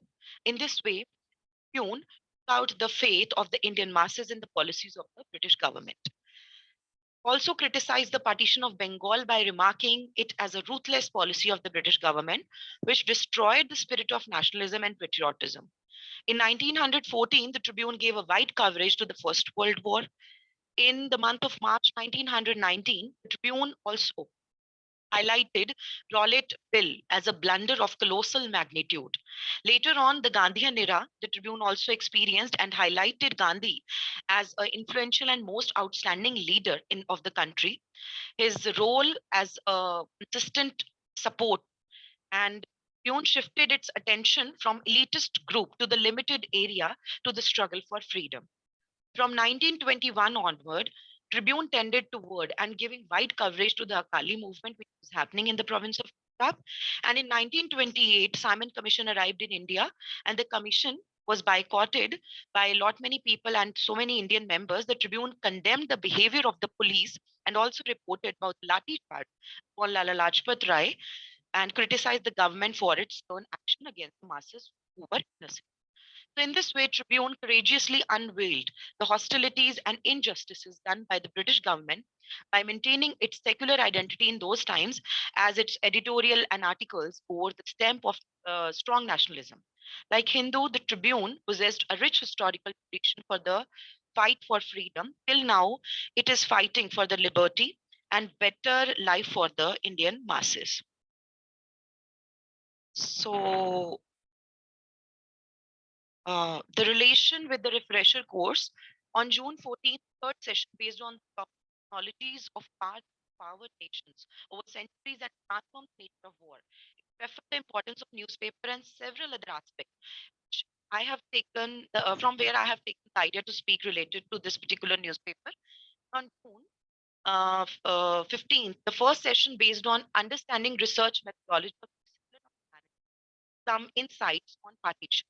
Highlighted two ways extracting facts from the archives.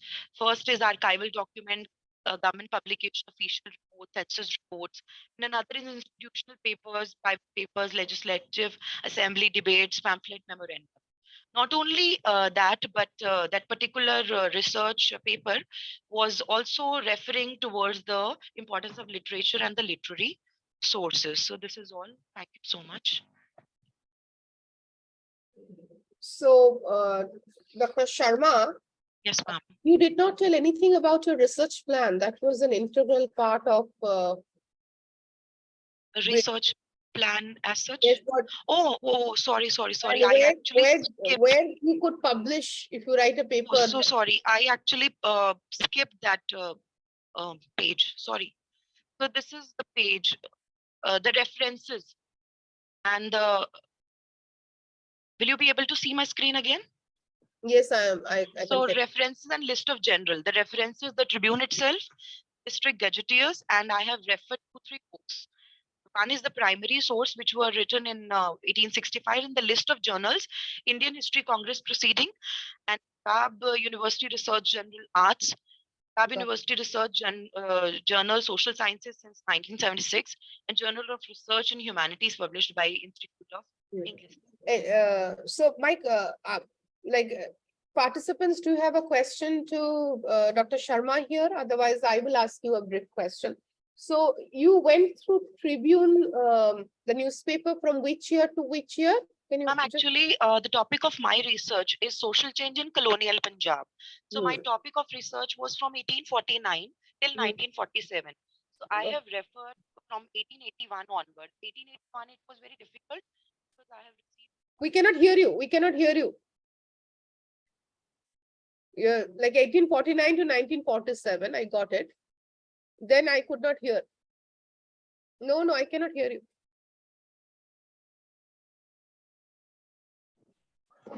Will you be able? So when the newspaper started in 1881, so from 1881 till 1900, I was not able to get from Chandigarh and the adjoining area. So I went to Delhi Archive, and there I get the scanned copies of the Tribune through. So so this is like from the newspaper itself. Were you reading the editorials? Like what sections did you study from that newspaper, or are you just looking at the report that were published? Did you letters? Did they have letters to editors? Did they have letters to editors column? Later stage, not initially. All right. So you only looked at the reportage by the newspaper. Only the Tribune, but I have also referred 3 books. One was written by Lepel Griffin. It was the record kind of a book. Was published by the Civil and Military Gadget, and I have also mentioned Tribune written by Anand. So from there I have taken the references at my initial research work. Then I have referred to the Tribune later on. Oh, all right. Thank you so much. Next person. Who is the next person? Salma, Dr. Salma Alam. Dr. Salma Alam.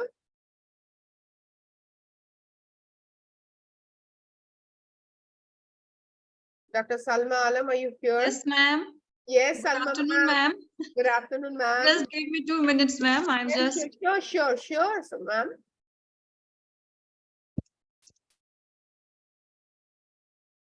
Very good afternoon. Am I audible and visible, ma'am? Yes, you are audible and visible. All right. I'm just sharing the screen.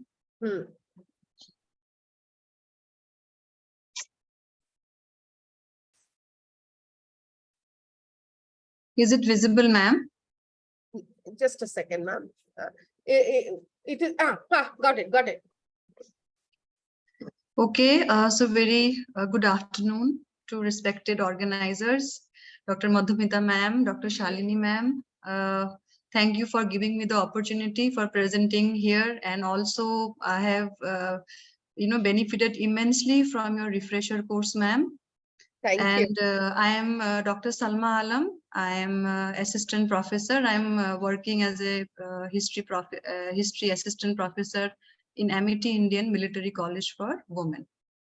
The topic of my presentation is socio-political implications of the use of intoxicants at the Mughal court, 16th to 17th century.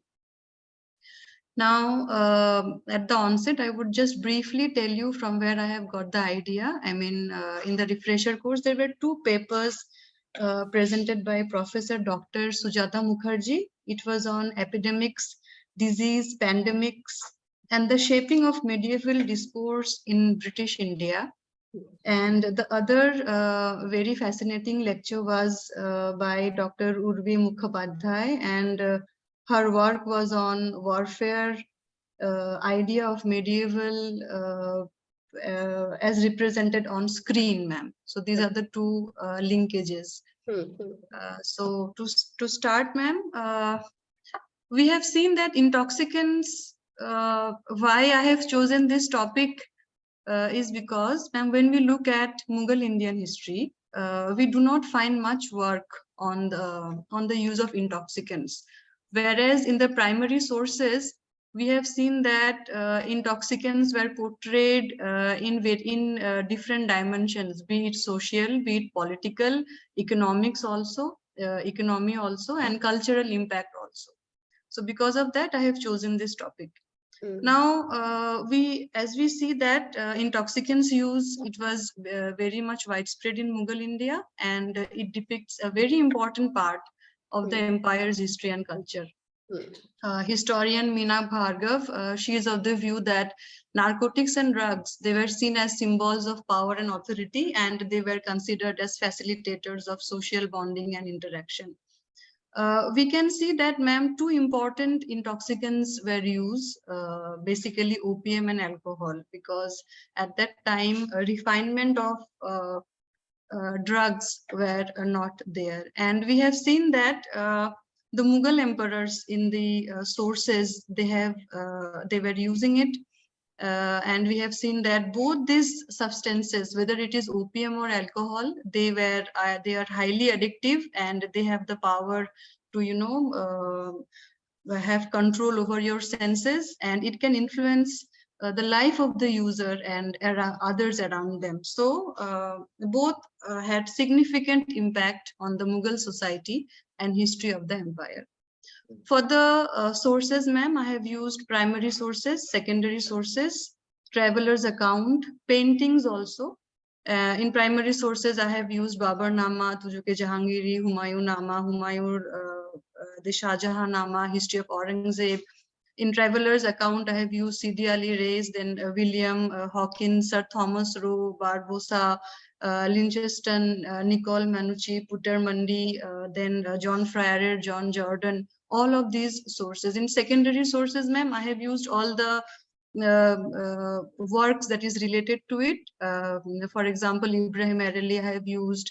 And in paintings, ma'am, I will be showing you at the end the paintings that I have used for this presentation.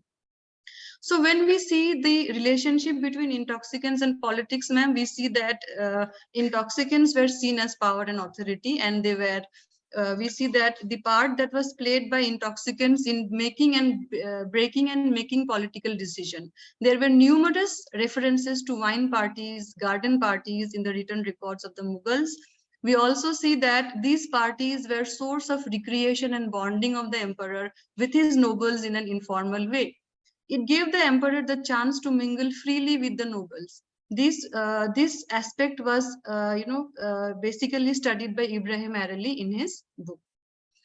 Then, for example, I would like to give some example, ma'am. For example, in the Babar Nama, Babar talks about his renouncement of wine before the famous Battle of Khanwa. He is telling his user that he issued a farman also regarding the same. He said that I would give up wine, and I would also tell you to do so. And he believed that by giving up wine, it would have religious implications also. And because he was actually considering it as a religious, as a holy war. So because of that, anything impure, according to them, even if he was a regular intaker of opium and alcohol, he gave it up. Then, ma'am, we see in the Tujuke Jahangiri, there is this example where we saw that he ordered 12 orders after his accession, and in one of the orders he's taking that one should not make rice spirit of any kind or intoxicating drink or sell them. So we see that, ma'am, these are some of the few examples. There were others. We can see that how these use of intoxicants are embedded in the primary sources of the Mughal emperors. So, ma'am, to conclude, we can say that it played a very important role in the socio-political life of the Mughals. Though it was not mainstream, it ran parallelly. We can see that it was politically important for the Mughals. We have the weighing ceremony of Shah Jahan and the renunciation of intoxicants before important battles by Babur and Shah Jahan. It gave the message of political importance of intoxicants. We can thus say that in the socio-political life of the Mughals, intoxicants were an integral part of the empire. Now, ma'am, I have already mentioned about the two lectures that I have linking my presentation with.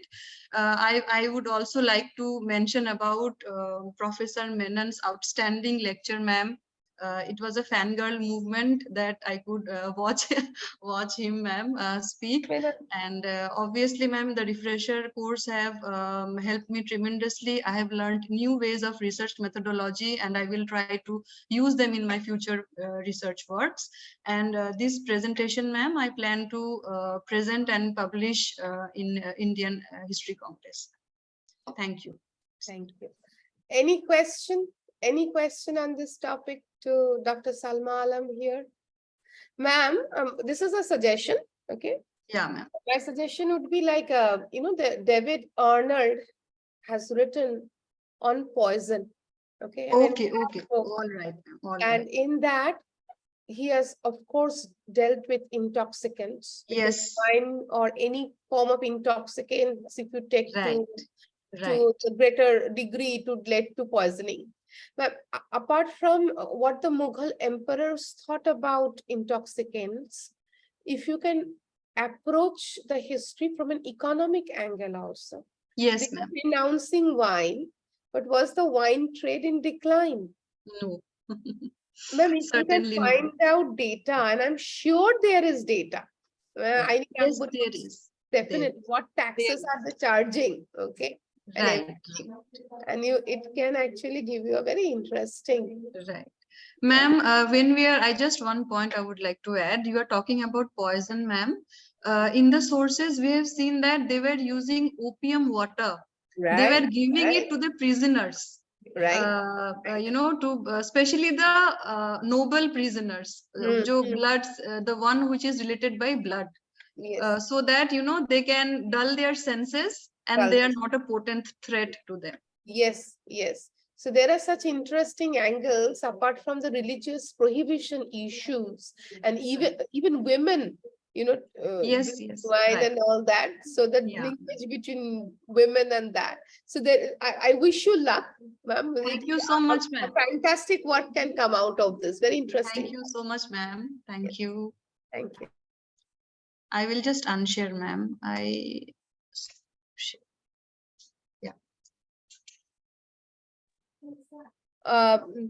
Dr. Shipra Gupta and Dr. Sreshta Chakravarti. Dr. Shipra Gupta, Dr. Sreshta Chakravarti. Are you Yes, there? ma'am, I'm here. Yes, ma'am. Shipra Gupta, can we do it at 2 o'clock, please? Because it's lunch time. Okay, let's do it at 2 o'clock. We'll start sharp at 2. Okay, with you. Okay, fine, ma'am. First speaker. Okay. Yes, ma'am. This Thank will you. tag on for us for a long time. So, Yeah. And Fine, every ma'am. participant has taken a little bit of extra time. So let's start at Yes, 2 ma'am. sharp. Okay, thank you. Fine, Thank you ma'am. so much. Fine, ma'am. At 2 I will.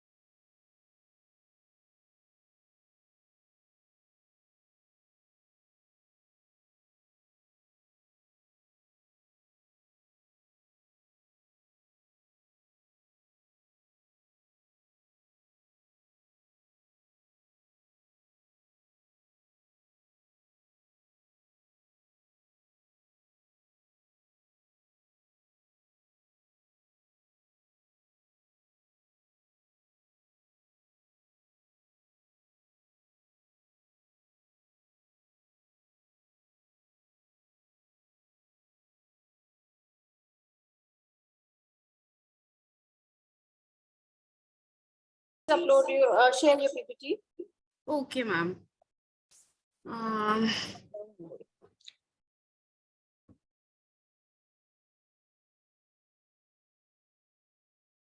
Yeah, ma'am. Yes, it is visible. It is visible. 1 second.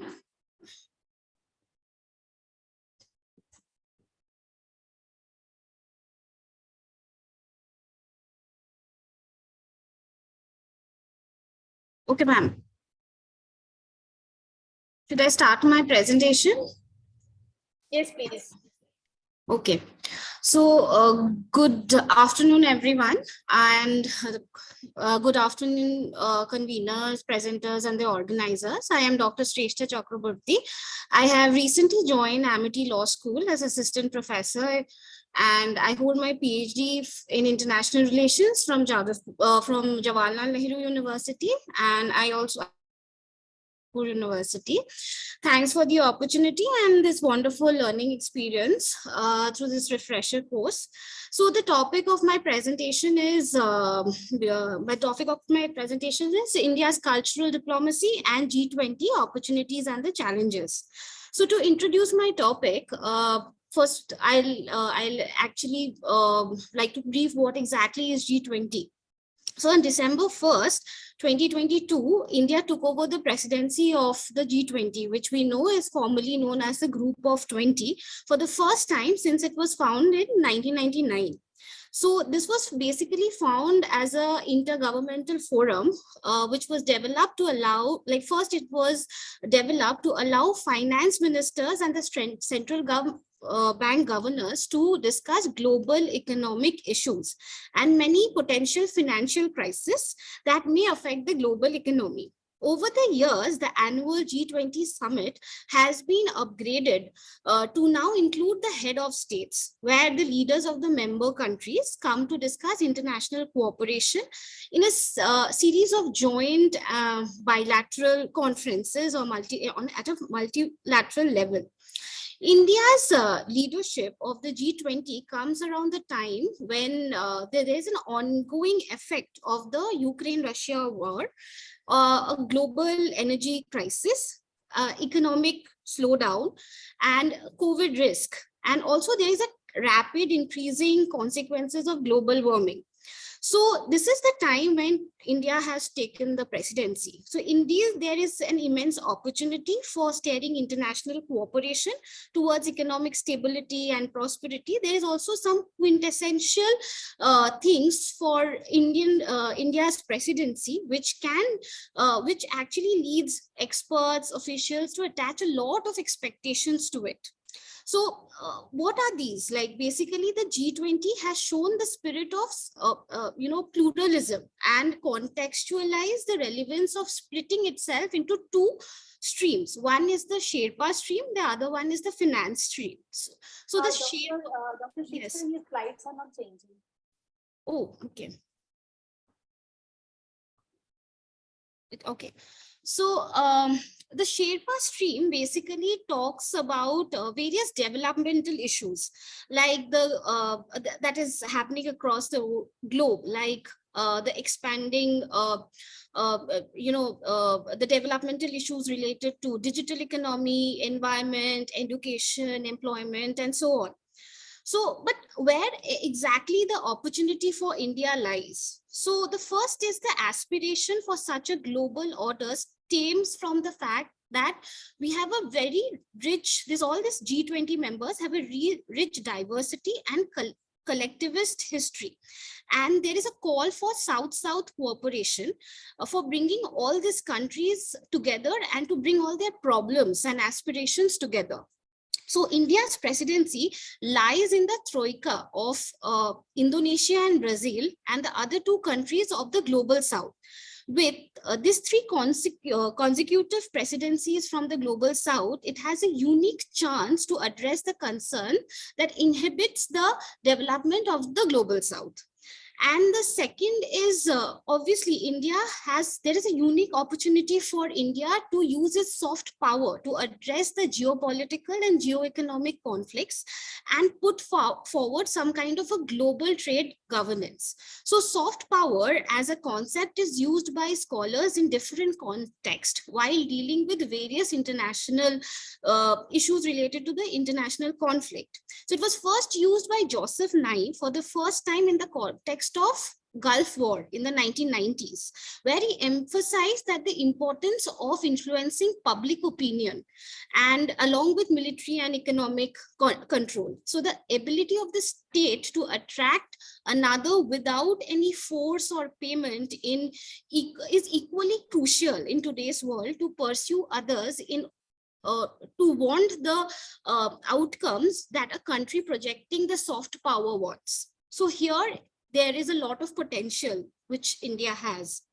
Also, India's soft power spectrum ranges from Ayurveda, yoga, textile, cuisine, spirituality, folk art, and it's important. And the most important thing, it's the diversity. So, though global economic governance is the primary focus for G20, there is no denying the fact that India can also use the instrument of soft power that encompasses various tools like Indian food, festivals, values, traditions, civilizational values, traditional medicines. It can actually be used to reach out at the global level, and also it can impact the market worldwide. And so the thing is, what are the basic challenges that India has? India, even if it is so strong with soft power, there's so many talks, but if we see the report, the Portland USC report, India still doesn't hold any rank. It's below 30th rank. So I would like to say that there's it's very unfortunate that in spite of having so strong soft power tools, we haven't been able to harness any one of them. So there are so I have pointed out 4 basic limitations. The first is the inadequate financing. Second is the lack of coordination among various institutions. Third is the shortage of skilled manpower. And fourth is the lack of clarity on the mandate of the ICCR, the Indian Council of Cultural Relations. So to conclude, I would like to say that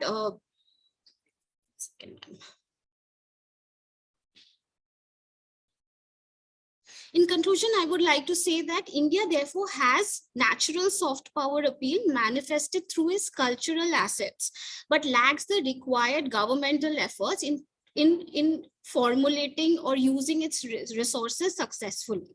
Also, India has had a very passive policy when it came to soft power. We need a more proactive one. And the third major outcome which I see in my paper is there's a major task to create a positive image for India at this moment at the international level. So, so that it can actually use its democratic values to attract more countries to use its soft power, to leverage on its soft power. And I have tried to, like my paper has thoroughly benefited from the session which was conducted by Professor Sanjay Srivastav on the impact of G20 on the future of youth. His expertise on G20 and soft power has helped me frame my argument and strengthen my understanding of Indian cultural diplomacy. And so my major takeaway from his session has been the role of youth in the G20 summit. Indian youth has been actively involved in the Youth 20 and G20 forum. So how it has helped. And also I have learned a lot about how, what are the unique opportunities that India has got from hosting this G20 summit.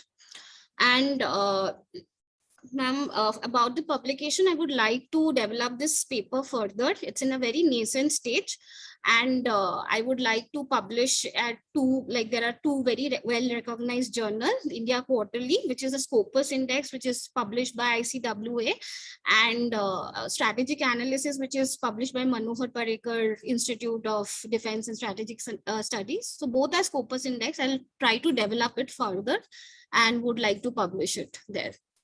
Thank you.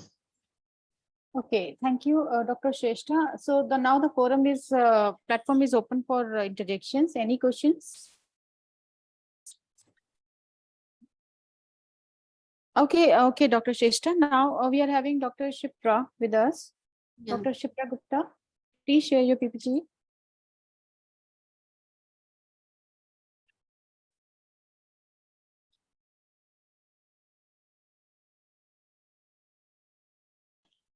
Good afternoon, ma'am. Actually, it cannot be shared because I think. Dr. Shrestha, please unshare your screen.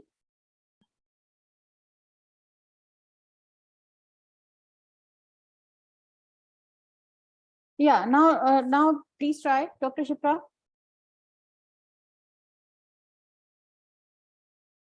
Yes, ma'am, it's shared now. Yeah, and please also switch on your camera. Yes, ma'am. Yes, ma'am.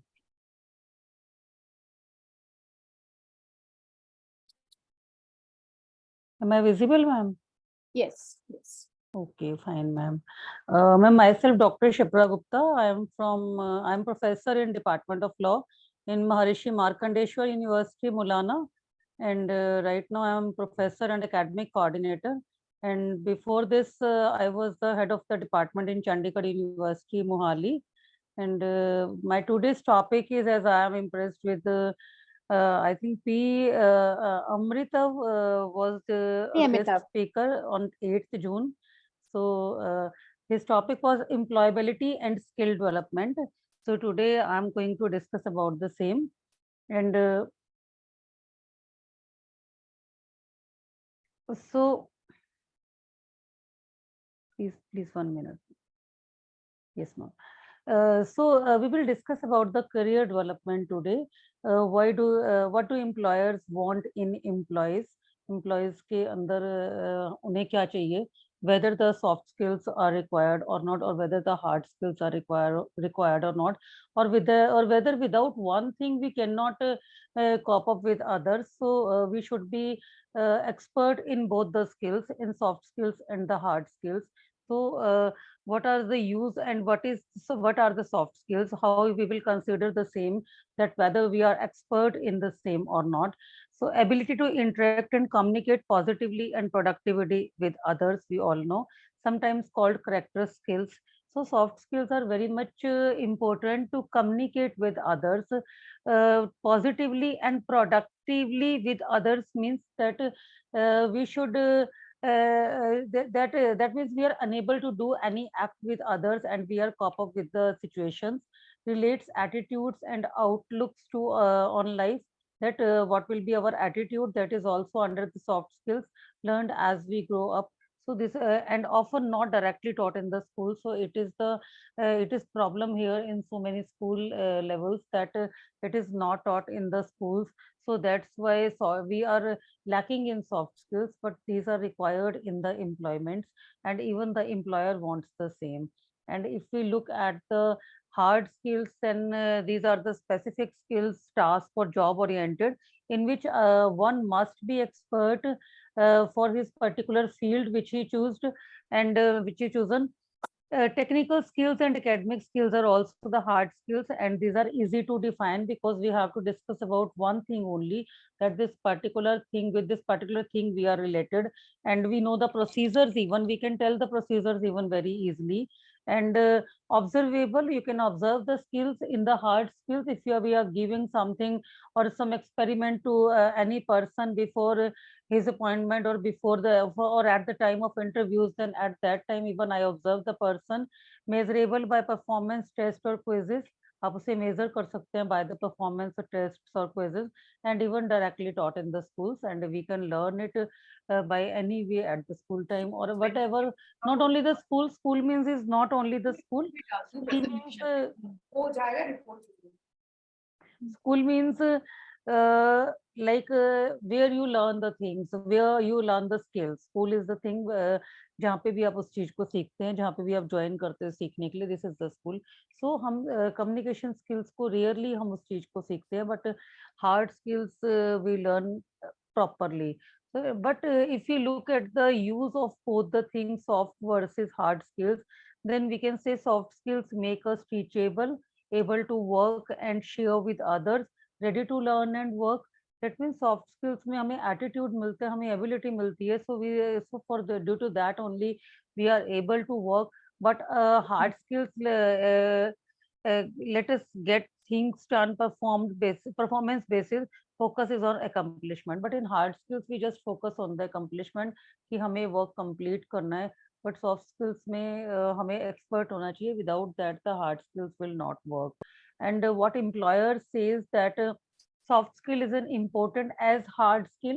Soft skill उतनी ही important है. अब हम कह देते हैं कि हमें communications नहीं आती, बट हम जो है इस चीज को इजिली कर सकते हैं, हम पेपर वर्क कर सकते हैं, बट हमें कम्युनिकेशंस नहीं आती. So I think today at today's time, in the modern time you cannot say this thing, because we must expert in everything and can teach hard skills to those with soft skills. We can teach the same. हमें इन दोनों चीजों का पता होना चाहिए. Probably cannot teach soft skills on the job.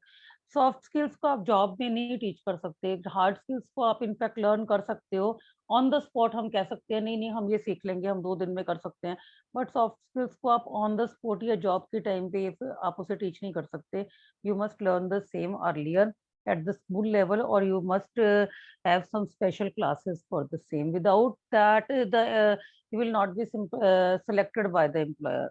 And what we think that before we go forward, what skills or qualities do we have which are important, that we should judge ourselves. That is the main thing, that how we judge ourselves. हम अपने आप को कैसे जज करते हैं. Before we go forward, what skills or qualities do you think are most important? So that means अगर हम आगे चलें तो उसमें हमें कौन कौन सी क्वालिटीज हमें चाहिए, हमें सिर्फ उसी चीज को जज करना है. अब आई नो माई एबिलिटीज कि मैं क्या कर सकती हूँ. अगर मैं अपने आप को जज ही नहीं कर सकती और अगर हम दूसरे को कॉपी करके काम करेंगे, then I don't think so that we can go to that level, because all are different. हर एक के अंदर एक कैपेबिलिटीज हैं, एबिलिटीज हैं हर एक की अपनी. So so for that purpose, take out one piece of paper, write down your ideas. अपने ideas को हम proper लिखे. Feel free to discuss it with the partner or the friends or the colleagues. We can discuss the same, that what should be our next step. I like writing more. मुझे books लिखना ज्यादा पसंद है उसकी बजाय कि मैं journals में पेपर्स पब्लिश करूं. I really like to write something. So that's why, so I cannot say this thing ki I cannot publish the articles. I can publish, but I am more interested in that. So why I copy others? So feel free to discuss it with the partner that how to do the same. And when everyone is done, जब हमारी सबसे discussion हो जाए, we will review what a recent national survey said. So next हमारा step क्या होगा, उसके लिए we should research for the same. So that is the thing. And what we required, that positive attitude must be positive attitude एक हमारा होना चाहिए first number पे for the soft skills. There must be cheerfulness, एक खुश रहना चाहिए mentally, physically even also, not mentally only. Upbeat, दूसरों को बीट करने की हमारे अंदर एक enthusiasm हो. Can do attitude means I can do everything. We always deny that I cannot do, but you should not say this thing. You should try even. Maybe नहीं होता कोई बात नहीं, incomplete रह जाए, but you should try. Sense of humor must be there, because without that your attitude will not be show there. So what do you see? Opportunity is nowhere. Attitude, it makes all the difference. कहते हैं opportunity अपने अपनी आती ना कहीं पे होती है, आपके एटीट्यूड से ही डिफरेंस आता है कि आप कहाँ पे स्टैंड करते हैं. So if you look at the communication skills, that must be written and verbal. There is a requirement of written things and even the verbal things both. हमारी communication skills भी अच्छी होनी चाहिए, हमें लिखना भी आना चाहिए, both are required. ऐसा नहीं है कि मैं पेपर किसी और से लिखवाऊं और उसके बाद मैं बोल अच्छा रही हूँ, या paper in the sense like any data, कि मुझे आता ही नहीं है, मुझे वो टाइप करना नहीं आ रहा है, मुझे वो उसको जो है प्रॉपर उसमें एक्सेल में काम नहीं करना आ रहा है, तो वो मैं उसके लिए बैठी हूँ, मुझे 2 दिन हो गए, 4 दिन, so this never looks good. So you must be expert in writings and even the verbals, and you may join English classes, learn what you can in school, जो आप पहले कर सकते थे वो आप अभी भी कर सकते हैं. Read, writing, speaking are all related. So everything is interrelated. अगर आप रीडिंग करते हैं, राइटिंग है या फिर बोल रहे हैं, all are इंटररिलेटेड, बिकॉज अगर आपने रीडिंग ही नहीं की तो आप बोल नहीं सकते हो, दिस इज द थिंग. और अगर आप लिख ही नहीं सकते हो तो आपका रीडिंग का कोई फायदा नहीं है. कहीं ना कहीं तो आप अपने कमेंट से अपने व्यूज रख ही सकते हो, बट वो तब रखोगे when you learn the writings even. So building skills is one area, build skills in all 3. अगर आप एक एरिया में एक्सपर्ट होना चाहते हैं तो आपको तीनों एरियाज में एक्सपर्ट होना ही पड़ेगा. Build vocabulary and grammar skills also. Write clear, concise sentences. Repetition ना हो आपके writings में. एक चीज आप ध्यान रखिए, अगर आपको प्लैग से भी बचना है और प्लेजरिज्म नहीं चाहिए, then there should not be a repetition. आपकी किसी भी लाइन में आपने जो इंट्रोडक्शन में दे दिया वही हम आगे दिए जा रहे हैं, उन्हीं लाइंस को हम कंक्लूजन में रिपीट कर रहे हैं, उन्हीं को हमने बीच में रिपीट कर दिया. तो अगर रेपिटेशन है तो वो मैटर, एक तो उसमें प्लैग आपका आएगा, एक आपका कंसाइज, जब तक सेंटेंसेस नहीं होंगे देन तब तक उस चीज को कोई अप्रिशिएट नहीं करेगा कि आपने कुछ डिफरेंट लिखा. If you want to write some different, then think over that, and when and how you will think, when you will read a lot. So when you will read only then you can write. Organise thoughts and presentations. जितनी maximum presentations organise करोगे, thoughts organise करोगे, only then you can write. And if we look at the computer skills, which I told you that you know about the Excel and everything, keyboard you know very well about the same, office applications, multimedia, internet, web design, graphics. You should know about the things, because without that you will again feel like a handicap that you cannot complete the work in the modern times even. And strong work ethic is also very much required. Honest days work, work smartly, efficient, on time, commitment, complete. Employer always want that you must complete the time in, you must complete the task in time, because without that you will not be promoted, no doubt, at today's level, because timely काम करना जो है सबसे, उसके लिए आपने commitment किया है. कमिटमेंट अगर आपने किया तो आपको अपना टाइम पे काम जो है कंप्लीट करना है. एंड एफिशिएंसी क्या है, you must be efficient for that. Efficiency काम करने से आती है, कोई भी एफिशिएंट नहीं होता जब वो फर्स्ट टाइम किसी ऑर्गेनाइजेशन में आता है, बट दैट इज रिक्वायर्ड कि आपको जो है कैसे काम करना है. And the next is honesty and integrity is must. Integrity, maintain your own and even maintain the integrity of the your organization also. Do not lie, cheat or steal. कोई बात छुपाने की, concealment नहीं होना चाहिए.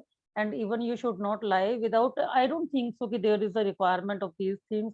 If you are working in a proper and genuine manner, if you are doing a fair dealings, then I don't think so कि cheat is required there. Give a day's work for a day's wages. Don't make, जो इतना आपको काम मिला है उतना आपने उसी दिन के हिसाब से करना है. Don't make personal phone calls. अपनी personal phone calls, family calls, मतलब अगर आप ऑर्गेनाइजेशन में एम्प्लॉयर के उसमें ना करें सामने, then that will be much better. And punctuality is also very much necessary. कुछ मतलब मैं being a teacher, मतलब मैं अपनी ऑर्गेनाइजेशन का एग्जांपल दे सकती हूँ कि कुछ लोगों को आदत होती है कि उन्होंने लेट ही आना है, चाहे वो 10 मिनट्स ही लेट हो, बट आना ही लेट है. मतलब वो टाइम से पहले आ ही नहीं सकते. टाइम से ठीक है आप बहुत पहले नहीं आ सकते, बट एटलीस्ट अगर आपको 9 o'clock का टाइम दिया तो you should be a punctual, because that always counts. That is count in any of the job. वो जो है हर जगह, वो भी आपकी एक सॉफ्ट स्किल्स में आता है कि आपकी जो है पंक्चुअलिटी क्या है. Be on time, don't take long breaks. बहुत लंबे ब्रेक्स ना लें आप बीच में. Return from breaks, lunch on time. ऐसा नहीं है कि हम लंच के बाद 4 बजे आ रहे हैं, 3 बजे आ रहे हैं, सिर्फ अटेंडेंस मार्क करना. Dr. Shipra, please try to conclude. Ma'am, बस just 2 slides. Then flexible and adaptable you should be, and ready to make change, adapt quickly, So that must be your, that depends upon the ability, and for that you may practice. And problem solving skills also, creative, open-minded, practical and helpful. Obvious, these are the attitudes and always count in the communications. Interpersonal skills, if we look at the same, we must kind, friendly, relate to others, treat others as you want to be treated. जैसा हमें चाहिए वैसा ही behave हम दूसरों से करें, so that others भी, so that एक good वहाँ पे जो है cooperation और जो good environment create हो आपकी job में या wherever you work. Teamwork is also very much necessary. Some कुछ लोगों की आदत होती है that I will do alone, और मैं अपना काम कर लूंगा, मुझे जरूरत नहीं है, बट उसमें आप confined हो जाते हो, आप सिर्फ particular अपने एक या दो कमेटीज का काम ही कर सकते हो, आप सारा काम नहीं कर सकते. तो you must have a habit to do the team work. उसके लिए आपको रिस्पेक्टफुल एटीट्यूड चाहिए, कोलैबोरेशन चाहिए, then cooperation, share, contribution and everything should be there. And if you look at the initiative, you must have a power to initiate the things, and even the motivation you may give yourself also, and you should take the initiatives also. आपके एक self starter means that you must have a ability to start the things. ऐसा नहीं है कोई और करेगा तो देखेंगे हम क्यों करें. So this attitude never looks good, and one cannot rise for due to the same.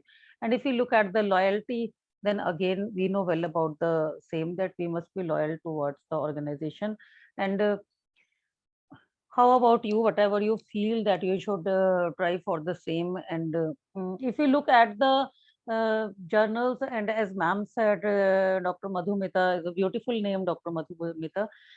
So I think if you look at the journals, and that I'm not doing work these days on the publications like journals, I'm writing books. So this book is about to come. Even the cover page I got, diverse dimensions on women empowerment. So in this book, I have taken the articles, and my one more book, this I published in 2019, but right now its new edition is coming. So these two books, on these two books, I am just working these days. So thank you so much, ma'am. I feel I really enjoyed a lot after joining this refresher course, and you people are really, really very much laborious, as I feel. In fact, your means your organization is too good that you arranged so many things in this ki aapke sabki presentations lena, and your speakers were really very nice. I really enjoyed a lot. Thank you so much, ma'am.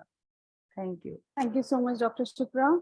So participants, any questions to Dr. Shipra?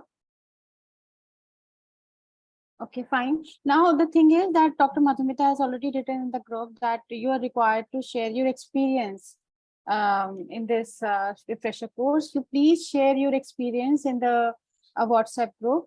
We'll be taking that for our report making and for our records as well. So, so please share your experience.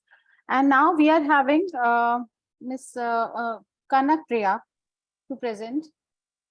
Yes, ma'am. Yeah. Very good afternoon to one and all. Let me share my screen.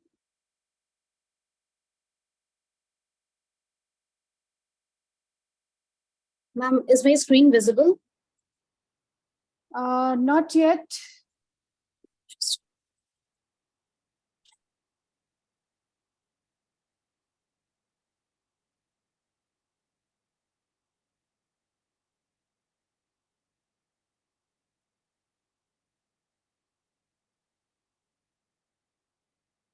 Yes, now it is something is coming. Is it visible now? Yes, yes, now it is. Yeah. A very good afternoon to one and all. I'm Please connected. shift it to slideshow. Yes, ma'am. Make it to slideshow, like, because right now all the slides are visible. So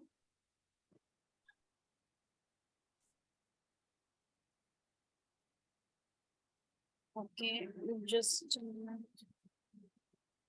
is it visible now? Yes, now it's fine. Fine.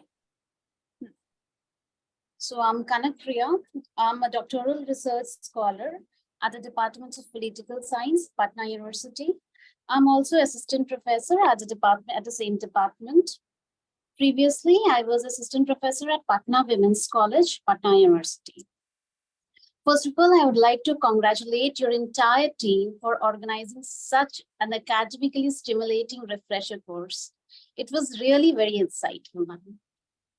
Let me start with my topic. And of course, I'm doing my research on education itself. It's inclusive education, role of state and civil society. And I've been sticking to the study of right to education in Purnia district of Bihar. And as academicians, we all are related to education and of course the learning styles of students.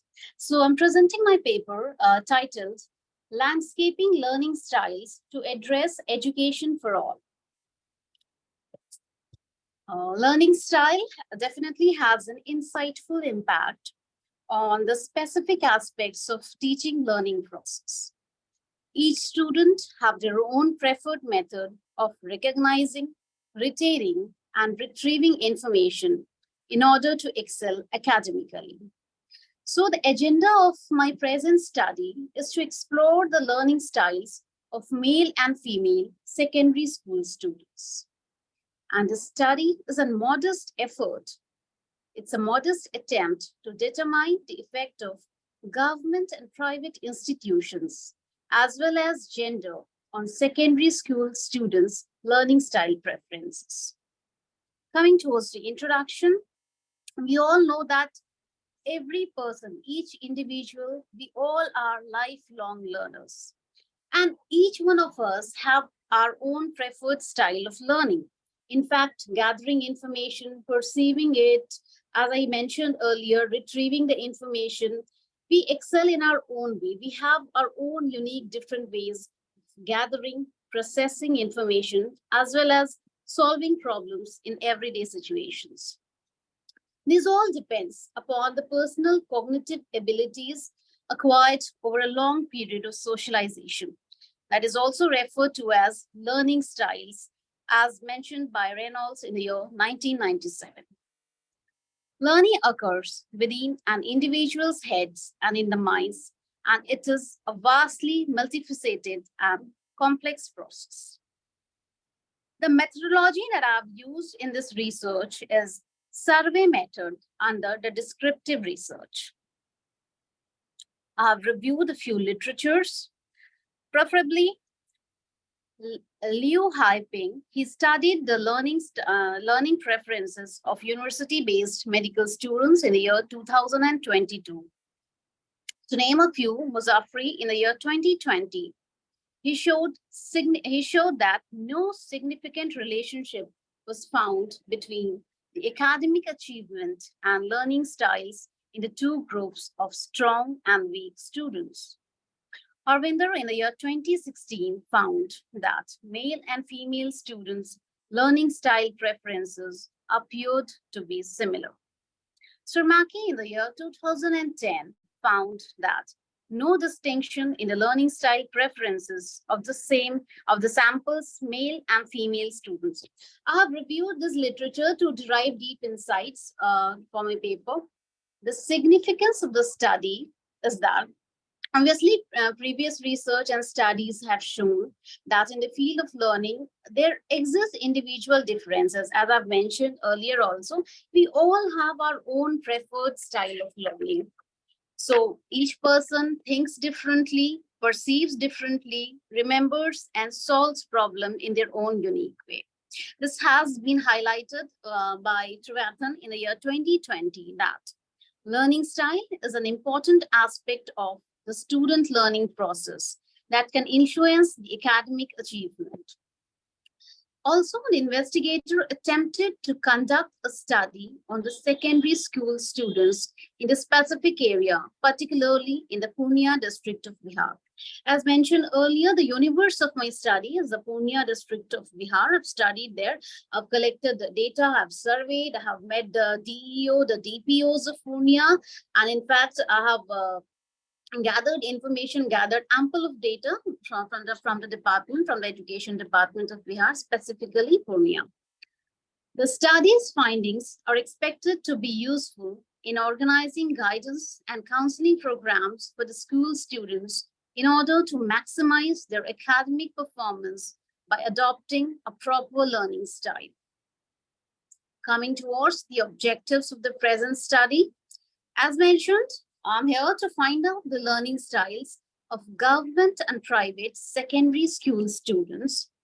And also, there are two mottos. First one was that, and the second objective is to find out and compare the learning styles of male and female secondary school students. Coming towards the hypothesis. The hypothesis suggests that there is no significant difference between the learning styles of government and private secondary school students, and there is no significant difference in the learning styles of male and female secondary school students. We have tested the hypothesis. As mentioned, the universe of the study is Pune. So all students of secondary school level of Pune district were considered as population. It comprised students belonging to government as well as private institutions. The sampling technique that was used was developed by K.S. Mishra.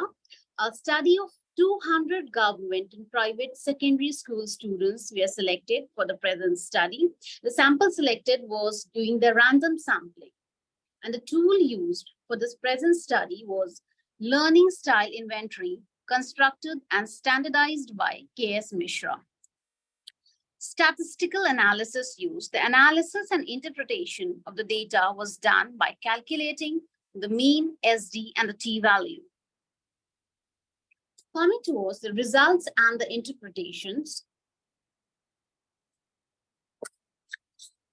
As mentioned, my objective was to compare the learning styles of the government and private secondary school students. You can see in the table 1, I hope it's visible. Yes, in the table 1, you can clearly see the mean,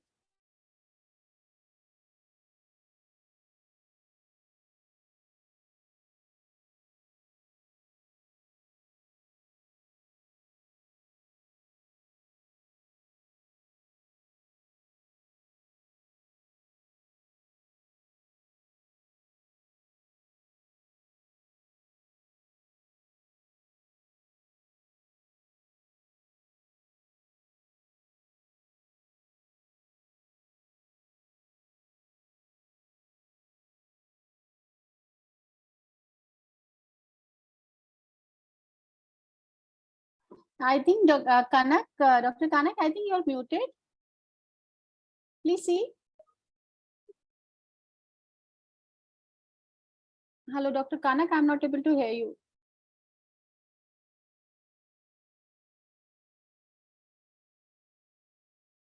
Hello, Dr. Kanak. See, are you able to hear her? Some connectivity issue.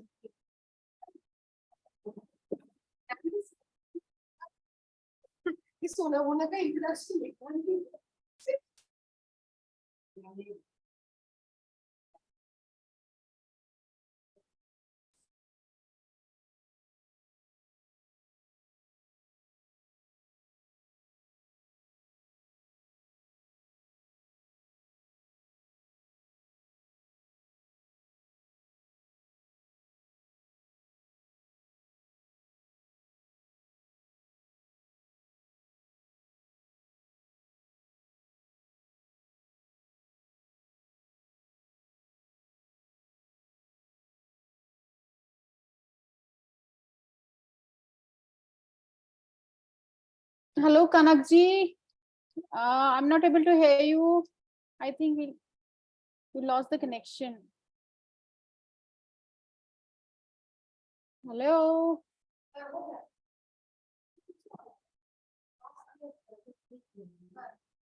Kanakji, Kanakpriya, Dr. Kanakpriya. I think it is hanged.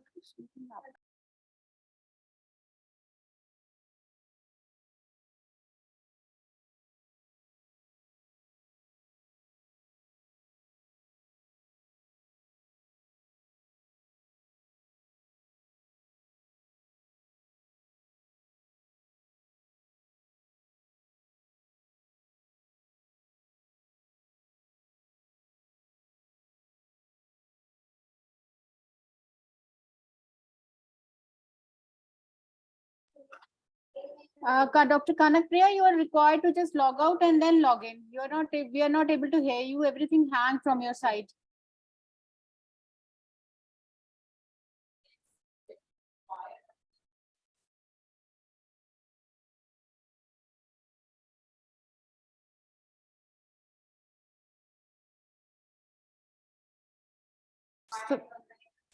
So Takshi, are you there? Yes, ma'am. Am I audible? Yes. Can you please share your screen? Ma'am, I think until and unless the last presenter stops sharing, I will not be able to. I'll just give me a minute. Yeah. Okay, ma'am. Okay, ma'am. 1 second.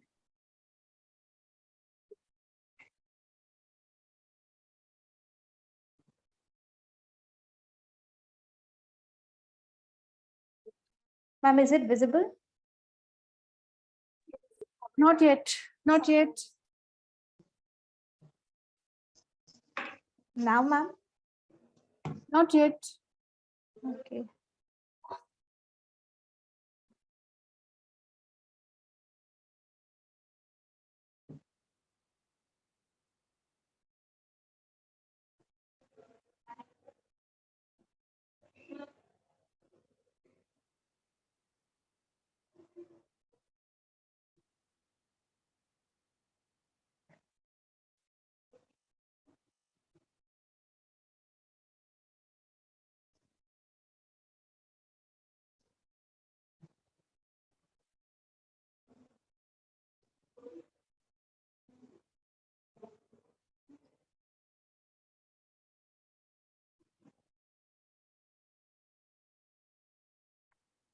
Is it visible now, ma'am? No, not yet. Ma'am, just give me a moment. Yes, sorry, it just got disconnected while I was stopping the broadcasting. Okay. Okay. Ma'am. Satakshi ji, can you please hold for a minute because we need to finish Kanakpriya's presentation first? Sure, ma'am. Sure, ma'am. Kanak ji, yes, now please conclude your presentation. I've already concluded, ma'am, that the learning style No. The thing was your screen was hanged, so we were not able to hear you. We were continuously informing you that we are not able to hear you. So your screen was hanged. So just conclude. By which, from which slide does the last screen? Slide. You just come to the last slide and please conclude because we were not able to hear you. Okay, I'm so sorry, ma'am, for no, the technical. No issues. In fact, we were trying to connect with you, but everything hanged from your side. Okay. That happened. Okay. So there are significant difference between the learning styles of male and female secondary school students. In fact, the learning style of female secondary school, they have a better learning style than the male students of secondary school level, and the students of private school, they also have a better learning style than the students of the government school of the secondary school level, as derived from all the tables, all the data that I've interpreted. Okay, so you connected your presentation with which deliberation of our resource person? Yes, ma'am. Shri Priyank, the chairperson of the National Commission for the Protection of Rights, that was held on 5th of June. I derived deep insights from him, from his lecture, and of course the data part, the data analysis part, from the stats department, Dr. Masood Siddiqui, if I'm correct. So the Department of Stats, University of Lucknow.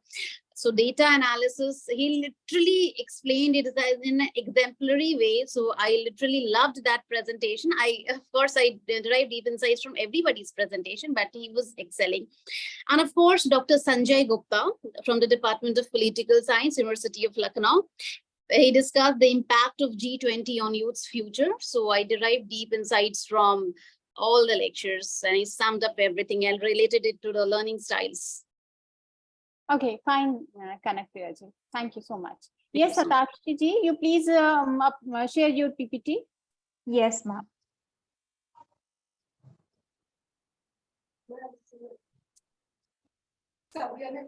Ma'am, is my PPT visible now?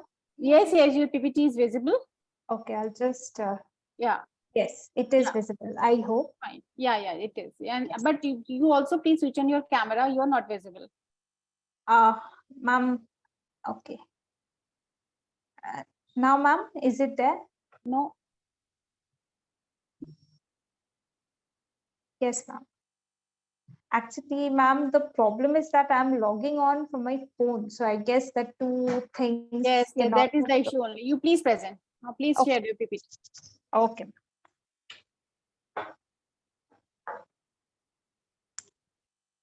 Okay, so good afternoon, everyone. My name is Satakshi Chatterjee, and for the next 10 minutes, I would be briefly taking you through my topic, that is AI-enabled manpower planning in rural healthcare centers of West Bengal, and empirical study. So from this refresher course, of course, I have drawn various insights about how to go about with this topic. And before delving deep into this topic, I would just take this opportunity to introduce the topic to you guys. So first, whenever I'm talking about the healthcare centers or the healthcare industry, I'm looking into the healthcare industry, which is there in the rural sector. So again, there is a definition, or there is a structure, hierarchical structure of the rural healthcare system in India. So first it starts with the sub-centers, followed by the primary healthcare centers, and then we have the community healthcare centers. Now, for all of these centers, there are certain requirement of manpower or human resources. And as we can see various statistics, there is a very dire shortage of people in these particular healthcare centers. So what I am trying to look into in this paper is that with the help of this manpower planning, which is also known as the human resource planning, can we fill up this particular vacancies after deriving the vacancies out of them? Like human resource planning is basically a balance between the supply and demand of the manpower. So with the help of the artificial intelligence, through the help of this research work, I'm trying to see that whether it is possible to use this technology to forecast the manpower requirements in the future and to derive certain strategies so that these vacancies are filled in the very near future. So I'm looking at the new tools which can help us to do that. But one thing wherein I was facing an issue during the course of this research work was that the people are not aware of these new technologies. Particularly in the rural belt, people have not heard about artificial intelligence or cloud computing and so on and so forth. And the infrastructure was also not present to utilize these sort of technology. So hence it got me thinking that how about to go forward with this research. So that is why the objective which I wanted to see is that to identify the factors pertaining to the adoption behavior of the AI enabled manpower planning in the healthcare centers of rural West Bengal.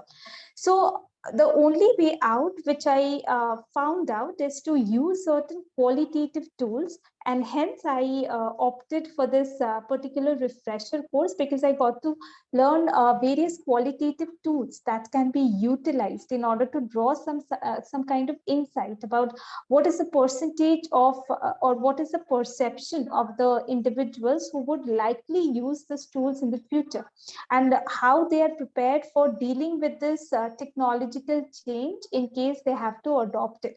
So again, for the research methodology of my paper, the quantitative part that I have an idea. So I have thought that using the reliability, validity, and the SEM structural approach for analyzing the data. But before that, I would like to use I would like to collect the qualitative data for the same, wherein I can go for this thematic analysis, wherein after taking some interviews from the people who will be likely adopting all of these ideas. So from there, I can go for certain coding and decoding. And that is where this refresher course helped me a lot, because there were various speakers who have spoken about how to write a research paper, what are the tools that I can use, what are the different qualitative tools that I can use. I have drawn certain insights from certain theories like that of universalism and so on and so forth. So again, I would like to utilize or adopt all of these things into my research paper. And again, in the further scope of research, this paper or this working paper, I am currently concentrating on the rural aspects for the same. So in the future, I would like to see how it affects the urban, healthcare centers as well, because again, healthcare is such an area wherein everyone needs it. I mean, irrespective of the fact, whether you want to take it or not. If someone falls ill, they will have to visit a hospital and seek treatment. There is no other way out. So healthcare is something which is a burning topic in today's, context, particularly after the pandemic. People and as well as the, economic powers and the, government of different countries as well, they have understood that how important healthcare is and how important it is to prepare the infrastructure so that it can be of service to the people. And over here we have to understand another thing, that is healthcare is something which is service driven. It is a service industry, so the majority of the services are provided by the human resources. So hence it becomes very important to focus on how to draw the people or the prospective employees of the future so that there is no vacancy in the healthcare centers, be it in the rural area or the urban area. So in this regard, we can also look at the global scenario and compare the healthcare systems of the developing countries with that of the developed countries. We can draw some insights from there, and we can see that whether we can adopt it for our system as well. So in conclusion, if AI-enabled manpower planning, if it is adopted, then we think as researchers that it will be a very big thing for the healthcare industry. At least we will be prepared to deal with the future emergencies in case they arise for that. And in short, again, I was told to prepare certain target journals for this working paper. So there are two journals, both of them are health-inspired journals. One is that of Business Horizons, and the other one is that of the Journal of Innovation and Knowledge. So in these two journals only, I have seen that there was significant work which was carried out using qualitative analysis tools about this artificial technology, artificial intelligence technology, cloud computing, and other sort of innovative technology. So the learnings which I have drawn from this refresher course, so again, during the course of my presentation, I have emphasized on the fact that there were various speakers who have talked about qualitative tools, and I have procured certain relevant information about the same, and which I feel that I would be able to deploy during my future course of work. Also, various speakers have emphasized on the need of multidisciplinary research. So again, being a management student and a teacher, in the course of future research, I just cannot focus on my domain as well. I have to explore other domains. And in this case, I am exploring, or for the past 1.5 years, I have started exploring that how or in what manner social studies or sociology can be taken up in the case of business management research. So that is all from my side. Thank you. I would like to take any questions if there are any. Hello. So now the floor is open for interjections. Any questions? Okay. So thank you, Shalini ma'am, and a special thanks to Madhumita ma'am as well. So this is totally not my domain, but as I said, qualitative tools is something which again business management researchers are also exploring, and I have got a lot of insights for the same. So I look forward to many such programs from your end in the future. Thank you. So thank you, everyone. Now we have taken all the presentations. So we are having our valedictory session at 3:45 today. So please don't log out, stay tuned, and we'll be back by 3:40 p.m. Okay. So here we are going to hear again both speakers. So come back at 3:40. See you in valedictory session. Thank you.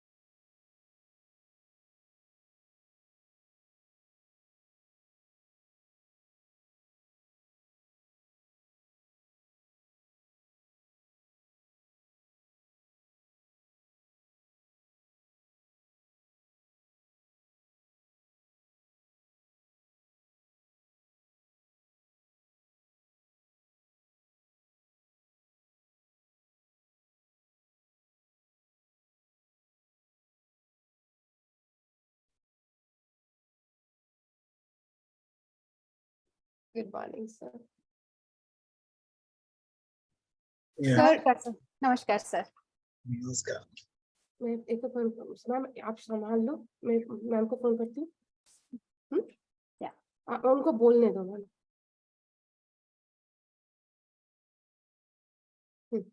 अब शुरू करो। Yeah. So, good evening, everyone. So, we are here after 2 weeks of intelligence and academic endeavor. Our director, ma'am, is, she's joining. Yeah, she's.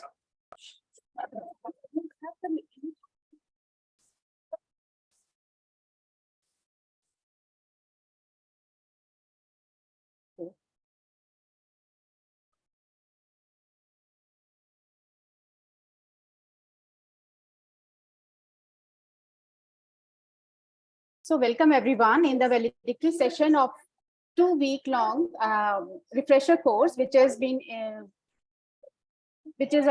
organized by Academy Staff College, Amity University, and Amity Institute of Social Sciences in association with Society for the History of Technology, USA.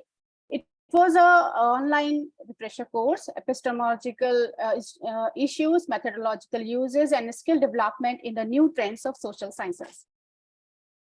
Sir, please, our chief guest, main person or the speaker today, Dr. Sonavane, the Dean Academics, is with us.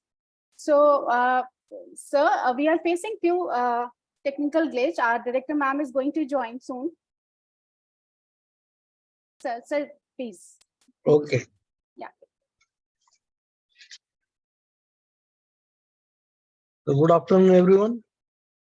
And yeah, thank you for inviting me for this particular valedictory session.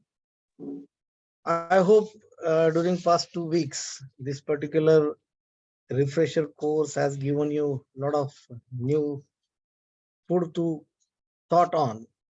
And of course, the topics which are covered under this particular course are really as per the requirement of the new initiatives by UGC and Indian government in various sectors. Like the skill domain or skill development and also the new trends of social sciences is an essential parameter. Usually people are always a little confused about the type of knowledge which the students are acquiring out of the various practical and classroom sessions, as well as the skills which are really essential to get developed as a student, which will definitely help them in getting some good jobs as well as getting the recognition in the market. And considering this particular factor, the institute has to plan the skills, the delivery of the skills through various resources, like maybe the additional VAC courses to be planned, and how the skills are imparted to the student is also an important parameter. The other aspects which are mentioned regarding the multidisciplinary approach as well as the NEP 2020, these are also two important areas nowadays. All universities are working on rigorously on the multidisciplinary education to be imbibed in their universities. One important thought I wish to give on this platform to all the participants, like whenever we are designing any course, like in your domain of social sciences, one should always look for the different types of job roles which will be targeted by the student, and according to that particular job roles, the designing and framing of the majors and minors need to be done. The students which will be in the market after 3 to 4 years, they will be carrying different degrees. There will be dual degrees. There will be degrees which are mentioned with majors and minors, and also differently mentioned the skill sets acquired by that student. And that is why it is important to know that designing of the curriculum as per the requirement, not as per the today's requirement, but of course the requirement of the era when the student will be passed out, that is after 4 years or 3 years of their curriculum. So that are to be targeted. I know that all the communities, those who are participating in this type of activities are always aiming to learn new things and aiming to implement new things as per the new trends, as per the new policies of the government. And in this direction, I wish to say that the designing of the curriculum as per the NEP requirement is very, very precious. The national education policy, which always target on the multidisciplinary approach. Now, in this multidisciplinary approach, when you are targeting the discipline 3 or multidisciplinary component, so this multidisciplinary component where students are free to take any courses across different discipline which are not falling into their domain. In such a case, again, faculty guidance for selection of such courses is very, very important.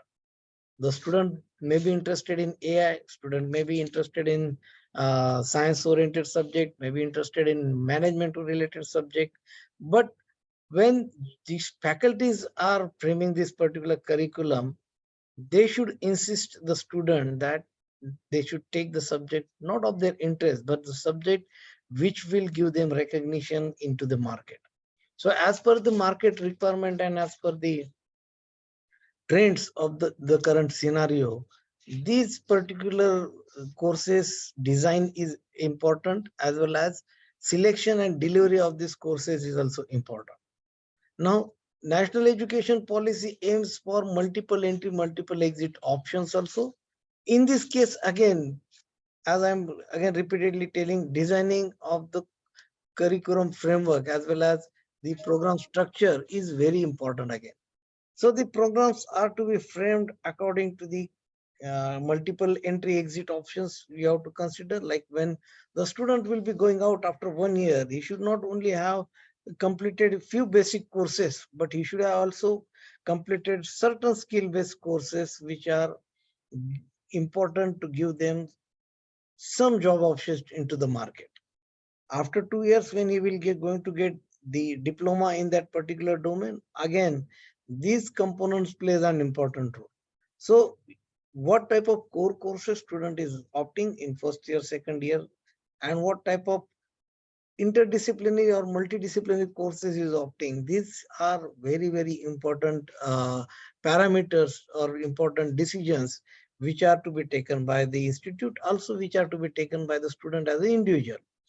Also, when we are going for the 4-year program to be implemented, the importance of this 4-year program, like the 2 types of degrees, honors with research and only with honors, which are prescribed again by the NEP 2020, has to be elaborated properly to the student. The advantages of such degrees, like the masters, which they can do of 1 year, and also direct entry into the PhD program if the student has more than 7.5 CGPA. So these are again an important points which the student should know, as well as the faculties or teachers should know.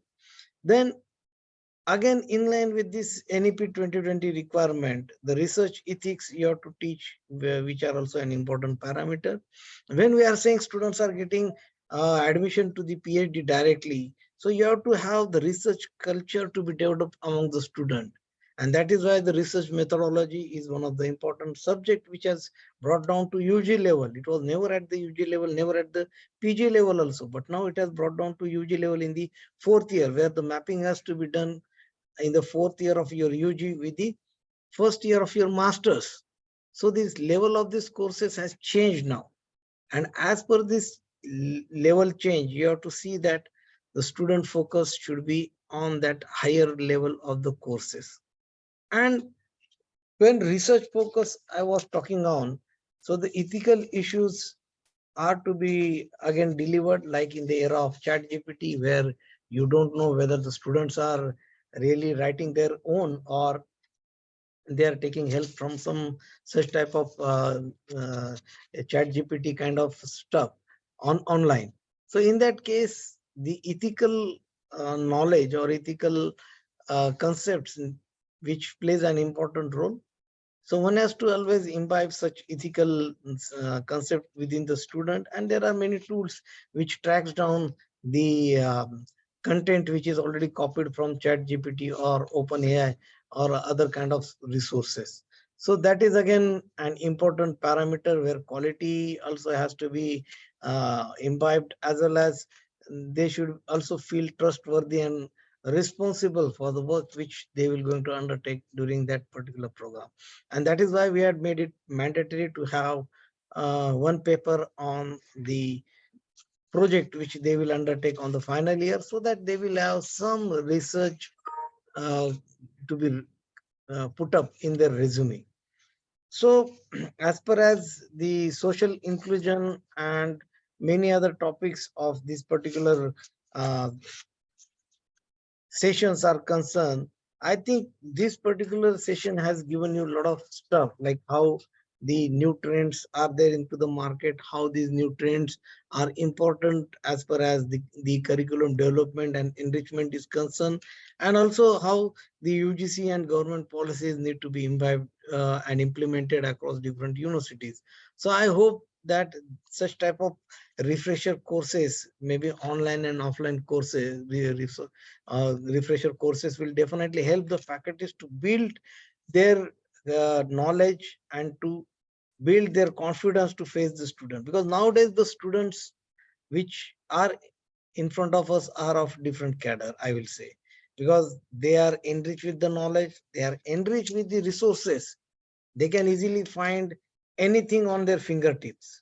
And when such student need to be faced in the class or in any kind of activity, the teacher has to enrich their knowledge. They should give the content which is not mentioned or which is not publicly available at the ease. Then and then only student will listen to that content, and then only student will able to concentrate on that content. So that is why such type of refreshers courses are very important. And also a teacher has to update their knowledge. I had found that many teachers don't know how the NEP 2020 implementation is taking place in India. Most of the teachers don't know how the multiple entry exit options are to be given to the student. So in this case, if the teachers are not aware about such policies and about such trends which will be common in future, then the student should be again, I think, not groomed properly under such teachers. Also, the new initiatives which you might have seen about the implementation of the ABCD, that is Academic Credit Bank. So this will be also a challenge as far as teachers are and the institutes and universities are going to consider. Now, the Academic Credit Bank, if you see, has both the sides, advantages as well as disadvantages. The advantages are students are easy, or students are very much lenient to select the different types of institute depending upon the type of course delivery, the type of quality of education is given by that particular institutes and universities. They can change, they can wait for 1 year and easily they can change the institute if they are not getting the stuff which is required. And that's why the role of teachers is very, very important.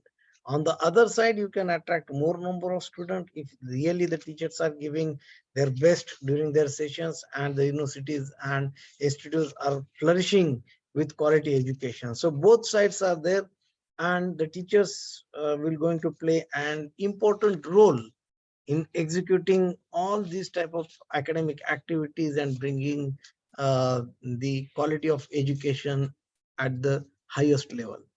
And I'm repeating, such refresher courses are very important.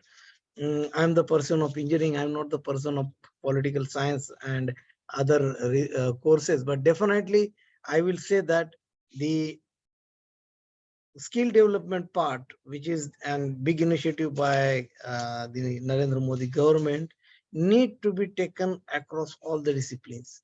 The skills are not merely taught theoretically, but it should be always an hands-on practice, which need to be established or developed by all the institute.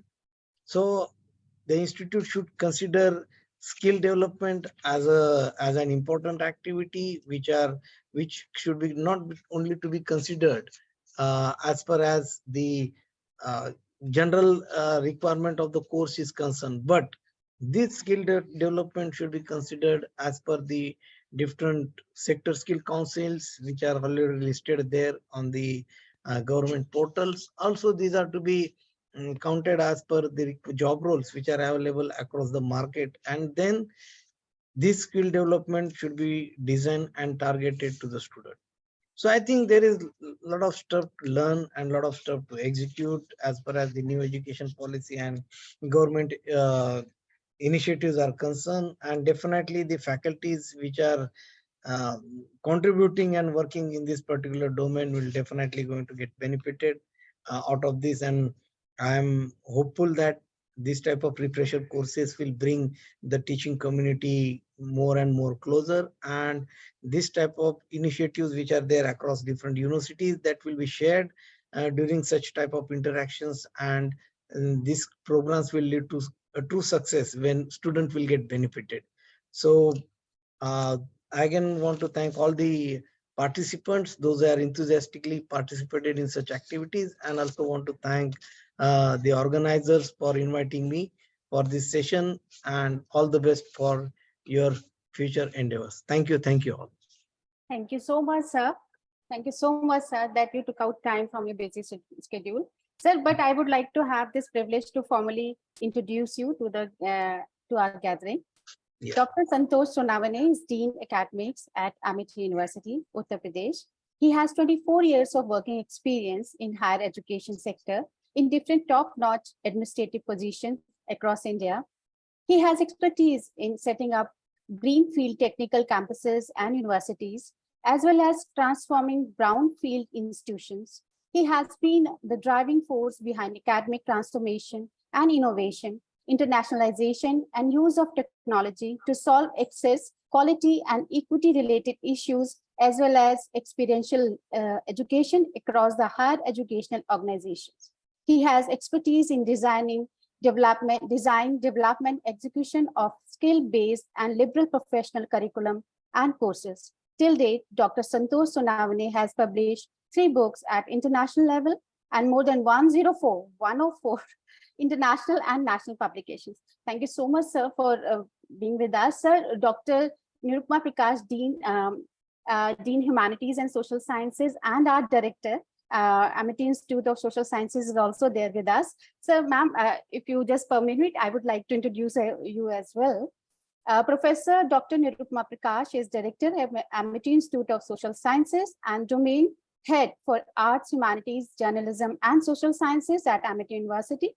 Earlier, she served BITS Pilani, Rajasthan, as Chief Women Studies and Societal Development Unit, Founder Director, UGC Center for Women Studies, Head Department of Humanities Studies, and Coordinator, MPhil Program of Hospital and Health System Management, followed by Head Humanities and Social Sciences at JUIT Solan, Himachal Pradesh. Dr. Prakash has been invited as scholar at many national and international forums. She has taught courses on sociology and gender studies at the George Washington University, Washington, DC, Department of Global Gender Studies, University of Buffalo, and University of Maryland at College Park, USA.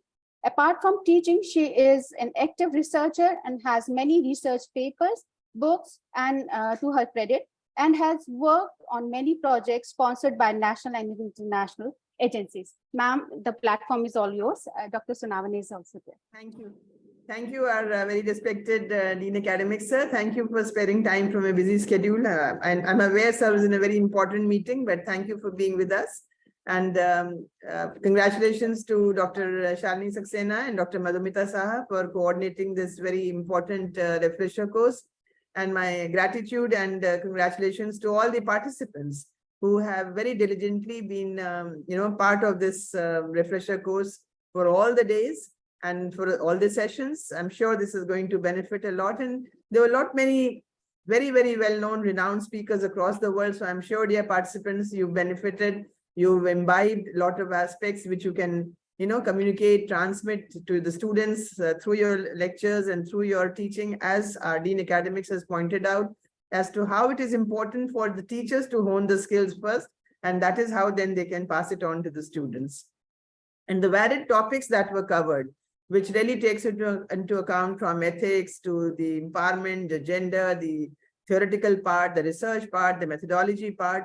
All of it has been a big panorama of various aspects which are very, very crucial and important for sharpening the skills. You're all very, very learned yourself, but then life is a learning experience and lifelong experience actually. So that goes on, and this is what the objective of the refresher course is. So it is with the vision of our honorable founder president, Dr. Ashok Chauhan, our very dynamic chancellor, Dr. Atul Chauhan, and our very learned vice chancellor, Madam Professor Dr. Balwinder Shukla, our dean academics, Professor Sonamane, that we are encouraged to organize such events and keep in line with the NEP policy, and also about all aspects that have come with it, what sir has already mentioned, so I will not repeat, but that is where we all need to be abreast of the latest happenings in the education sector. Thank you all very much. Thank you, sir, once again. Yeah, thank you, madam. Thank you, sir. Now I would like to just call upon Dr. Madhumita Saha. She will present a report of refresher course, and she will just show all the highlights of the refresher course. Dr. Saha, please.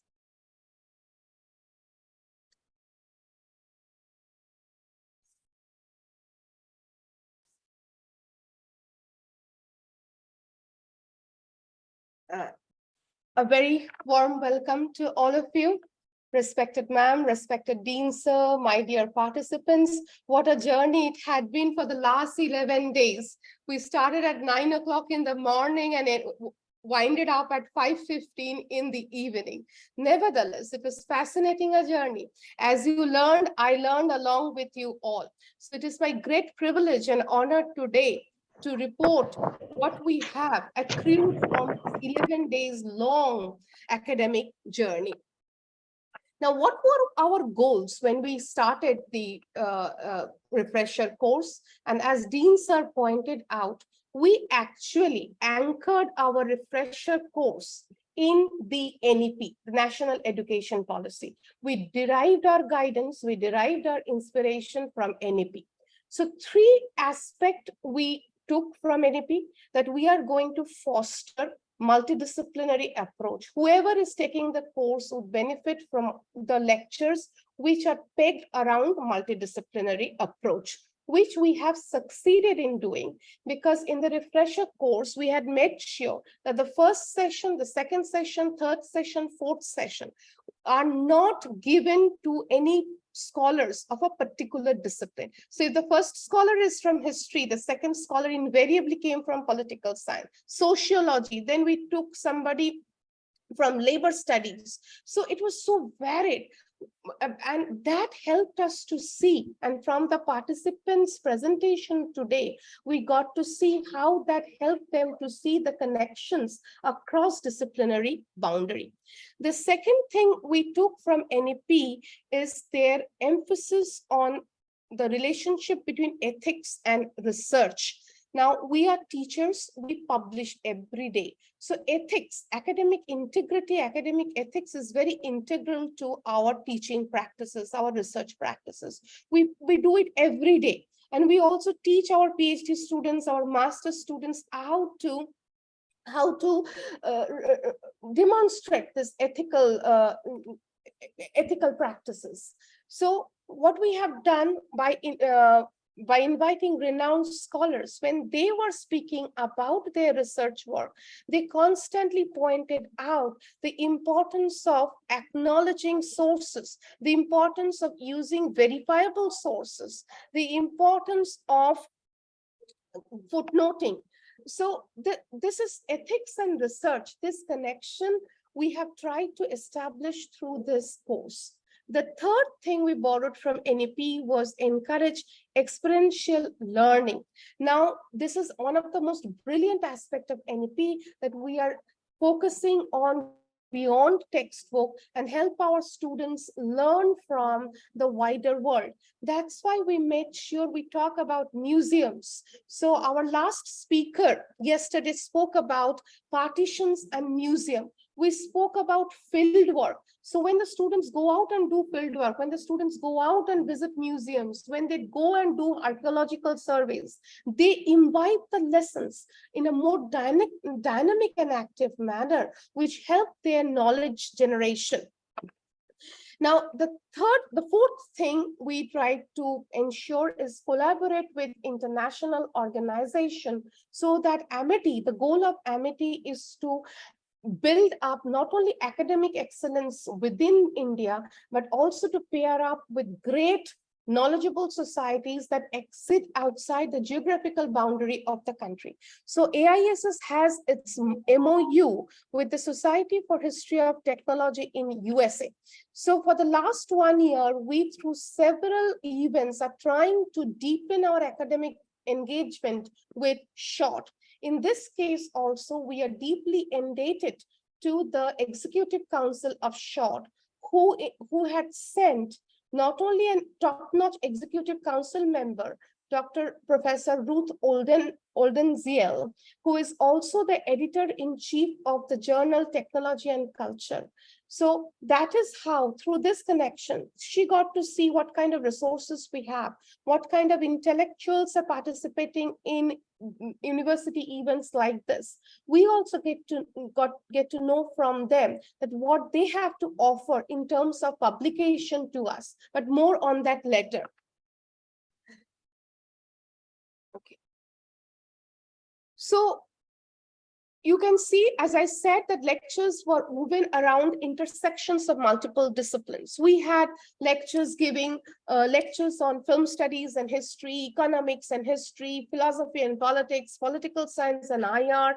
There were lectures in history of medicine, science and technology, gender studies, and each of them combined with the other discipline and opened up a plethora of opportunities as to how we can make our topic very dynamic, very fruitful, and very far-reaching in terms of intellectual appeal.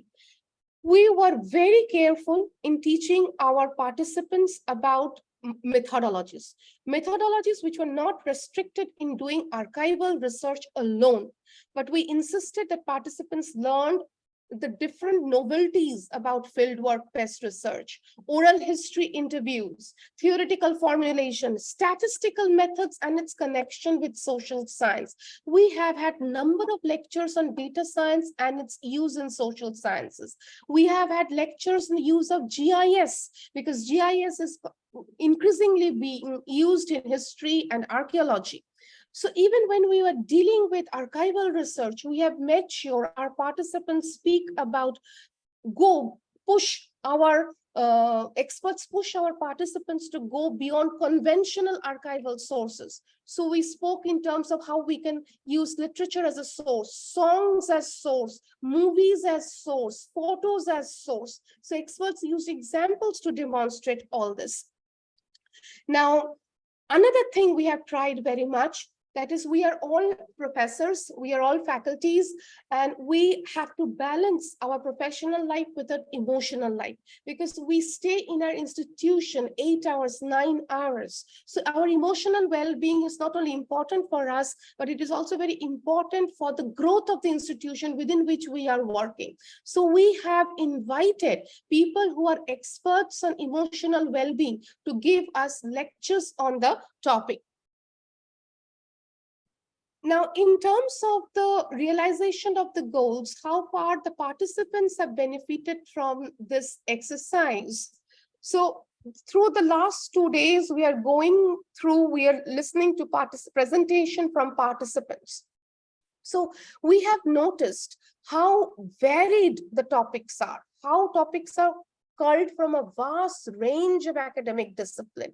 They're interdisciplinary as well as rich in use of methodologies. Okay, and in respective presentations, we have ensured participants point out to us how they have specifically benefited from lessons that they have accrued from this refresher course. And I remember mentioning to them, you do not have to say good things to us.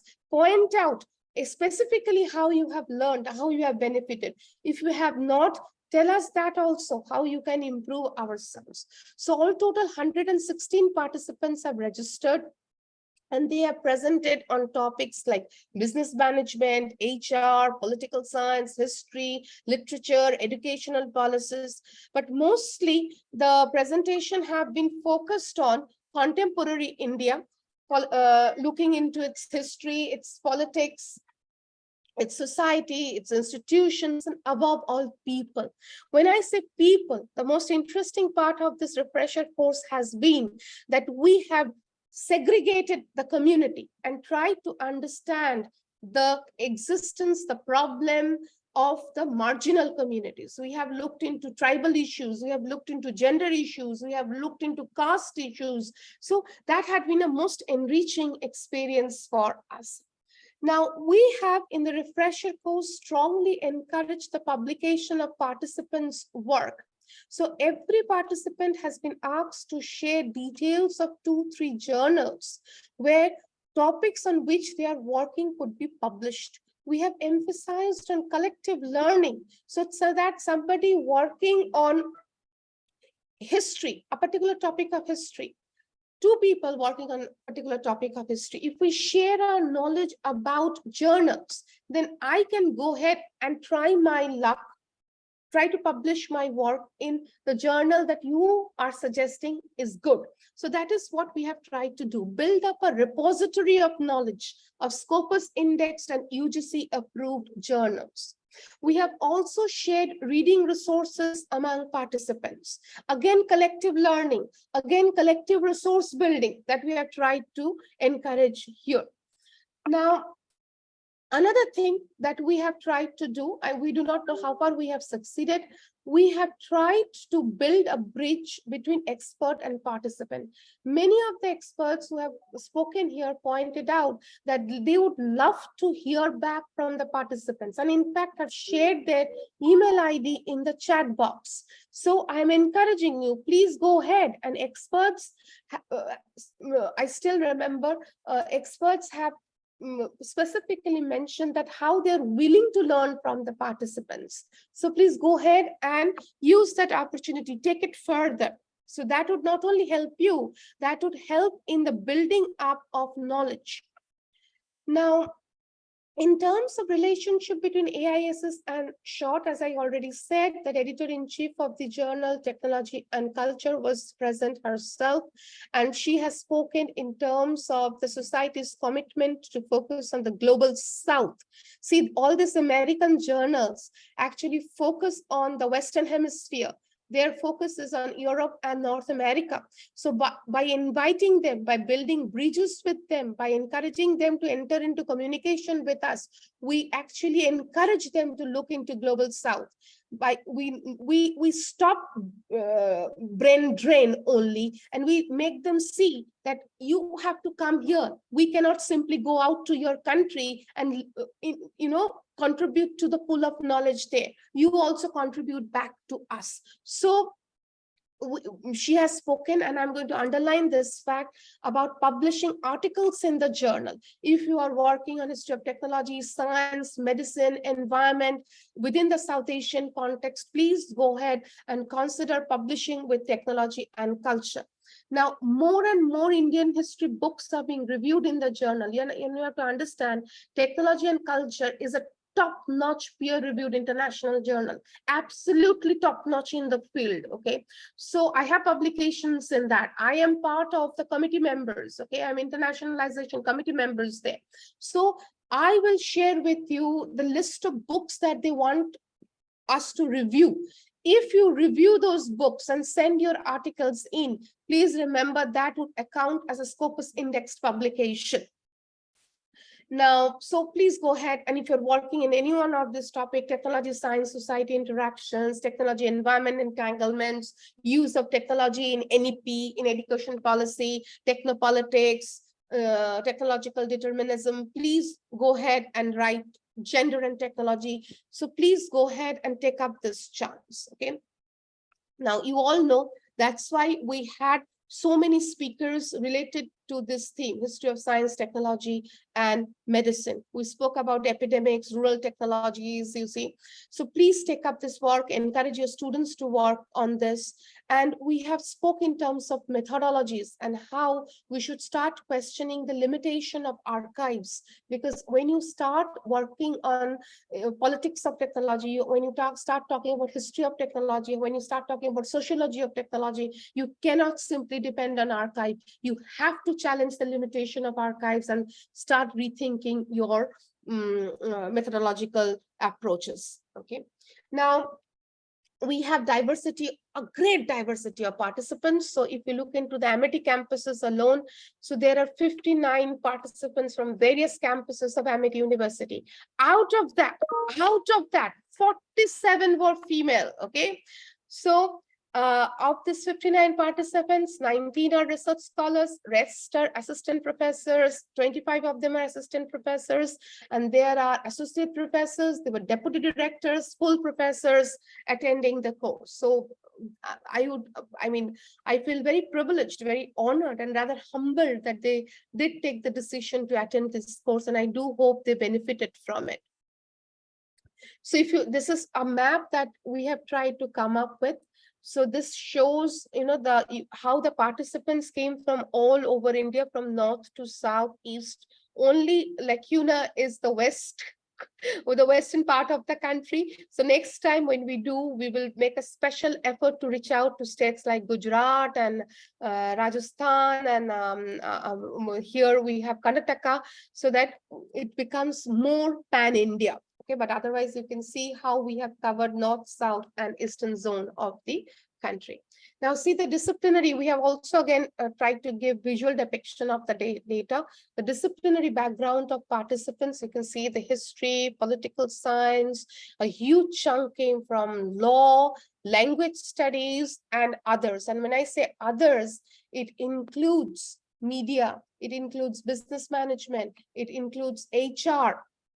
So it's a very broad scope of scholars that we have been successful in integrating with us. Okay, so then what is our future plan? Okay, as I said, I'm not going to make the WhatsApp, we are not going to make the WhatsApp group dysfunctional, okay? Because we will keep on posting reading material. If you find reading material which is relevant, please keep on posting. This kind of WhatsApp groups are very, very crucial, okay? Collective knowledge building, okay? So I have shared already material that I've already received. More are on the way, like Amitabh Kuntia hasn't sent yet. I have approached. I will ask other scholars also to post in their things as and when they have the time. And let us keep this group alive so that we can share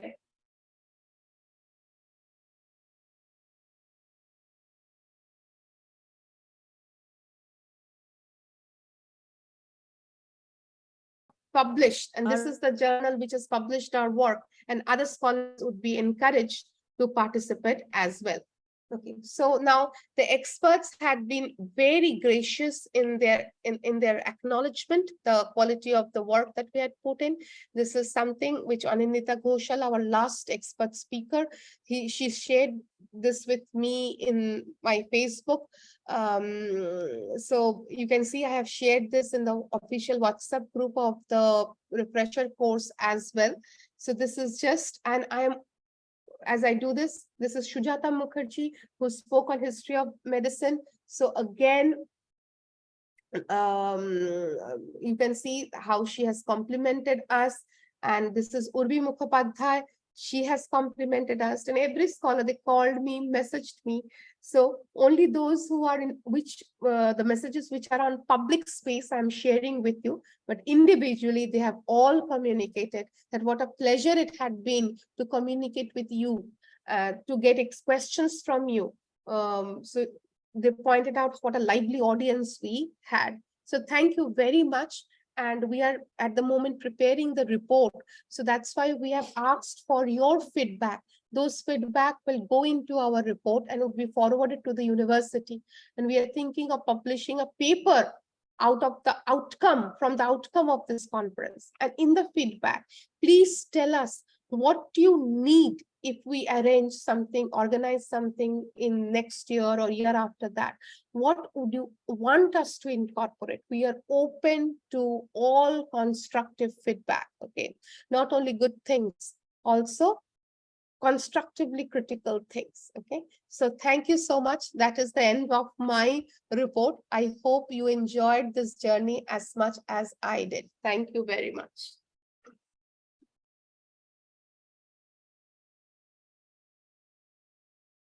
So our distinguished guest today, Dr. Omji Upadhyay, he is being called to PMO for some meetings. So right now he is not able to join this refresher course for his deliberation here. So now I would like to invite participants just to share their experiences.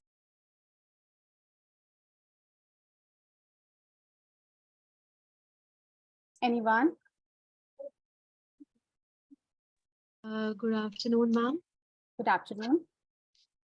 Yeah. I'm Dr. Nutan from Amity University, Patna.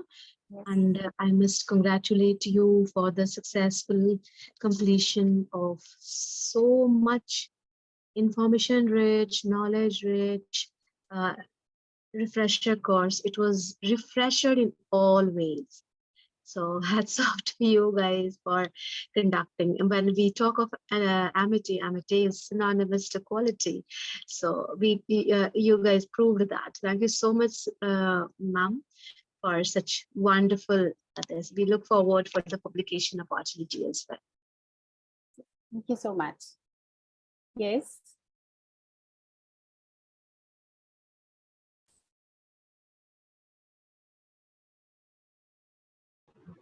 Anyone else? Am I audible? Yes, yes. This is Nibasina. Thank you so much, ma'am. Thank you so much to both of you and all the organization, all the organizers. It was wonderful to be part of this refresher course. I've just completed my MPhil. I'm teaching at Lloyd Law College, and it's been great hearing all the speakers.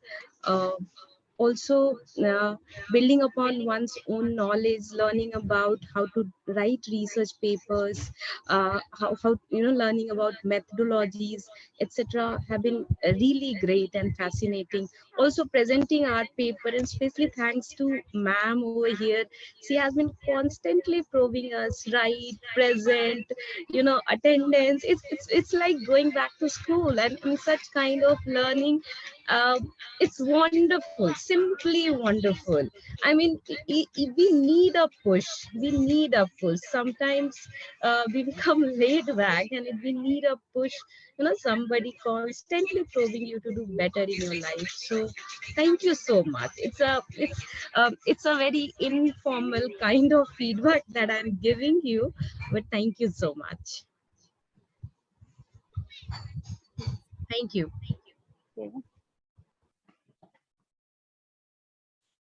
Yes, anyone else? Good evening to all the participants and to the guests and the organizers here. It was a wonderful learning experience, and rightly said that the number of women participants, I think, is more, because we do get less opportunity to, to hone our skills. And the first opportunity that we get, we are ready to grab it with both hands. And Amity has provided an excellent platform for us to learn, experience, and even share our thoughts. We have learned a lot from the resource persons and also from peer-to-peer learning. I have enjoyed the presentations put up by the participants, because many of them pinpointed their learning points, which I might have missed. So it was a good peer-to-peer learning opportunities. And I'm sure that you will excuse some of us who are not very net savvy or technology savvy and could not, come up with answers. Sometimes we missed your calls, and I just realized I had missed one. So thank you for all your patience and the excellent way in which the FDP was conducted, with excellent resource persons and a good team to support the learning process. So thank you, Amity, and to Professor Madhumita and Professor Shalini. Thank you. Thank you. Thank you so Yes, much. Sabiha. Yeah. Yes, Abhiyaji. Good Sabiha, how's my afternoon. sari today? It's wonderful. Go ahead. You don't have to answer that. You don't have to answer that. Okay. Ma'am, let me be very frank that when I got this brochure on a WhatsApp group that this 2-week refresher course is going to be organized, the first thought was PBAS. That is going to add to my PBAS. And what is the harm? You will just have to log in and we will get the certificate. But after attending the first session, it was like that I was coming. The first thing was that I was putting on my laptop and listening to the various session. My colleagues used to come and ask me, Ki, don't you have copies for evaluation? I said, no, I have, I will do it. But every lecture was so engrossing. And they're not related to my topic at all. I am a teacher of marketing management. Most of the lectures were history, political science, and but still it was so refreshing because sometimes you become so monotonous teaching your subject only, having only one perspective, just thinking about what will sell, what will not sell, just marketing. So when it comes like Adivasis, like say, yes, this technology and war, and then Dalit issues. And then the professors of JNU, Bengal University, they were so, listening to them, you realize that without any PPT, without anything, they can so smoothly, such a good flow of lecture. They don't need any aid and they are so learned, doing such good works, doing projects, solving the problem of the society. And that's what education is supposed to be. That is how educationists are supposed to be. So that was a very good learning because such wide range of senior professors you can't get, sitting here at your workplace only. That is possible. That was made possible. So thank you for that. You don't get a chance to listen to such professors every day. Thank you very much. And this had widened our horizon. And we need such program from time to time to rejuvenate ourselves, to align ourselves, realign ourselves, and to know that your subject alone is not the end of the world. There are many more things in the world going on. Thank you very much. Thank you very much, Sabiha. You had been a very precious participant because you always asked questions. You always got involved. Now the thing is, when we do such thing, when we take so much trouble to organize an event like this, and you can imagine the work that went into it. And when people like you and others, I'm not going to take names, when they like it, and that, the fact that you're liking it, how do we know? Because you ask questions, as I said, you are a marketing person. I could see that from the registration, but you were asking so questions related to history, political science and all that. Then we feel that this is our greatest reward. We have been able to touch your mind. Yeah. Thank you very much. So anyone else? Yes, ma'am. Yeah, sure. I want to say thank you, Professor Saxena, and thank you, Madhumita. Both of you have been very inspiring throughout because I know it is such a tremendous job. Whoever you're working physically, and we are not, all of us are not working physically. That is, for me, it was a summer recess from my college. And I thought that, it is not for I have written in the feedback also that it will not benefit so much so far as promotional benefits are concerned, because I have already opted for associateship. But I always thought that always I have to keep in touch with the latest trends in social science research. And this refresher course was so encompassing. Overall, it was such a wide spectrum, and we got to know so very good speakers. And another thing which I benefited myself, that is, at present, our college was accredited in the NAC with A grade. So from a rural college like Kalna College, I am immensely benefited with this because there was a speaker from ISRO in the planet Netra, Professor Ravinder Tiwari. He also encouraged me that he will come or he may give online a lecture. which will benefit our students. So I thought about my students' perspective because I come from a rural college. I teach in a rural college.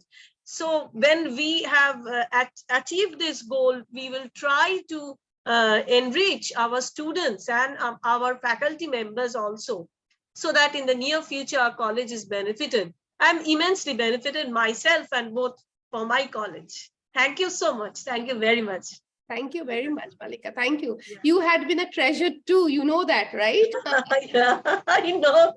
I am very happy to come back with you after so many years. Yes. Thank you. Stay safe and healthy. All of you. You also.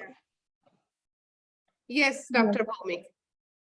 Thank you, the organizers, and especially as Neha had already said, that is again going back to the university days, and so the rigorous path is also very encouraging, that we really at times we feel, okay, we don't go through all these things. But it is, I will always remember this man's effort, and both all of you, both the ma'ams are excellently, they are handling things. Ma'am, it is a very wonderful learning experience, I can say. And in this regard, we often refer to government universities with refresher course, which we always been encouraged to do. But for the first time, I have a different idea that how this, when actually it is not the government and the private, it is the motivation it actually works. If you continue to work with a good motivation, so you can again refresh your mind. So that is, ma'am, wonderfully, and you have been bringing scholars and from every corner, which is like be it from West Bengal or Calcutta, be it from JNU, DU. So it is very wonderful, and I must say it is definitely creating a standard. And I should say that many private universities should also take as an inspiration that how to work with this, but particularly how to make us work like that. And ma'am, it is, I should congratulate both of you, ma'am. It is like you are just holding us, and I like the way you make us do it. It's a purpose. Everything must have a purpose. Thank you, ma'am. It's a very wonderful learning. Thank you, Dr. Bhaumik. Thank you so much for those golden words. Absolutely. Somehow you read our mind. I do not know how. That was exactly we were thinking. This government, private, we always think that one is lesser than the other. But we all of us come from a government background, right? We studied in government institutions. Yes. So we know what standard should be. And we actually went all the length. I can say one thing, that we set the standard. I must say, because mostly when I myself coming from JNU, we already have a different environment there. So going to a private at times, it is very at times depressing to some extent. So we'll go in our with that academia. But with this refresher course, I must say that people like you should be there in every private, so that the notion for the private that they are not working, it should not be like that. They should take the inspiration. Thank you. Wonderful. Thank you so much. Thank you, Dr. Bhaumik. Anyone else?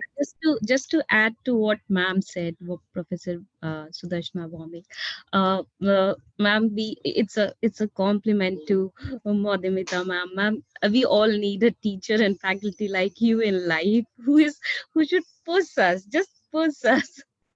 I just felt like saying it, so I'm putting it out in the public. So yes, ma'am.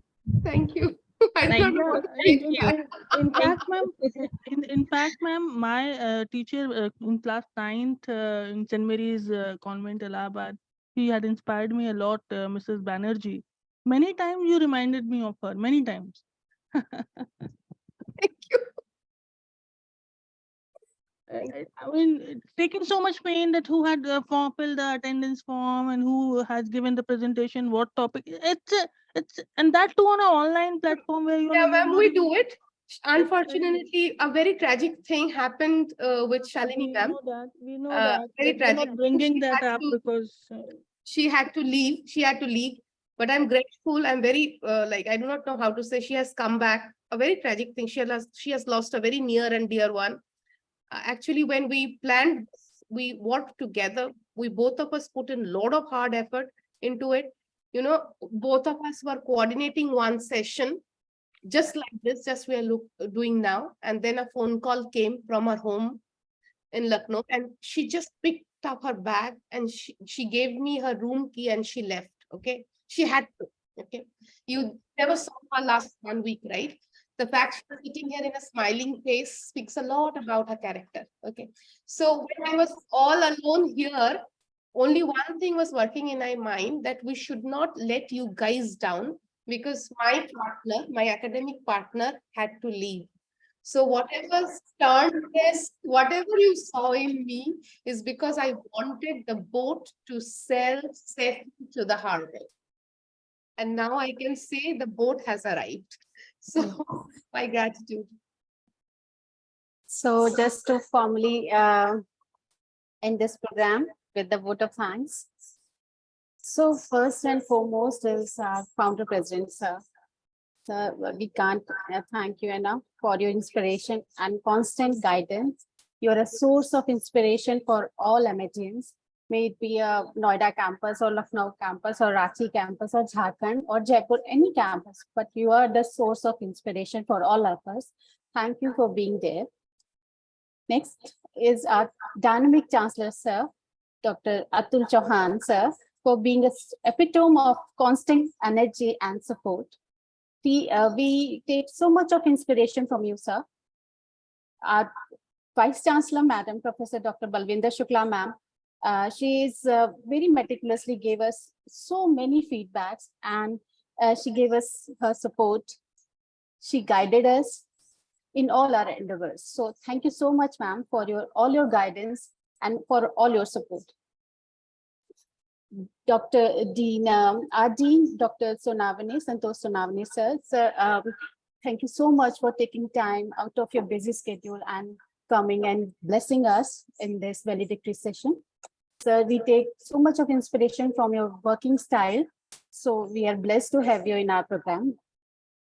Our Dean, Humanities and Social Sciences, and our very own director of our Institute, Amity Institute of Social Sciences, our Nirupma ma'am, Dr. Professor Nirupma Prakash.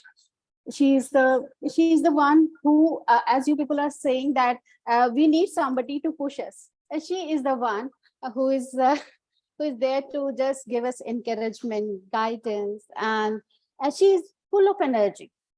She will always keep us inspiring for doing something better, something better. This is our daily lesson. So I'm indebted to you, ma'am, and really, words are not enough to say thank you. I'm really, in a very simple word, I just want to say thank you, ma'am, for being there, for being the head of the family of ASS. Thank you for being here, for giving your inspiration and guidance. And thanks are also due to Senthil sir, Dr. Senthil sir, who helped us in the initial time and just making the payment, the gateways and Amazon support. Sir and his team really helped us a lot in his by supporting us from all these technical issues, because we all are basically from social sciences. So he was the one who supported and gave us the technical support. And then another thing, my gratitude is towards Dr. J.S. Sondhi and his team, the IT support, especially Puneet ji. He was always there with us in all our issues. So my heartfelt thank you and gratitude towards the IT team of Amity. Next is Dr. Sagina Huda, who is from Amity Academic Staff College. She was very meticulous in giving us the framework of the refresher course, and she guided us throughout the refresher course also, how to go about it, how we should take our goals and how to implement those. So basically she was the one who was the guiding source behind, she was the one who was guiding us from behind. And she was, right now she is not here, she is out of the country, but her support is really immense. Next is my thanks to SHOT. and the executive committee of SHORT. And basically, I also would like to thank you, the representative of SHORT, Dr. Ruth Oldenziel. She gave her deliberation in the refreshers inaugural program also. She was commendable, and she gave us some reading materials and the sources also. So I'm sure we'll be in future also we'll be circulating the material also to you. Thanks are due to Dr. Reva Singh, my colleagues from my department, Amity Institute of Social Sciences. Dr. Reva Singh, thank you so much for being there. Dr. Smita, you were always there for me for us in this refresher course. Dr. Kiran Agwane, he was there to help us. And then Dr. Jyotika Tekchandani, she is like a pillar to me always. So thank you so much, Dr. Jyotika. I would like to also take few names of our students, research scholars who were just standing like a pillar and support for this refresher course. First is Raka Das. She's a research scholar in our department only, but she was rock solid, and she just helped us like in making of the reports. She was helping us in attendance sheets. She was helping us in taking feedback. So thank you, Raka, for being there from the initial days only. Raka, you can come online, switch on your camera. Raka, you are there? Switch on your camera. You are messaging me also. We just told Raka to do this, and even in making of the posters also, she was instrumental in making of the posters as well. Then I would like to take name of Gursimran. She was instrumental in making of the introduction of all the speakers. So thank you, Gursimran. And Ariksher was there for us for making the PPT. So Ariksher, he is also our student. So, but he was a very, very important person who was not visible on the screen, but behind the screen, he was very active. Then I would like to also thank our eminent speakers. So we had 38 speakers. So there's a few, all the names, as you know, all the names. So my heartfelt thank you to all the speakers who just took out time from this busy schedules and gave their deliberations here. Basically, some of them, they joined from abroad as well. So just taking time, sometime, I think Dr. Madhumita Saha just told me that it was night in America when Dr. Satyajit Singh joined, but somehow that thing was managed. And thank you to all the participants as well, because without you, no refresher course, because you need students just to be a teacher. So that is a thing. So thank you all the participants. And last and but not the least, it is a huge thank to my co-joint program director, Dr. Madhumita Saha. She just stood like a pillar, and she was the one who was doing everything. She supported me emotionally also. She was there for me. You can see everything was going so smoothly, because I was just checking the messages. So there I was saying everything is going on very smoothly. So it was like a cakewalk, looking like a cakewalk, but I can see the hard work and the enthusiasm and the meticulous attention on each and every aspect of the refresher course that was given by Madhumita ma'am. Madhumita ma'am, I thank you so much for being there, for being my friend and being in my life. Thank you so much, Madhumita ma'am. Thank you, Shalini ma'am. We did it together. Thank you. So this is now the 2-week-long refresher course is coming to an end. So now, ma'am, would you like to say something? I think over the last 11 days, I have said enough. No. See, now the thing is, now everybody must be very much worried about their certificate. So all the participants, I would like to show you that we are analyzing the results, and after that we will be giving you the certificates in the first fortnight of July. So we all are there on WhatsApp group. So we are there only. You can always call us, you can always talk to us, there's no issue. But because these things, this is a bit lengthy process, we need to just give it for maintaining all those things. So basically, we will be providing you the certificates in the first fortnight of July 2023. Must mention this also. So thank you, everyone. Thank you for being a part of this refresher course. So it was a good learning for us also. As Dr. Madhumita has said that you are required to give your every type of feedback, good and not so good, so that we can improve. And we will plan a series of refresher course, a yearly refresher course, so that we can enhance our knowledge. And workshop also, ma'am. Workshop also. We'll be coming up with many research programs and research workshops and refresher course in future also. We will be updating you for regarding everything in the WhatsApp group. So this group will be there.